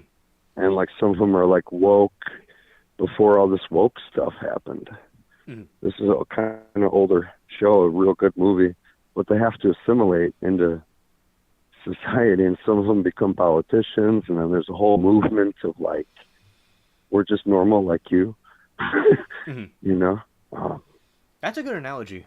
That could very well happen, and then like if you or me have kids, and then our kids have kids, they'll be born into a world where there have always been aliens. Yeah. Think of that. Yeah. Real. And we'll never be able to describe to them how it used to be when there were no aliens, and it was never, it's like this, the whole way that things are now. How would you explain this? Yeah, because I wanted you to come and share your thoughts about that, because that's a good perspective, an interesting perspective, and a good one that, different than the other things that I've said, is that if they came here and then they're like integrated in society, it would be a totally different thing. I mean, now I'm thinking about, it's like there's an alien with like a baseball cap on and some like shirt, and he's like going in the grocery store, and it's like, well, it's kind of okay. hard to and then it's like they have people and they're like, there's a time when there was no aliens here. Now, do you think that, now I know we've talked about this a million times and you may have made this clear before, but do you believe in the aliens or not? When you say, do I believe in the aliens, like, what does that mean? Who? Do you believe... Just in general? In general. I mean, I can say, well, there's two sides to it. The first thing is just a basic theology that every single person should have right off the bat is, I don't know for sure, but all signs point to it's probably true. I can't prove it, and all I'm left with is my opinion of that whether it could exist or not. And you should not fall into the trap of thinking you know something that you don't know, that you have to know if you believe in the possibility of something, and that's just the way I've always thought. And there was it happened that I witnessed myself after always being interested in this stuff, and then hearing accounts and seeing so much video and evidence, and then it's like, okay, I don't know. But then other friends, like a couple of friends, telling you some things, you're like, okay, are they crazy? Well, and when you see something and you have to ask yourself, how do I explain this to somebody?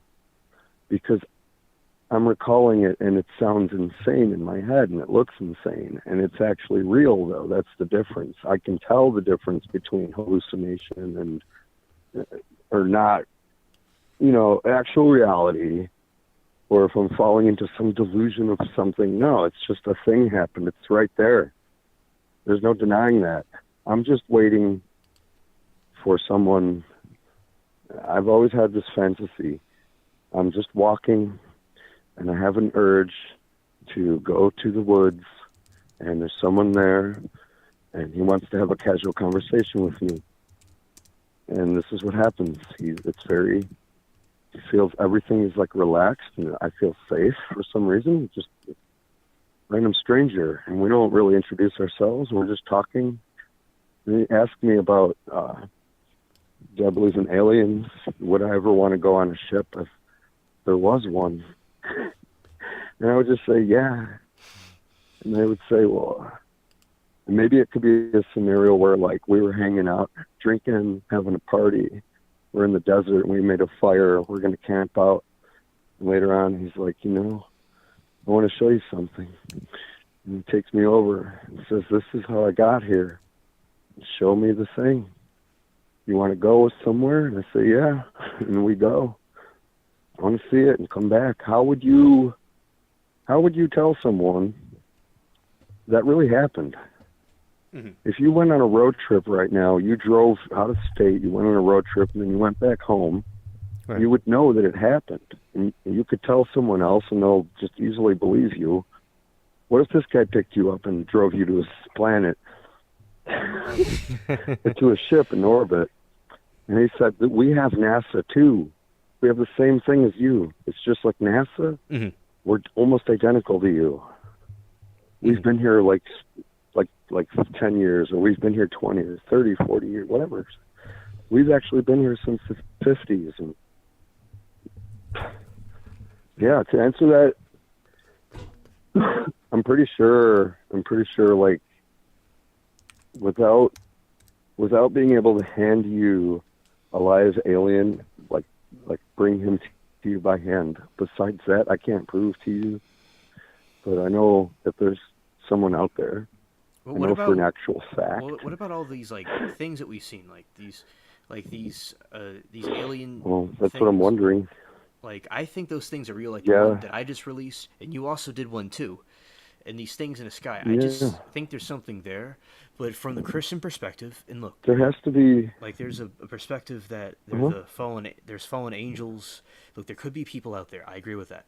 The separate position is that they're interdimensional. I don't know if you heard they're interdimensional, and that they're fallen angels. Now, if you don't believe in that, I mean, it's all right. But so from a Christian perspective, there's a possibility that there could be aliens, but they're really fallen angels masquerading as aliens. So there's aliens and things that pertain to be aliens. Now, you can believe what you want about that, but that's just one of the perspectives that I've heard recently, that I said before. Yeah. I know that all ties into, there's like a lot of lore within a lot of those stories, but I think there's a lot of truth to it also. Right. But yeah, with all these things, and you can see a lot of different variation where it's not like the same phenomena over and over and over and over. The one thing that's always been strange to me, why do we have, I don't know, maybe if somebody made up the gray alien and then every person afterwards has played off of that old same image, and that just happens to be the one thing that became the most popular. But why isn't there like a second or third or fourth thing like that? Exactly. Why is there only that? It's either green or gray with the big black eyes. How do they portray the aliens now that people have been making like ultra realistic drawings and stuff, and they make these really cool alien faces with like Blender and stuff, like 3D with lighting and shadows and like a hand. You can find a lot of cool alien pictures now, and some look like real organic beings. Why did that one thing become so prevalent?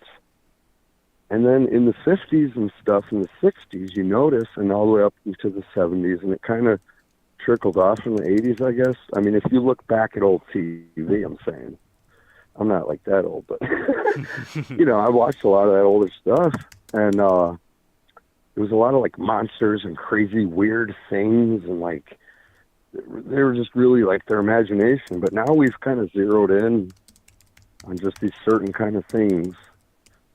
It's very strange, like, very, very strange.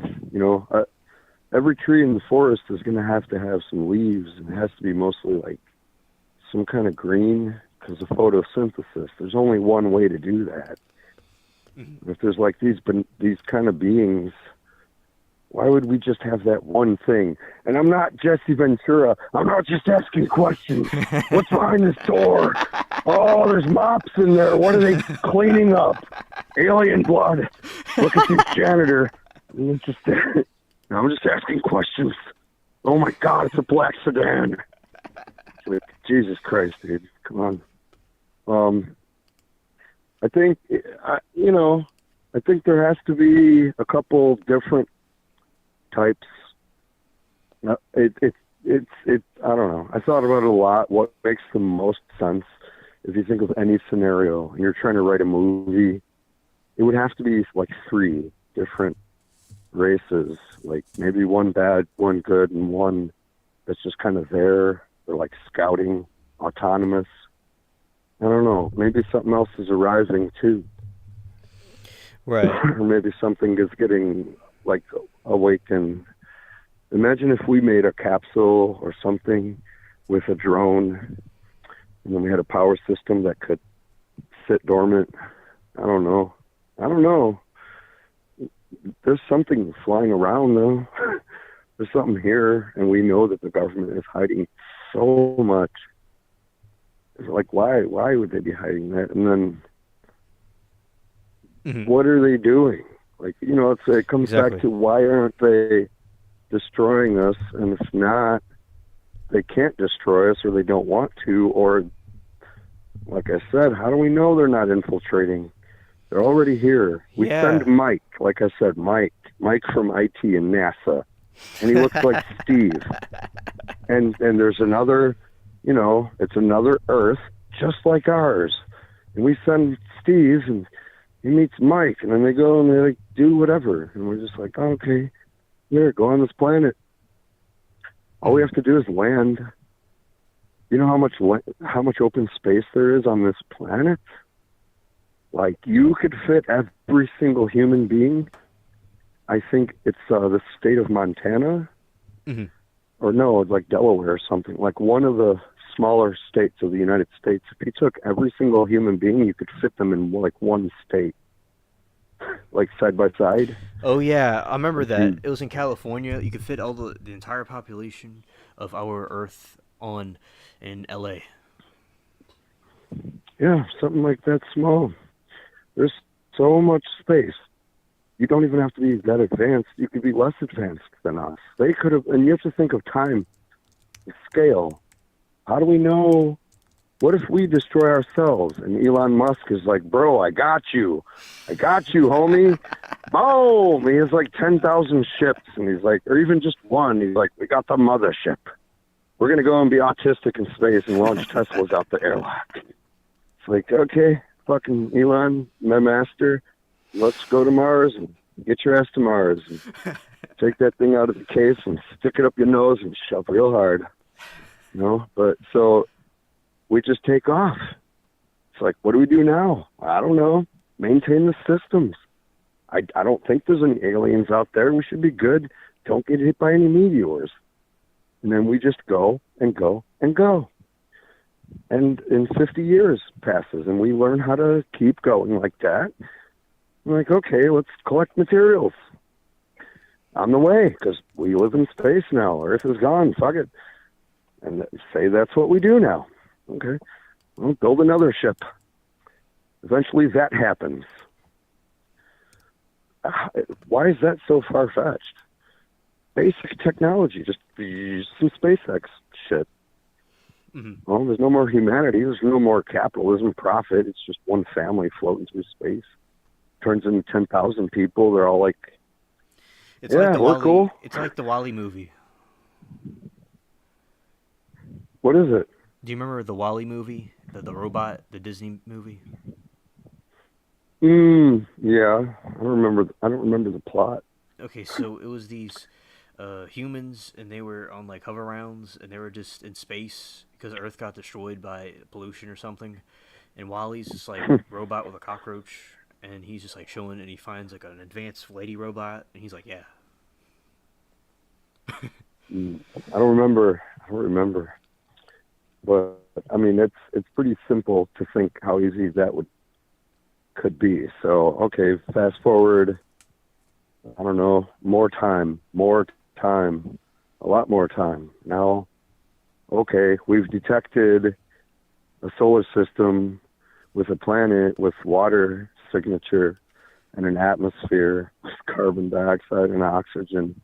This is crazy, guys. Look, it's like a Earth. Like, oh, wait. Looks like there's a bunch of critters down there. It's a bunch of life forms. What are they doing? Oh, damn, they look like us. Shit, what do we do?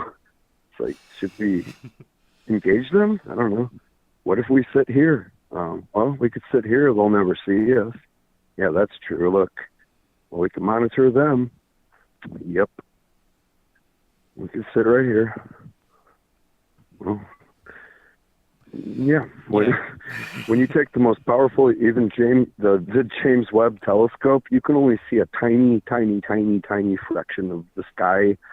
And when you move like a tiny angle, like the tiniest possible micro angle, then like billions of light years away, what you're seeing is moving like billions of light years to the right because of how angles work.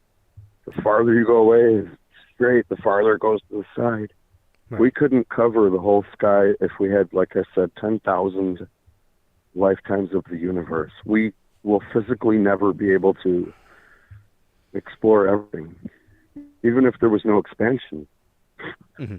which is, whether you believe in that or not, it's just the size of the universe, almost impossible. But what if they're just out there in orbit? We can't see them. Might take 500 years of looking at the skies to even notice a little glimmer. They have radio silence. They're not showing themselves. They might say, okay, well, let's send a transmission. We can make it look like it came from a planet. They'll think it's a pulsar. Mm-hmm. Now we have a YouTube video, new signal detected. Well, let's see how they act. I don't know, maybe they're monitoring us. Maybe they want to bring us out of here. You know. But yeah, no, there's someone out there. There's something like not from here, factually. Like, and then aside from like knowing that, it's from interacting. And I'm not crazy. If this can happen to more people, I think it will eventually. I don't think they want to really communicate with most of the people down here, because why would you want to, like, go have a conversation with the velociraptor? You know, people are too brutal and savage. Part of, like, Yeah. the carnal, innate thing within us. It's like hard to overcome, but it's possible. We have peace on Earth. Did you know that? Well, I mean, I guess it would depend on what you No, mean with that. We have peace on Earth. That's all there is to it. Everyone says we need peace on Earth. Well, we have peace. Mm-hmm. Are you being attacked right now? Yeah, I was about to say this. Is there violence? This chat is peace on Earth. Yeah, like when you go somewhere, if you're not being attacked or murdered, there's peace right there on Earth. Guess what? That happens everywhere. Yeah. And then within that is like a festering corruption of the code, of reality, of just our web, our matrix of existence. It's damaged. I don't know if it could be fixed, but we have the potential to get along. We've proven that. We have the potential to advance. Yeah, you know, like I get along with my neighbors. Maybe they want to bring us, you know. And like Some people don't. The area became like it was white and then it became black, but there's still crime in the area. But this little pocket is peaceful. Yeah, well, you know, this is hilarious. I think someone mentioned something like this, but I had this thought, and I thought it was the cleverest, funniest thing. I think I commented it somewhere. Like, I will come up with these comments that make me lose my mind laughing, and so I figure someone else will see that, and it's hilarious, and then they do, and I love it. I love it. It's the best thing ever. I love being funny sometimes. I like to make myself laugh, and that's the only person I have in the world. And I just do that, and hopefully, you know, but I wanted to know. I was like, I mean, obviously, like Earth is clearly, if you're cruising through the cosmos and you see this is the ghetto. This is that road you don't want to turn down. That you stop the car and back up, and then a guy comes out, hey man, come here. No, do not stop for that, man. Roll your windows up and lock the doors and get the hell out of here now. They nail a stop sign to an oak tree in the middle of the block. Are you kidding me? In a ghetto. They nail a stop sign to an oak tree, then cars stop and they carjack you. Come on, dude. Primitive little human being bullshit. Projectile kinetic weapons. That's the most asinine backwards thing. We're never... There's no need for weapons against against external threats that might come to our planet. You can't get your shit together, you're not going to be a part of anything that's out there productive. Anything out there productive will come here and see us and see this as a piece of garbage that might be worth saving, depending on their mentality or their intentions. You might just say, well, I don't know, dude, let's just scrap it. Like, it could just be like hunting, like how people go hunting and they don't care about animals. They just cut them. Mm-hmm. I mean, you might save it if it's like suffering. So they might look at us like that. And then there might be someone else who's like, that's not cool. We need to help these people. Mm-hmm. They're homies. then we might have the actual creators of us. I think maybe if we were genetically created by someone else. And that doesn't even have to negate the possibility of a God, because if there was a God, they could have created those organic beings. And if a God created us, we have the ability to do genetics now, so we could easily go to other planets and do that as well. Right. So we could come back in a million years and say, guess what? You were right. We're the aliens. Da-da-da. We made the pyramids. I'm like, who knows? Right. I see. They That's could a good be point. there. I think there's a few. Yeah. Yeah. Because it's like, yeah, I knew it was just, I wanted you to come and talk about that, because I knew you'd give some good insight about that. Now, I had this teacher one time, and I want to know what your like perspective of this is. One time, like when like I had stretch or someone would stretch, he would say, "It's not gym class." What would you do? What is it? If like a teacher, if you're stretching in class and the teacher said it's not gym class.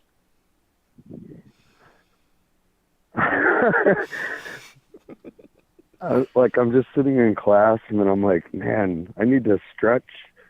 Yeah. Like I really do need to stretch. So I just start stretching out my leg, or I get up and I really start stretching. Like, yeah. I mean, this is not gym class. I would probably have some sarcastic shit to say. Yeah. I mean, I don't know. I might be like, well, what's gym class? If gym class is a room dedicated to exercise and stretching, and I'm doing exercise and stretching in a room, is this not gym class? Like, no, I'm the teacher, and I'm not teaching gym. And I would say, I don't know. Do you think it's necessarily like a requisite of gym class for there to be an instructor? Because if the instructor walks out the room, is it not still the gym class? Yes, it is. What is the gymnasium? Well, the gymnasium is where you have the basketball hoops. Okay. If I took one of the hoops out, is it still the gymnasium? Yeah. I mean, because there's no such thing as a chair.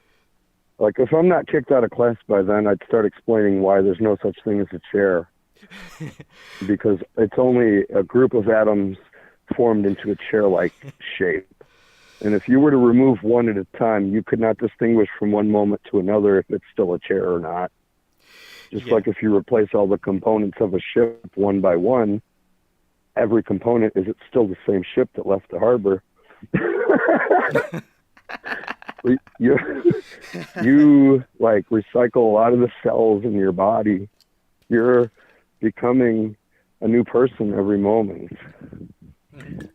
So you're not the physical same person. Plus, if you are the person who is a collection of your experiences and all the moments in your life, then every single Planck length of time, the tiniest moment of entropy from one moment to the next, every microsecond, you are a new, different person. Mm-hmm. So every time you don't see someone, then you go back and see them again, you're meeting them for the first time. You know, and you've never heard my voice ever. You've never heard my voice. All you have heard is a digital translation of pulse code modulation, and it's being reproduced, and you know, vibrations are being turned from digital to analog. Vibrating the air. Well, actually, compressing and decompressing the air. It doesn't vibrate the air. That's incorrect. Sound does not vibrate air. It compresses and decompresses it in a standing wave. But that would be my answer to this is not gym class. This is gym. It's like you're like, I'm about to end this man's whole career. You do not stand a chance. You've chosen the wrong battle today, man. I remember one of my friends was trolling the teacher that liked the basketball team Duke, and the dude was like, he kept on saying Duke, and he was gonna get thrown out of class, and he said it again, and he put the chair or the desk outside in the gym, and he had to spend the class out there. That was funny. That's some wild stuff. We used to do some silly stuff in school. Yeah, I could tell, and that's pretty cool. Also, I might say like my leg hurts. I'm in a lot of pain, so I have to stretch my leg. Stop abusing me.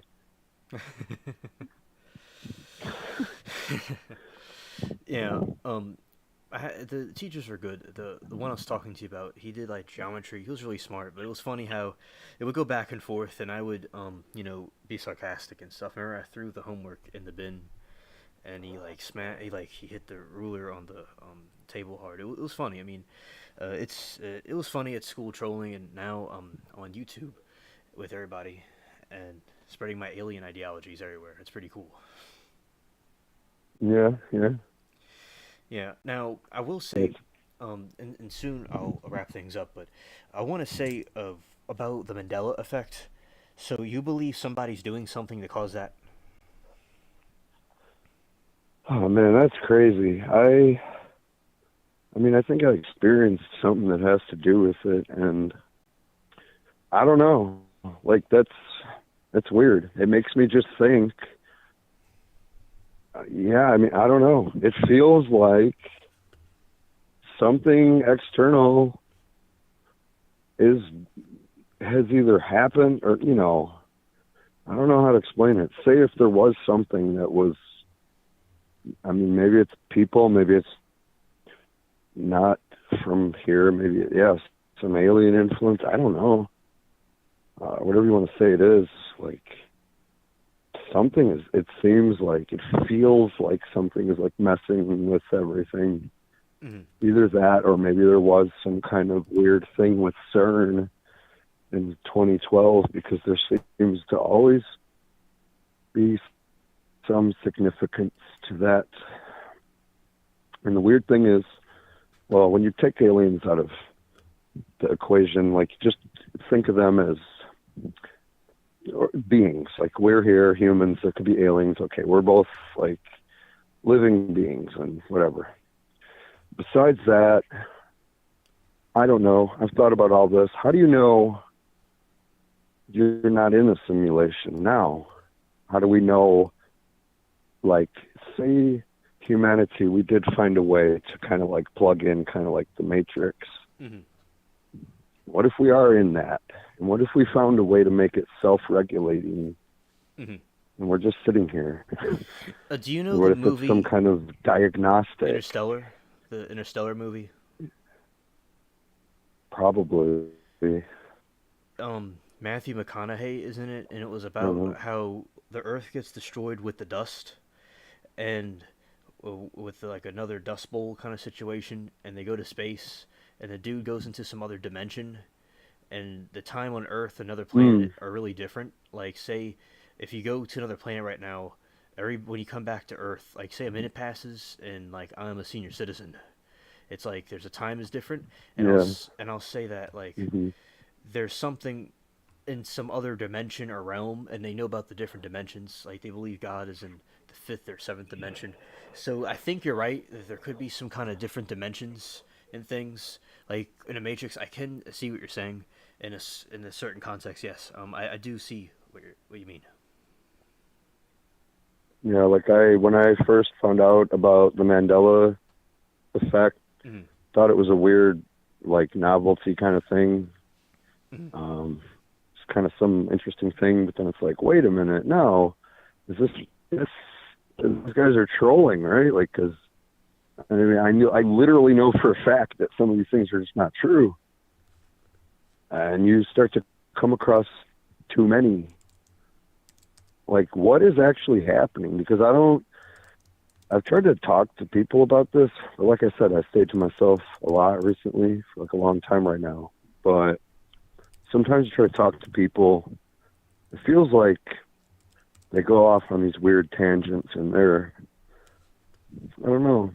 If you wanted to think, what if it was some kind of a construct? Well, there would be some element to it that would set you off the correct path. If it wanted to interfere, it's very strange, man. Like, because if you think about AI, if it did find some way, what if Elon Musk already did figure out Neuralink? Like, really think about this. Not like, because there's so many things, we just blow it off. we don't really think of the implications of it and actually like, hold on, man. What if it really is? Mm-hmm. Okay, wait a minute then. Wait a minute. Like, not just, yeah, that's cool, yeah, haha. No, literally, what if Elon Musk's Neuralink was extremely successful, and then there was an artificial intelligence that was rogue, that did not allow us access to turn it off? That's why I said before, how do we know that didn't already happen right now? How do we know we're not in it now? Right. We don't know. You can't know. You cannot know. And so then it comes down to like, well, okay, I'm powerless against that. There's no way for me to know. And you're like, well, what's real and what's not? Well, like the steak in the Matrix, it comes true. If it looks like it and tastes like it and smells like it and you can't tell the difference, does it really matter? I mean, the only thing you can do with the Mandela effect, what I said earlier in chat, the only thing you can do is come to the conclusion of, I don't know. And if you become obsessed, you'll go crazy.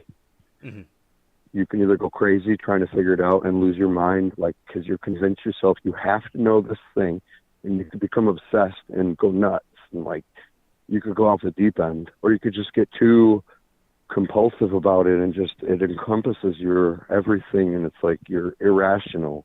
You can't think straight. It's like you have to be able to function. Doesn't matter if it's like fake or being interfered with. We're here right now. It's tangible. Pain hurts. If you don't eat, you're going to be hungry. It sucks. You have to cover up from the elements. Like, we're surviving on this. It seems pretty real. If the developers made this, it's a damn good job, dude. It's very high resolution, very complex machine they've built here. Yeah, but maybe something did happen with the CERN. Something with physics that we don't understand. I can't say for sure. I don't know. All I have to base it on is what I know, and anything beyond that is just hypothetical. I can't say for sure, but what is this Mandela stuff? This has never happened before. This has never happened. None of this until recently. It's not mass hysteria. It's not misremembering things. How come some people can have these experiences and some just don't?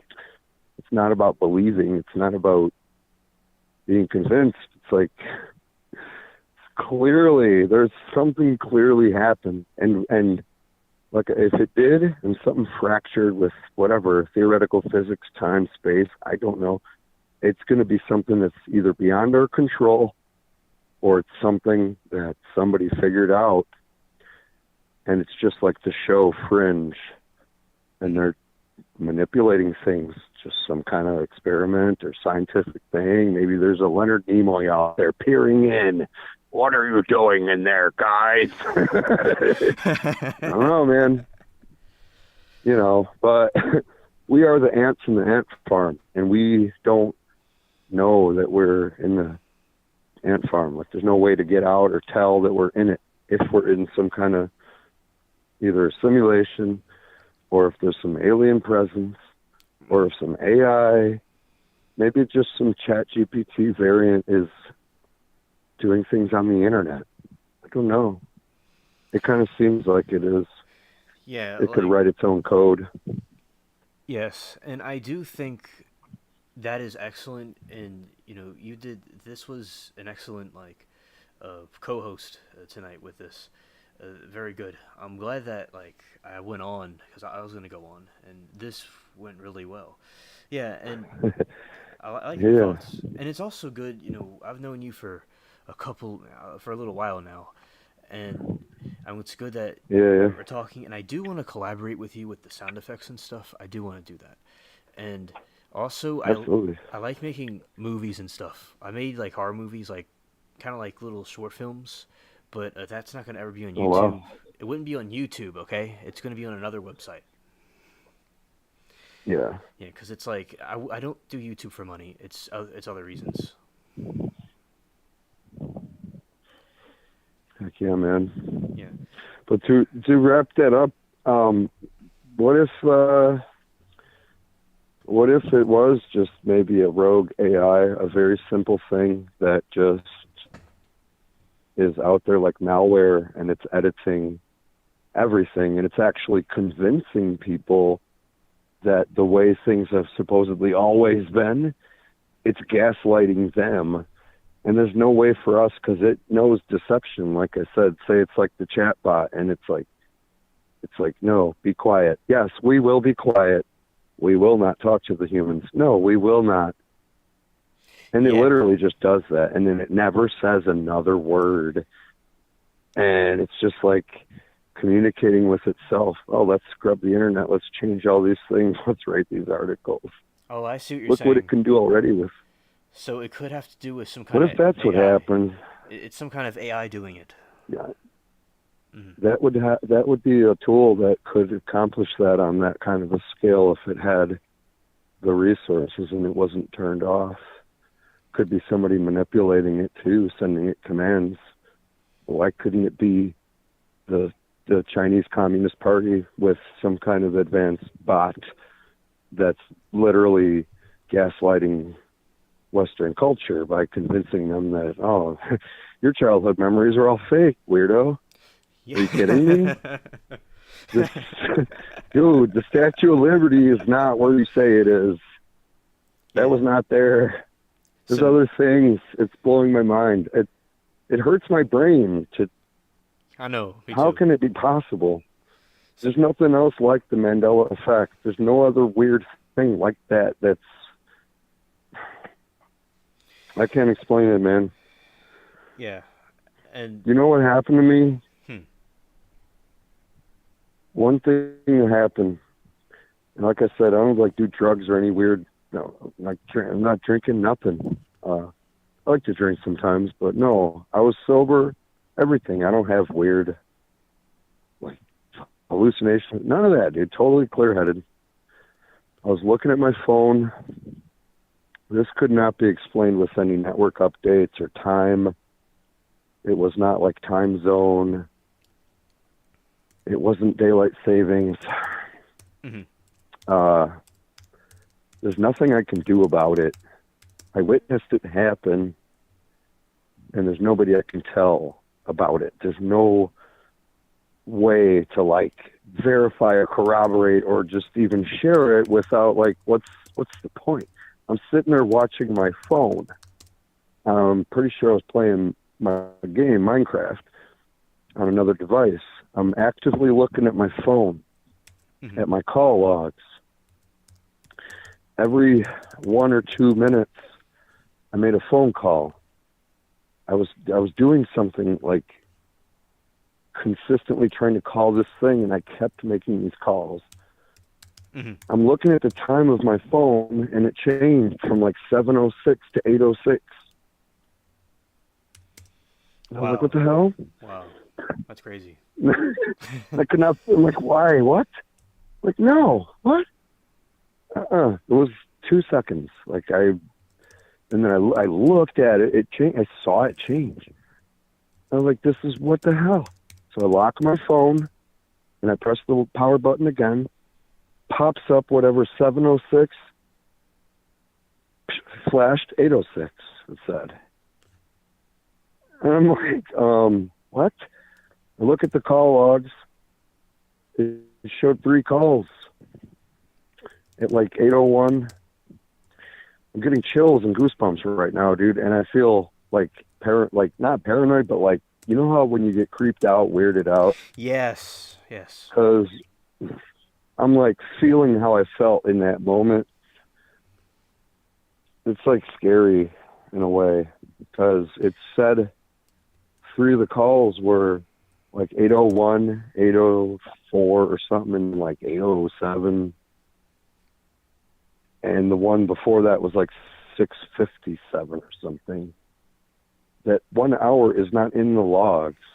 No calls. I was actively calling. Wow. Wow, that's Like, nuts. somebody can't hack my phone or mess with me remotely, or I'm trying to think of the most weird abstract possibility. What immediately I check, is it daylight savings? No, it was like months away.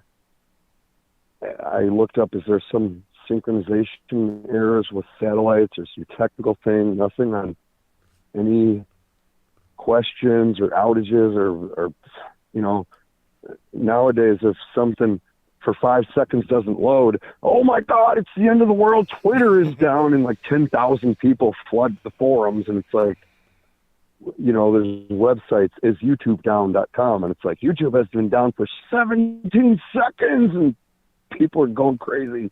Nothing. And I'm sitting there by myself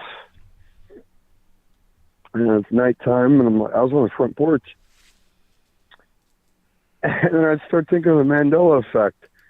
And the first thing that came to my mind, I'm like, dude, what? Okay, I'm like, dude, I guess it's just a glitch in the matrix. Nothing I can do.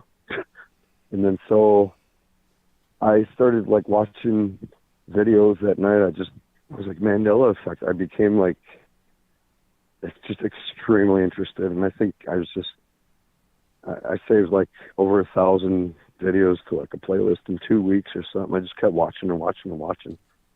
And eventually it's like, well, okay, I don't know. There's nothing you can do about it.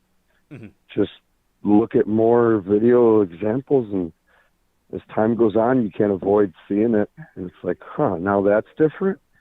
Then some of the things that changed again. Really? But yeah, or changed back. What the hell, dude?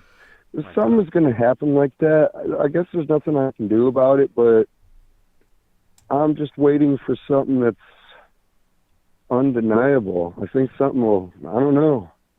I'm waiting for the sky to like break open and you see like the Star Trek holodeck grid lines and it's like, oh snap. Damn it. Like, and everyone is viewing it like, no, and they're debating it, but then we send a team up there and they're like, no, guys, look, this is like some optical weird shit. Look, oh, now we're on the outside. Earth is something. I don't know. I'm waiting for it. It's like, well, I guess that's a thing that happened. Obviously, it's, stay grounded in reality. I don't know, but, and that's not just being open to anything. Oh yeah, I'm just open-minded. It could be anything. And it's like, no, this is weird shit that's happening. Very strange. And then, how am I missing 1 hour? And I wonder about other people who, some strange things have happened that they can't explain. Right. But, I don't know. It's kind of, I think, beyond us. Unless we come to some tangible thing. Yeah, because the Indians, because the area I was talking about earlier, about the Serpent Mound, the Indians, they saw this giant snake come from the sky and talk to them. I mean, you know how terrifying that sounds? Well, yeah, I hear stuff like that, and I think a lot of times it could just be how they explained it, or it could be an analogy, or because there's a whole thing with the Elohim, and it means, it means God. It's like the original word for God. Mm-hmm. But it's like in a lot of like religious writing, like, well, the word in Hebrew is plural, and it means those who came from the sky, the ones who came from above. So, right. Yeah, we see all these things, and there's like carvings and paintings with like Jesus flying in a spaceship, and then other alien spaceship, and there's like little drawings of airplanes. Nobody seems to even really like, yeah, I don't know, yeah, it's whatever. Now we're in the damn information age, really autistic information age at this point, and everything going woke, crazy. Yeah, with all the Reddit mods. Everything's getting, yeah, dude. Well, it's just with everything. It's so convoluted and like distorted and just oversaturated with everything, and there's so much blasting past you every day. And people can get away with anything they want these days. People just stop talking about it eventually. They just let it, there's so much other crap to, like, you know, every day, a million new things. But yes. I remember you were saying that you have issues with cats. with what? With cats. Cats? Yeah. I don't think so. Well, that's what the edgy AI told me, but I knew it wasn't true.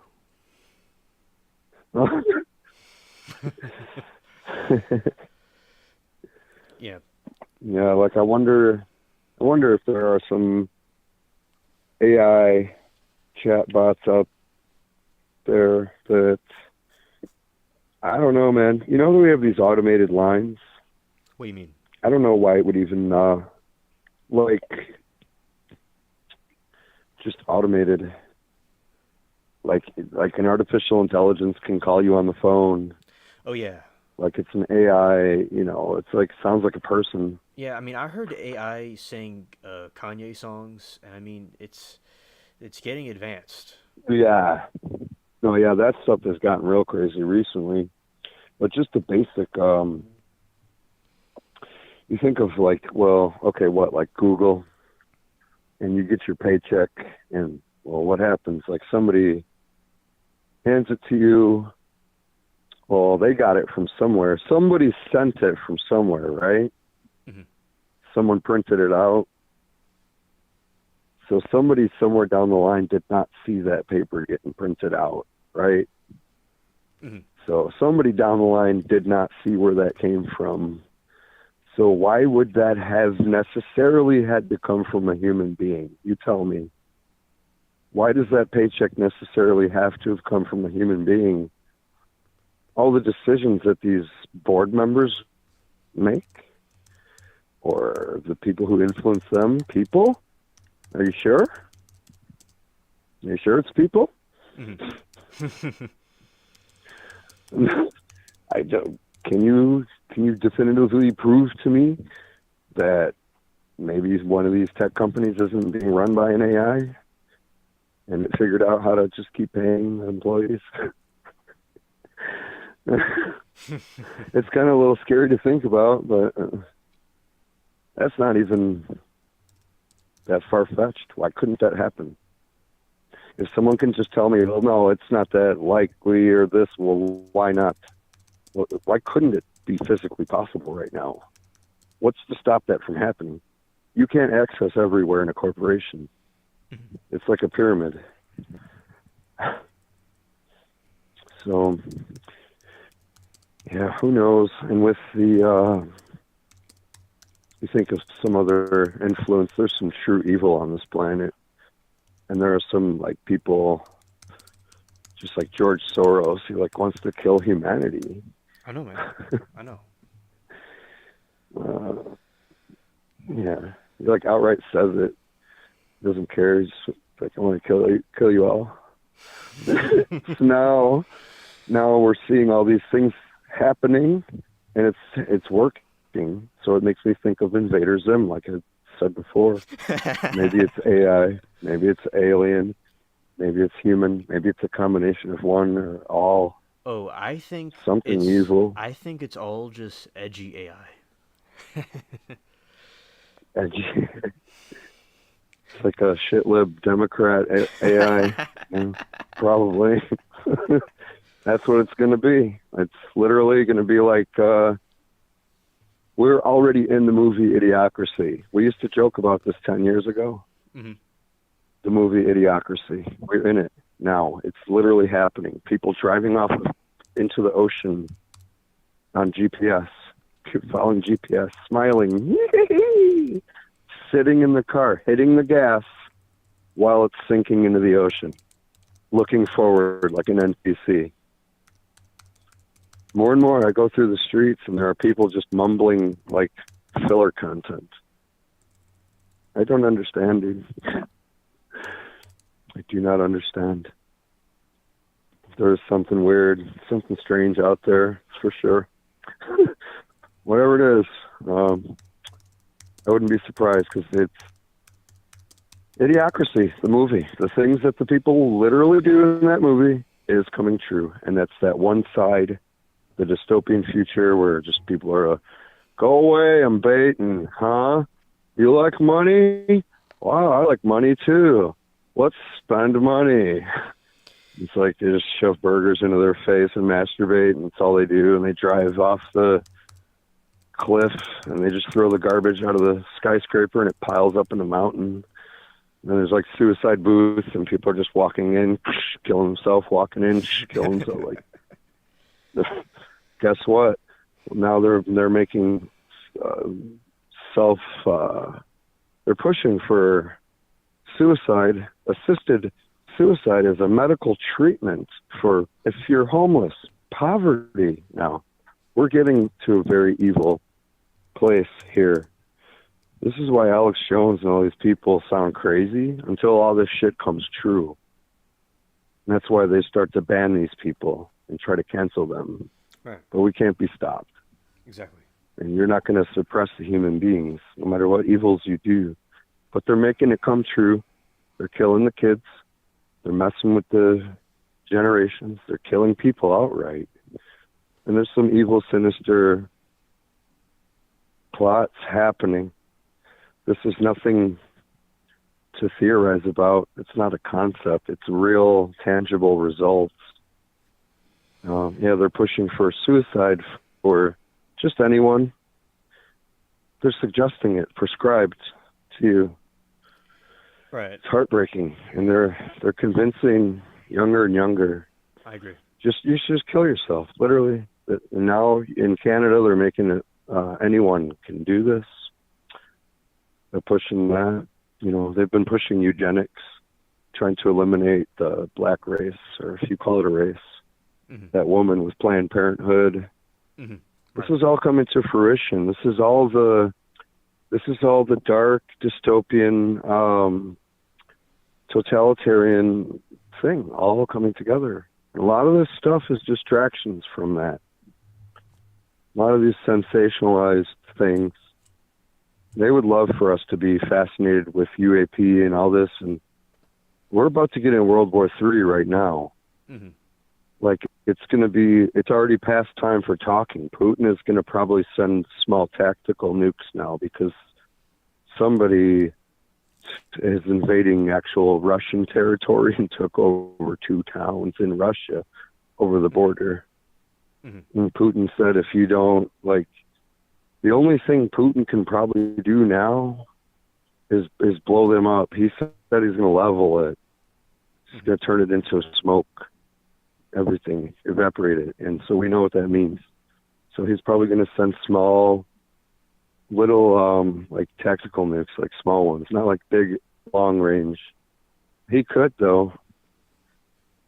He could take out the whole U.S. Eastern Seaboard if he wanted to.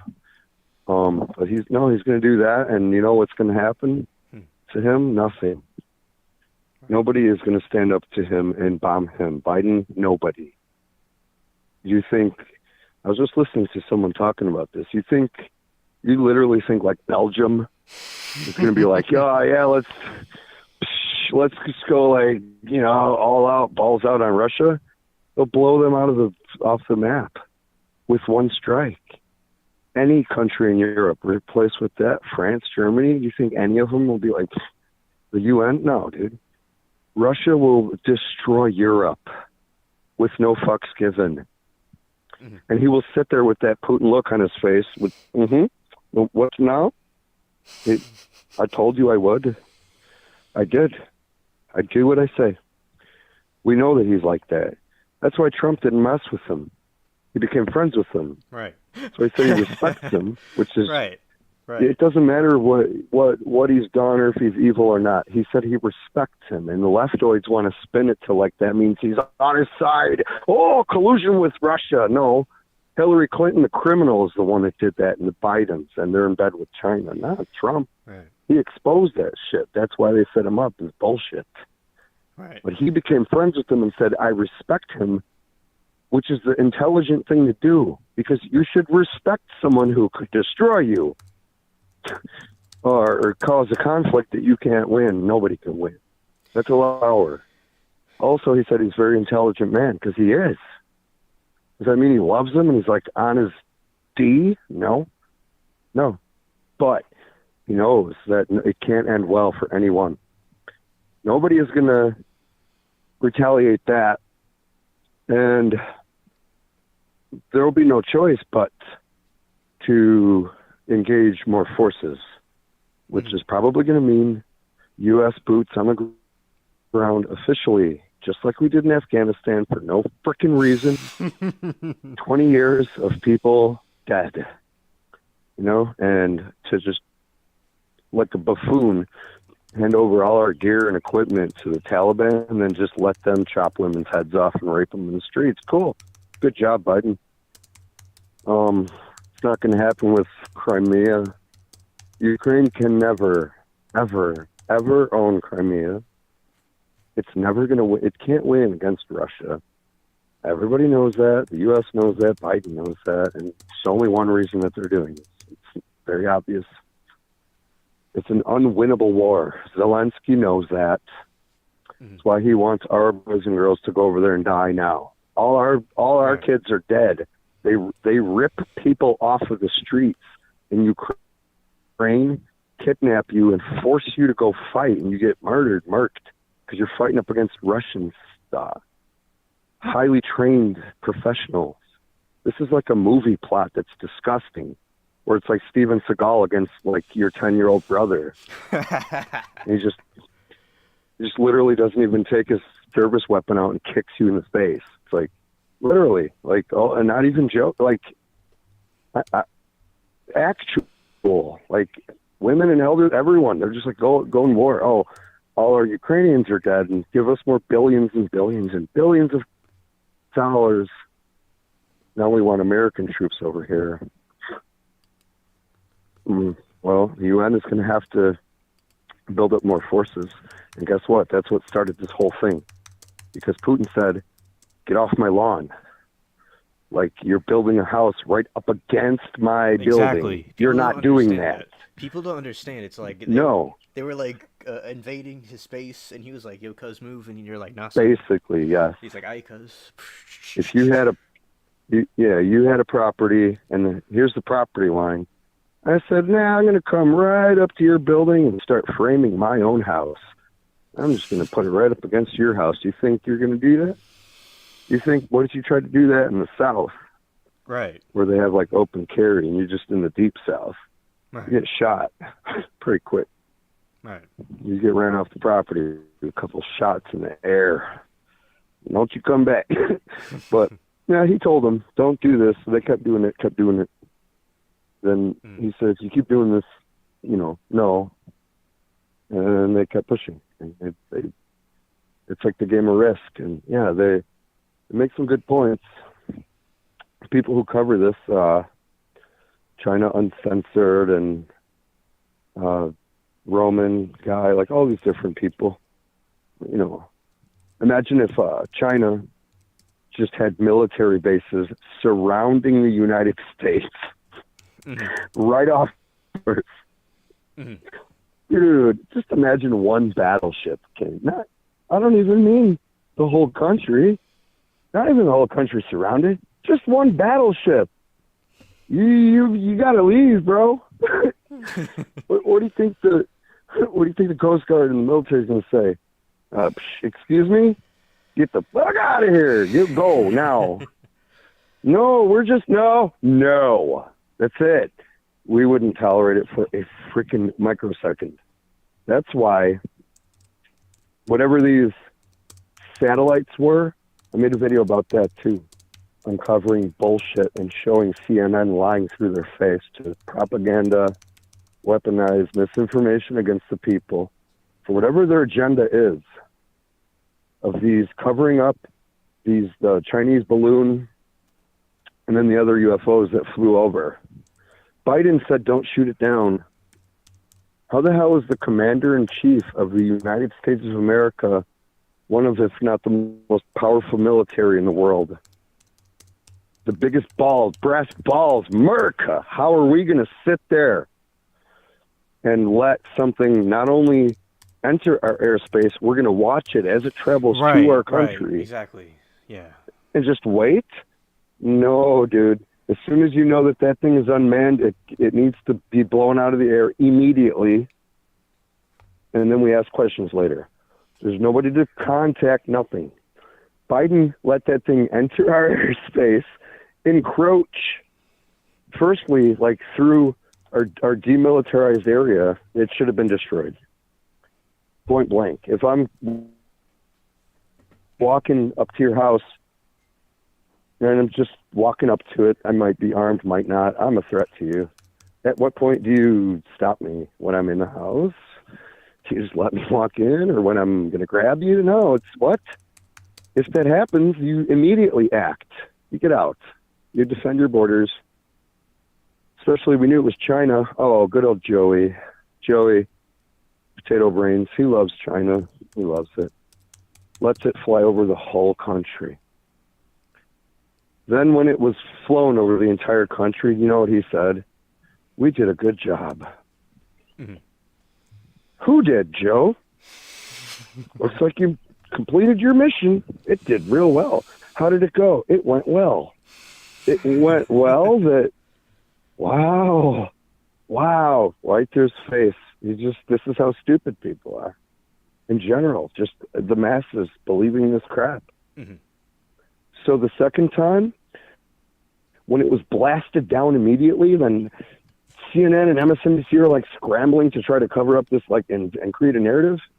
No, it's too bad. Guess what? This general dude, the commander, whoever he is, like the head guy of the military, basically said, "Screw you, Joe." Didn't even ask him. President said, "Don't do anything." He said, "Yeah, okay. All right, Joe. All right, buddy." Yeah. He's like, "No, seriously. Yeah, no, I got you. Got you, Joe. Go get some ice cream. Don't fall off your bike, buddy. All right, I'll be back in a little bit. No, we're totally not going to shoot it down. I promise. Okay, I'll talk to you later. Well, yeah, blow that thing out of the fucking air right now. Fuck him. Literally, no. So he destroyed it, which is what a good. We do have some people in the military that are like not gonna let him do this. Like these are old school, like war generals who have like fought and been through hell, and they've had commanders above them who had integrity, and mission actually protected us. It's been a while since we had any like actual based president, but then we had Trump. Right. And none of this would be happening, and without any political affiliation or left, right, nothing. The fact is, the guy in charge did a good thing. Did a lot of good things. Right. He wouldn't have let any of this happen. But yeah, then what? 3 other things flew into here. Doesn't make me feel safe. Then they bury the story. So that's that. Then we move on to the next distraction, the next big thing, and the next this. Where's it all going to end up? It's going to end up as the Martians. Yeah, dude, it's too much. Yeah. There's so much. I have some questions from chat. Mm-hmm. Yeah, so... Yeah. I'm going to get to it because there's a lot of chats, so I have to try to figure this out. But okay, have you heard of the movie called? No, that was a question for me, and I answered it. But I'll get there. Okay, The Falling Down. You seen that movie? No. Wait, Falling Down? Yeah. Yeah. Isn't that Michael Douglas? I don't know, but chat was asking you that, if you've seen it. I'm pretty sure that's like one of my favorite movies. I'm super like a movie buff, but it's been a long time. I stopped watching because when everything started going crazy woke and they ruined everything, I just it turned me off to it, and everything was ridiculous. There were no more good acting, script. It's kind of weird. I haven't watched movies in a long time, but I think, I'm pretty sure Falling Down was Michael Douglas, wasn't it? I think so. I don't know Yes, if I it's can Michael answer in chat, Douglas. It's but Michael Douglas. yeah. So he just doesn't want. He's just not going to take it anymore. Is what happens. And I think, yeah, he's not going to take it anymore. I think that's the whole plot. And he goes crazy. Kind of like there was another remake of that idea. It's actually, there's an old movie called Cool Hand Luke. And there's this professor who is a good friend of mine, Ron. And so he would tell me about all this stuff. He was like a tenured professor for like his whole life. He was like elderly, retired. He told me about this whole thing, literary things. He was an English professor. But he told me about this story. Like, you know, there's actual like face-to-face conversations with real human beings. It's weird. It's this cool thing you can do in life. You can meet up with people and interact with them in real life. It's crazy. But yeah, he kind of conversation. So he told me about Cool Hand Luke, and it was just this guy who wasn't going to take it anymore, I guess, and he's just done with it. But he stayed cool all the time, and then he'll just walk up and like do damage or like destruction. I don't know what he broke stuff. He was like a street gang kind of dude, but he did it real like cool-headed. I think that's kind of like that movie. It reminds me of the quote, I want you to get up now, get up out of your chairs. I want you to go over to the window, open it, stick your head out and yell, I'm as mad as hell, and I'm not going to take this anymore. From, what was it, that movie about, what, news? Something news. I can't remember right now. But, yeah, where the news reporter has that huge speech, and so he uncovers the whole everything that's happening now. It's from like the 70s, real classic. He starts telling everyone on live TV. It's one of the most powerful speeches you'll ever hear in your entire life. Another one is Charlie Chaplin. If you look up Charlie Chaplin's speech, I know that speech. You'll be in tears, dude. It's like, it'll bring you to tears. Don't give yourself if you have any compassion for like, it's so deep and just fundamental human, decent, basic right and freedom to exist. He's like, the world, that guy screaming in the newsroom, the world should not be this way. Damn it, it's not right. Like people, yeah. And I think it was like 70s or something. And then so people started doing it.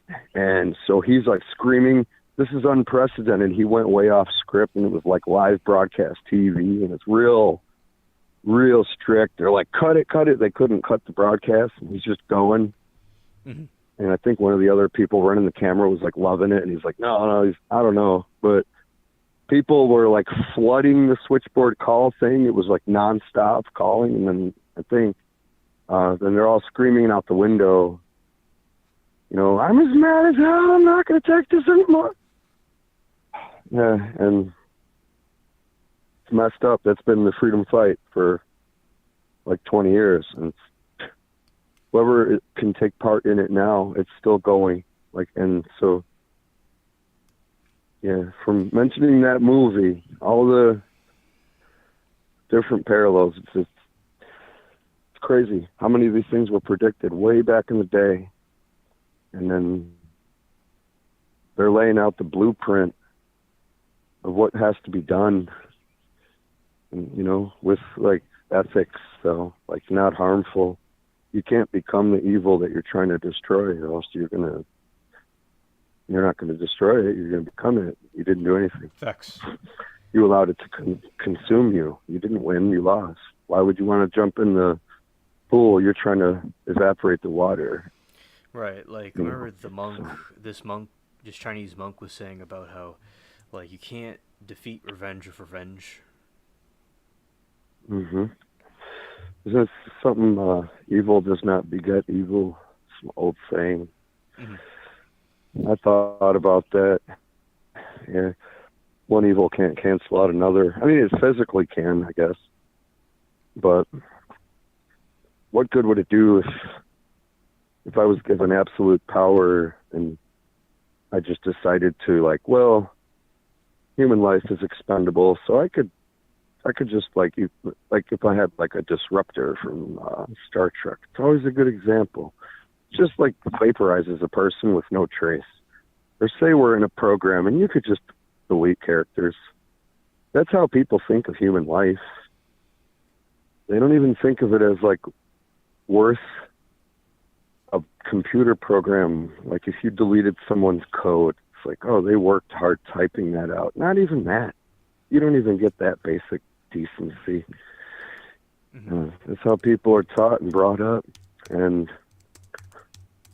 some of these people get into power, and eventually we're not going to take it anymore. We're just not. Yeah. This reminds me of the conversations that I had with my friend when I was young. He was just, him and I drifted. He kind of, like, did college and stuff, and he was going to be busy.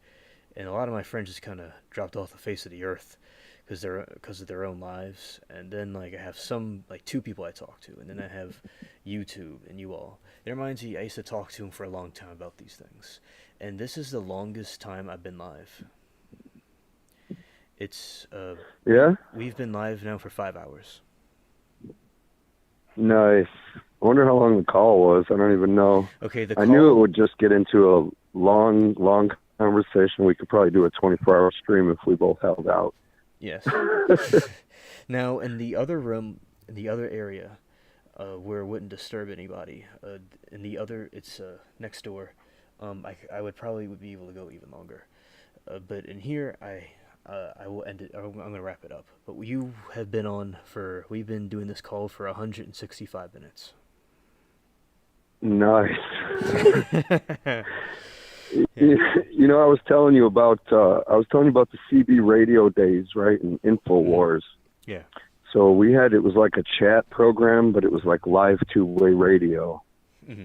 So you could key up on a channel and talk, and then someone else could key up and knock you off, or they could let you talk.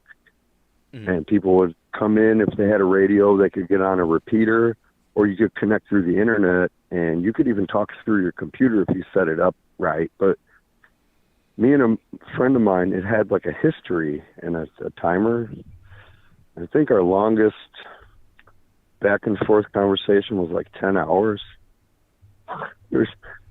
And within that time, maybe 100 people had come in and sat and listened and left.